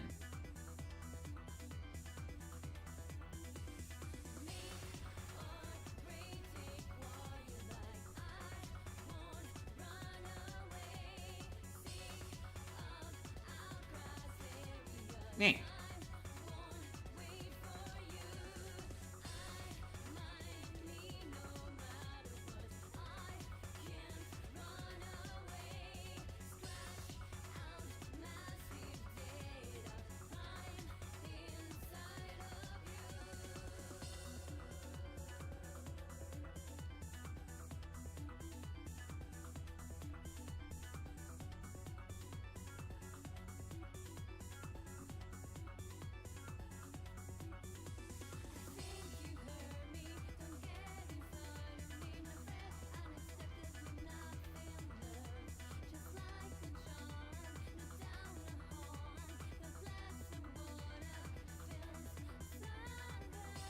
Hello!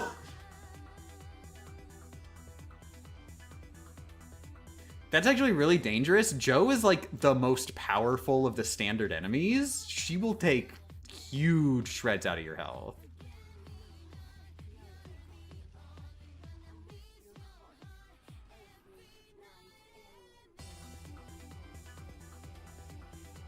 Oh, that's right. That's a thing. There's just like a million Joes when you come back from this particular mission. I think there was dialogue about it that I just skipped.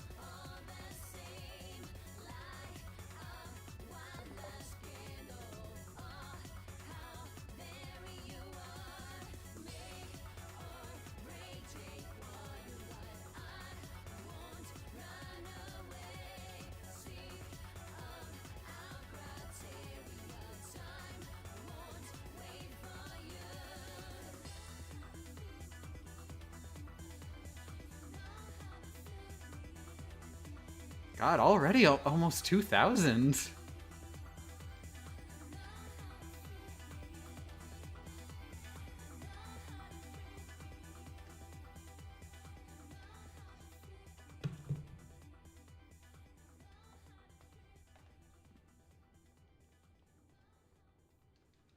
Okay, I should stop playing the music just because if any of them get like copyright claimed, that could be annoying. Because I would like to have just this, you know, complete playthrough as its own archive. That'd be nice.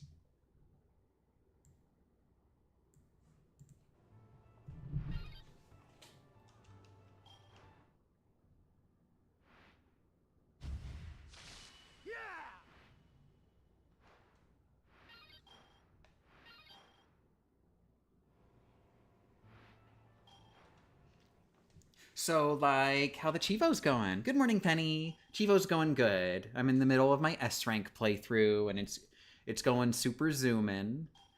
The time to shoot for is under 6 hours, hypothetically, but that's just what the community seems to have agreed is the correct time, and not actually the correct time, because one person has reported that they had over 7 hours, and they still got the S rank.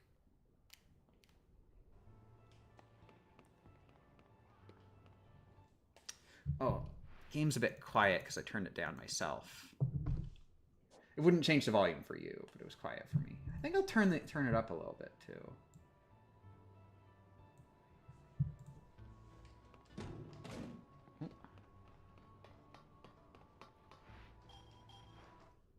Oh no. Oh no. Okay, so they turned this... In the original game, it wasn't like an active scoop, I don't think. I think it just happened when you ended up going through the park at one point. Which, of course, naturally you would end up doing. They changed it into, like, an actual mission here. And it's weird. Also, it's gonna get copyright claimed. There is no way it is not getting copyright claimed. Let me put it this way. They used both Resident Evil 4 and it being a Wii game as an excuse to do the prisoners mission in a particular way. I actually kind of like it, but it's... You'll see.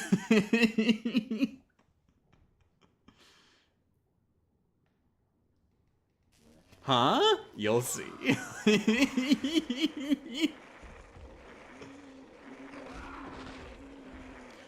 Just think, what does Resident Evil 4 need? And what does a Wii game need?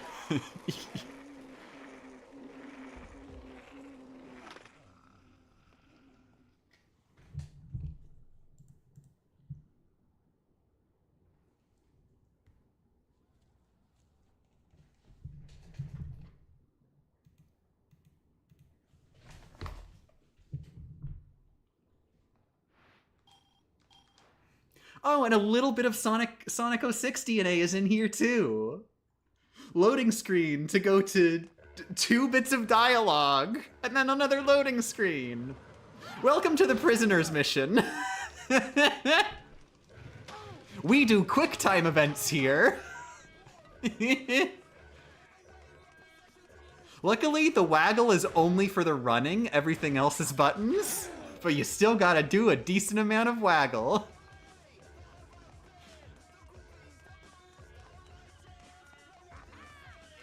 Uh-oh. Yeah, I'm just gonna have to make sure that doesn't happen. I don't think it'll penalize me if she dies. It's okay as long as Frank doesn't die. But, you know, just in case, just load the save.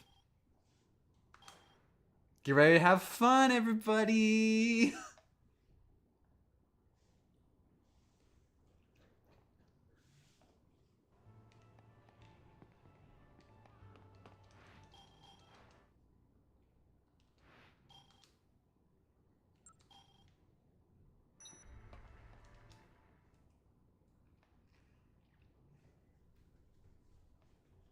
So yeah, this is basically Chop Till You Drop's edition of the was his name Krauser? Of the Krauser boss fight.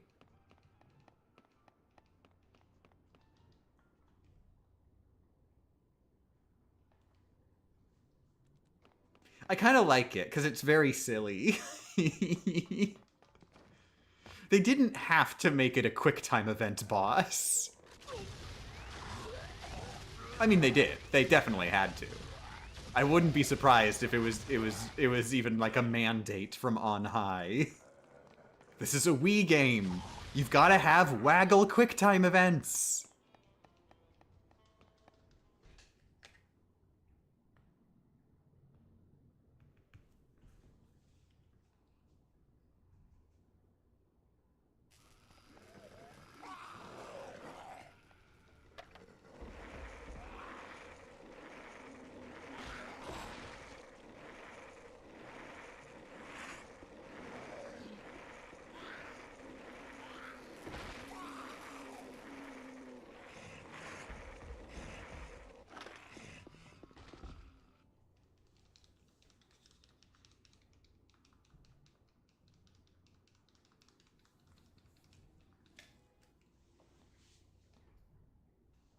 QTEs aren't inherently bad. People just design them wrong. I actually really love QuickTime events for some reason.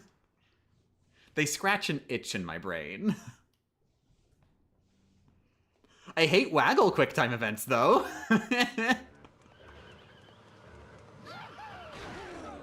I remember I was excited to play Heavy Rain with PlayStation Move, and so I tried doing a playthrough with PlayStation Move. It literally got characters killed because the QuickTime events would just be like, no, you didn't, in fact, push the controller forward in the way it showed on screen. Even though I totally did.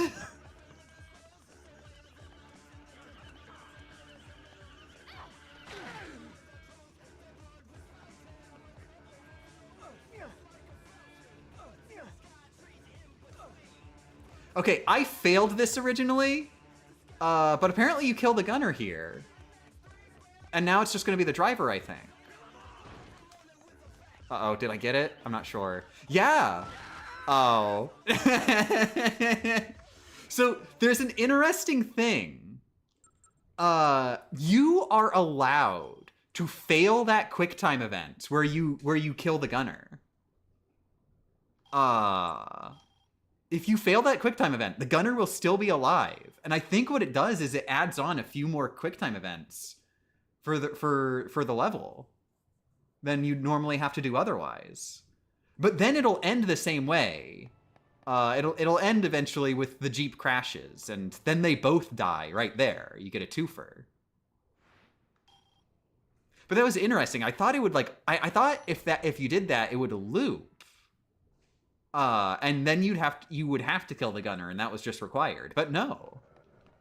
I wonder if it's the same thing with the first guy when you kill him with the bat. if that's also a thing where like you're actually reducing the number of QuickTime events in total. I guess it makes sense, because yeah, there is a QuickTime event of the guy with the bat trying to swing at you.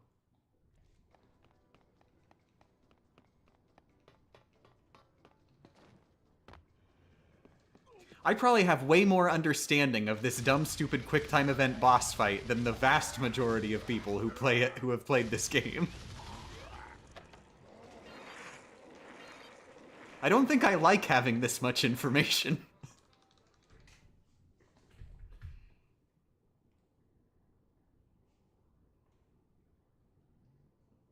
One could consider high fives to be the real-life version of a QuickTime event. True.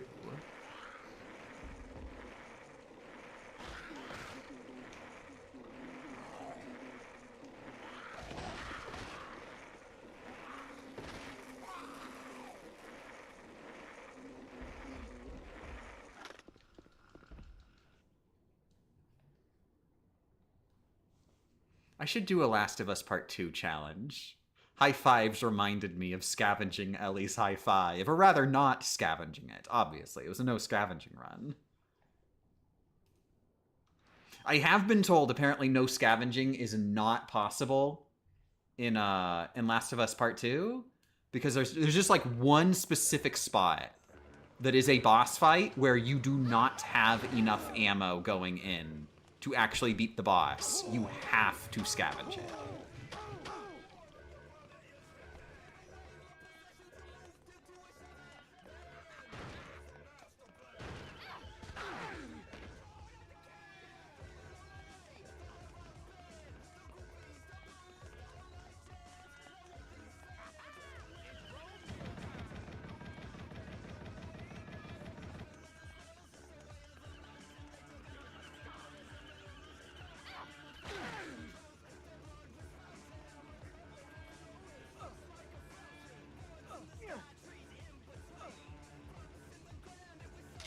Jesus, Frank.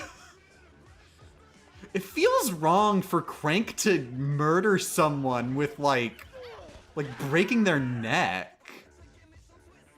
Like, oh my god. That's so much more, so much more direct and intimate of a way to kill someone that I'm used to Frank doing.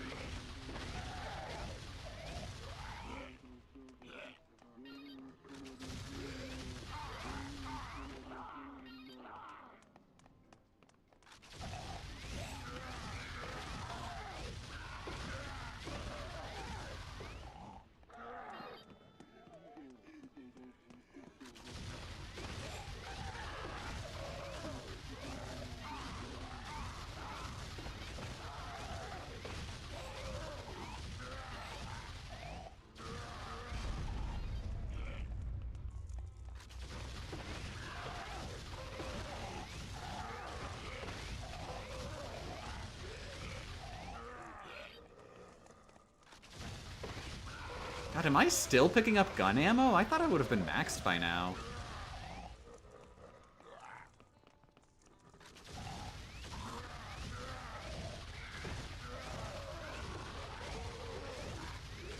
Could you stop loading in when I'm killing you?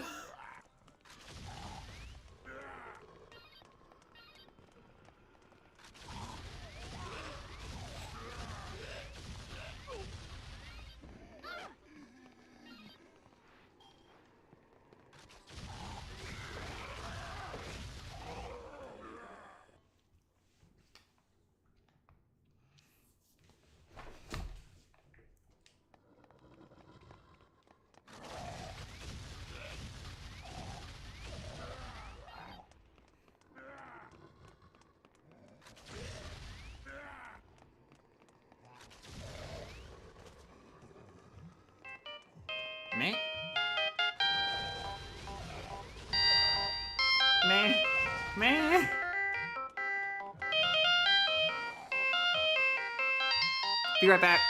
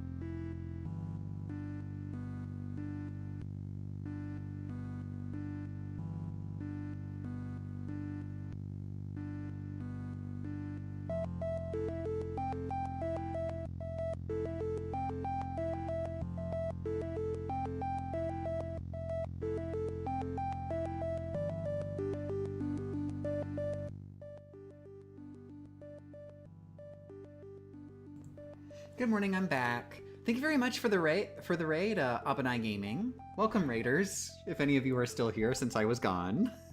But yeah, good morning. Yeah, sorry, that was a very important sequence of phone calls, actually. Personal stuff. But yeah, sorry. Back to Dead Rising, though. Boop. Bye-bye, Cave Story.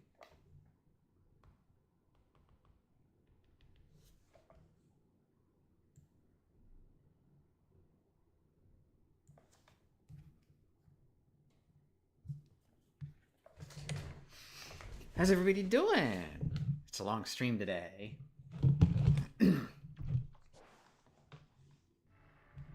Ooh, my volume's low.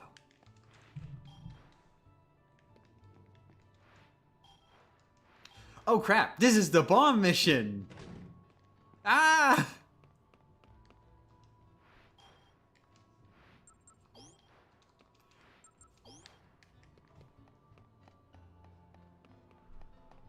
Kind of think of it. I'm not sure if the game... I'm not sure if the game saved. I'll assume it did.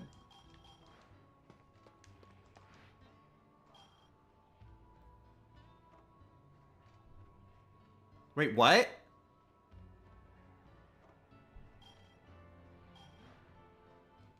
Wait. Crap. What? No. Wait. Did I save after the... No. Did I save after a mutiny?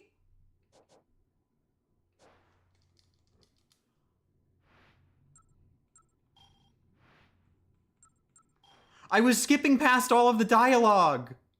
Oh no. Oh no. I think I saved after a mutiny.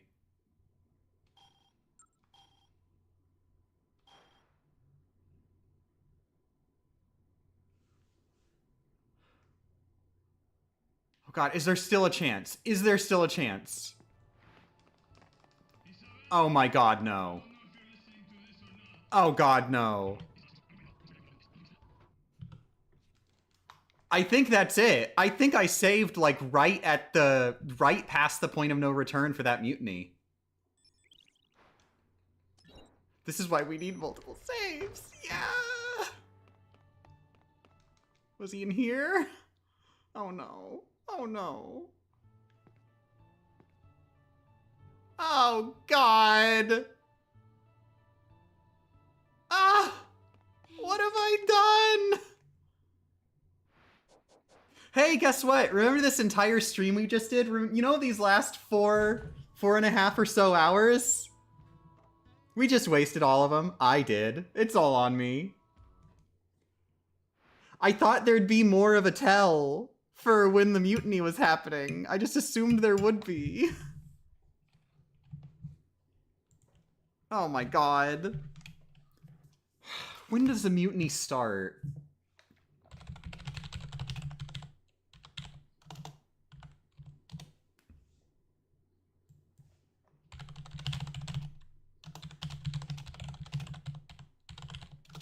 That was my only save for this entire playthrough.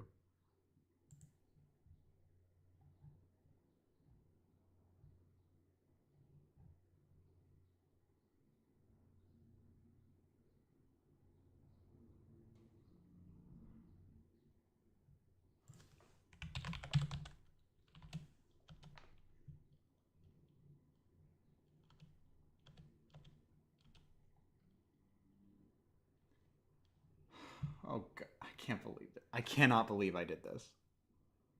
Oh my god. I'm trying to figure out when does this happen in Chop Till You Drop?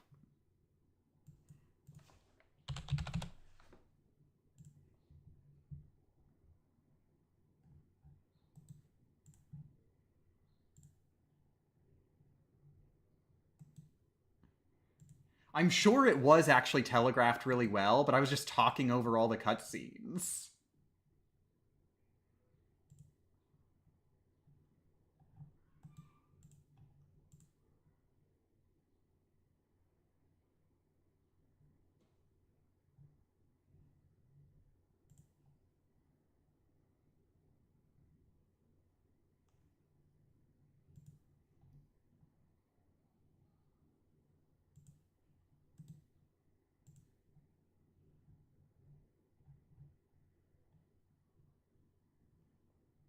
Yeah, I should have done it, it looks like I had a decent amount of time to do it. So I really messed up by not going in there. Yeah, way back during, like, case 7-1 was when I was first capable of doing this. Jesus. And just now was when it ended. And I only found out because Otis told me.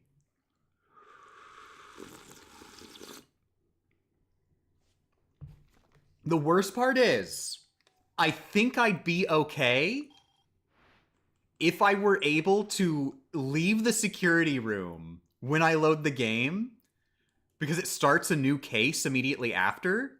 Like, I'm legally have finished case 6 in this save file right here. So I'm, like, super duper certain that if I could leave the security room right now, I could go talk to Ronald, and I could talk him down, and everything would be fine. But I can't. Because Carlito just automatically talks and does the thing, and I can't open the door. And then it starts the cutscene to start the new case.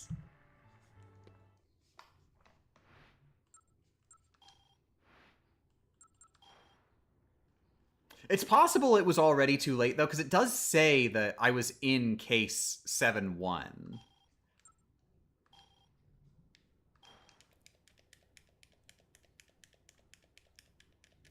But I'm wondering, can I speedrun and open the door before Carlito starts talking? I don't think so. Ah. Ah.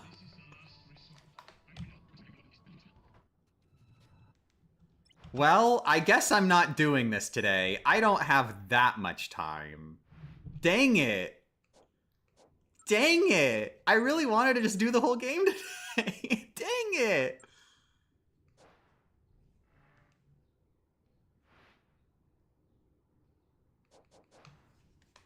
Is there a way to just reset the game now? Oh, yeah. Well, no, that's not what it would be.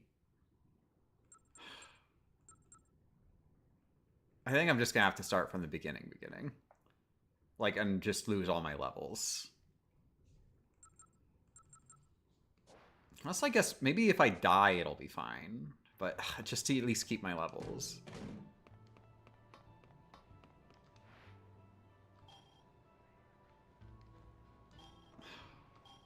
He even, like, teases you by saying, hey, could you just bring them back? As if I could.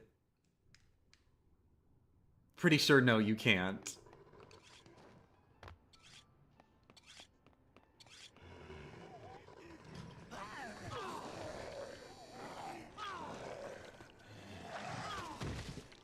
Maybe if I die, then it'll give me a New Game Plus option.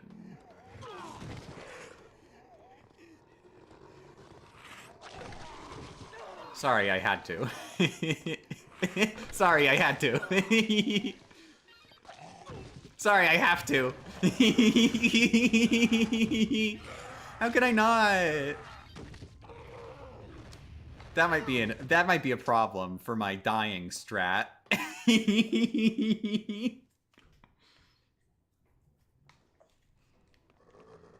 Next time, maybe you should use multiple save slots. I don't want to use too many. I had so many other saves and get this organized.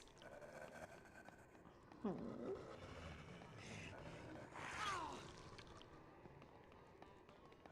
I didn't want it to get disorganized. I was thinking I should for a while, too, and then I just didn't.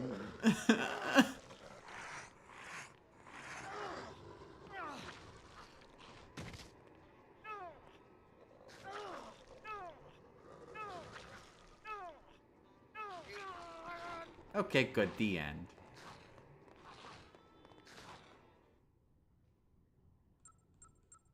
Oh, okay. It doesn't... You can't do New Game Plus in this version, it looks like. Huh. Unless it's like an option when you choose New Game. But I don't think so, because if you were just loading a save, it wouldn't ask you for difficulty level. Dang. So yeah, that's just it. I'm just gonna have to load this save and do the whole thing all over again. What have I done? Well, I think I'm probably just gonna end the stream now then. Maybe the other playthrough will be a whole own stream on its own, but it kind of sucks that we're just gonna be doing the whole thing all over again. Great. Yeah, not the most time I've wasted in a video game.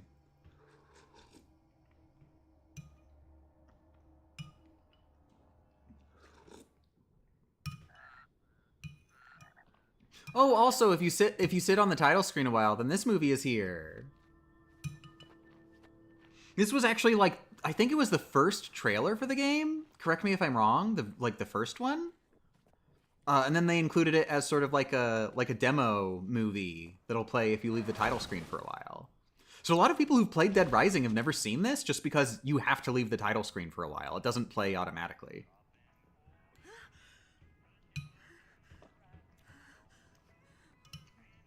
Mommy, what was that noise?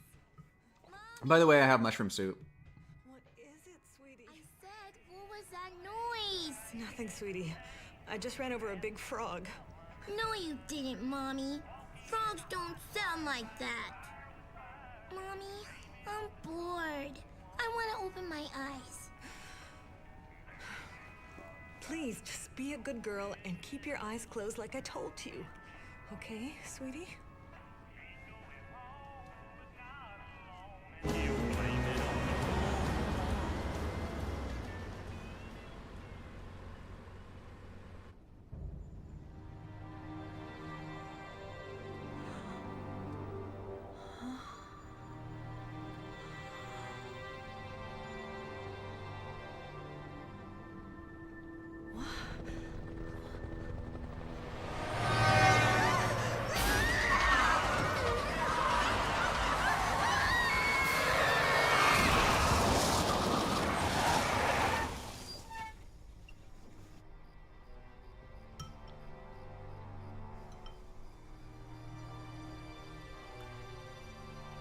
Ow.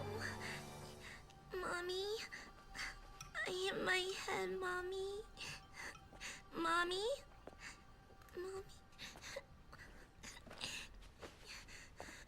Mommy, wake up! Wake up! Wake up! Mommy! Mommy!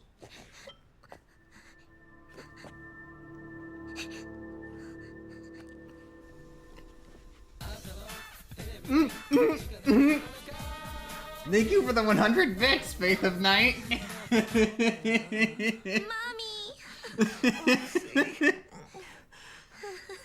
Oh, so sorry. Oh, you're okay. It's okay.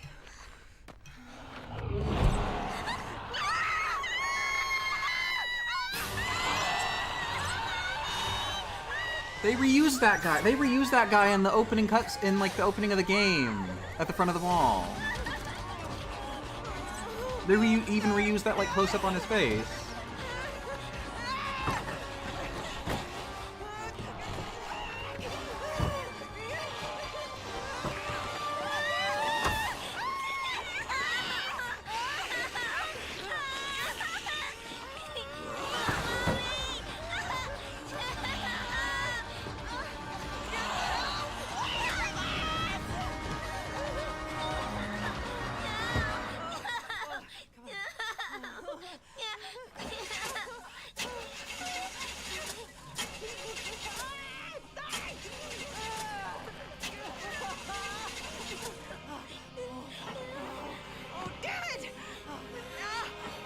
That's right, they play Justified here.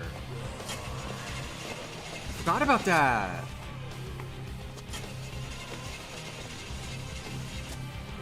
If I'm remembering right, and this is where they announced the game, like they announced it with this trailer, then yeah, whoa. Whoa, it's a zombie game! Who would have saw that coming? Whoa, we're at E3 2005? 2004? Who knows?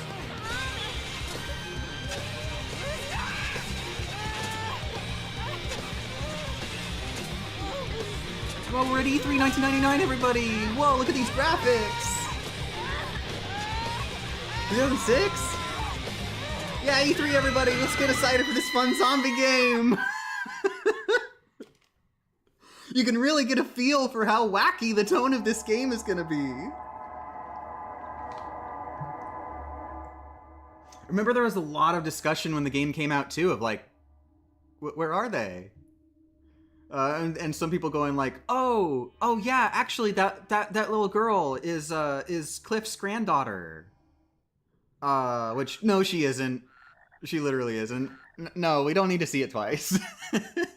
And like, even people saying, oh yeah, the lady, she actually appears in the game. No, she doesn't. That's just not true. Oh yeah, you can find her as a zombie in the game. I'm pretty sure that's not true.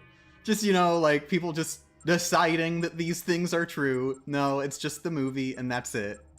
It was just a trailer, and they included it as an attract demo. But yeah, Dead Rising did actually go through a lot of stuff in the beta. It's so weird how this game ended up coming out as good and as final of a product as it feels like. Because it got changed so rapidly during development. There's a guy on YouTube, Stippo, who made a lot of videos about like Dead Rising's like beta versions that are really, really cool and interesting. Like, this game has such an interesting development history, and like it's all shrouded in mystery too, because I feel like we don't even necessarily have that much, even though we do have, like, full beta builds that have leaked. It's really cool.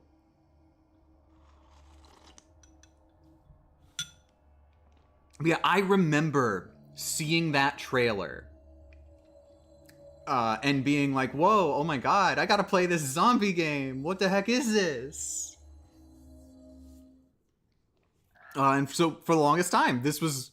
like, I didn't know anything else about Dead Rising other than this cinematic trailer that, like, feels like a zombie movie. Whoa!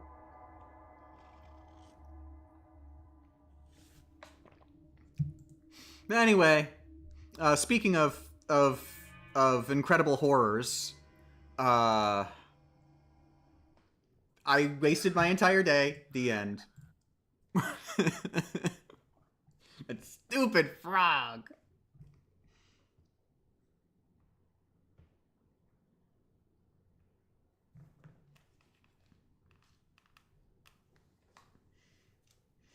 I don't know if I'm gonna stream my second attempt at this S rank run. Oh.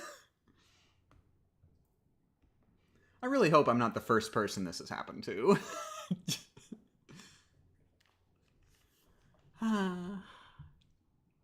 You know, the worst part is, it's all your fault.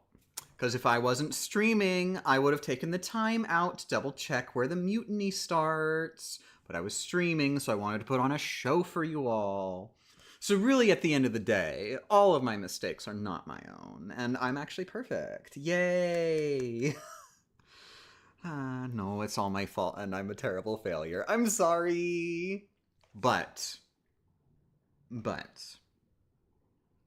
I'm a super cute and pretty girl. I just want to end on that note. Holy crap, am I amazing? I think I'm super cool and smart and funny and sexy and cool, and I love myself, and I'm cool. Yeah. Okay, that's it. That's the end of the stream. Night nights, everybody. Heart emojis, heart emojis, heart emojis, heart emojis.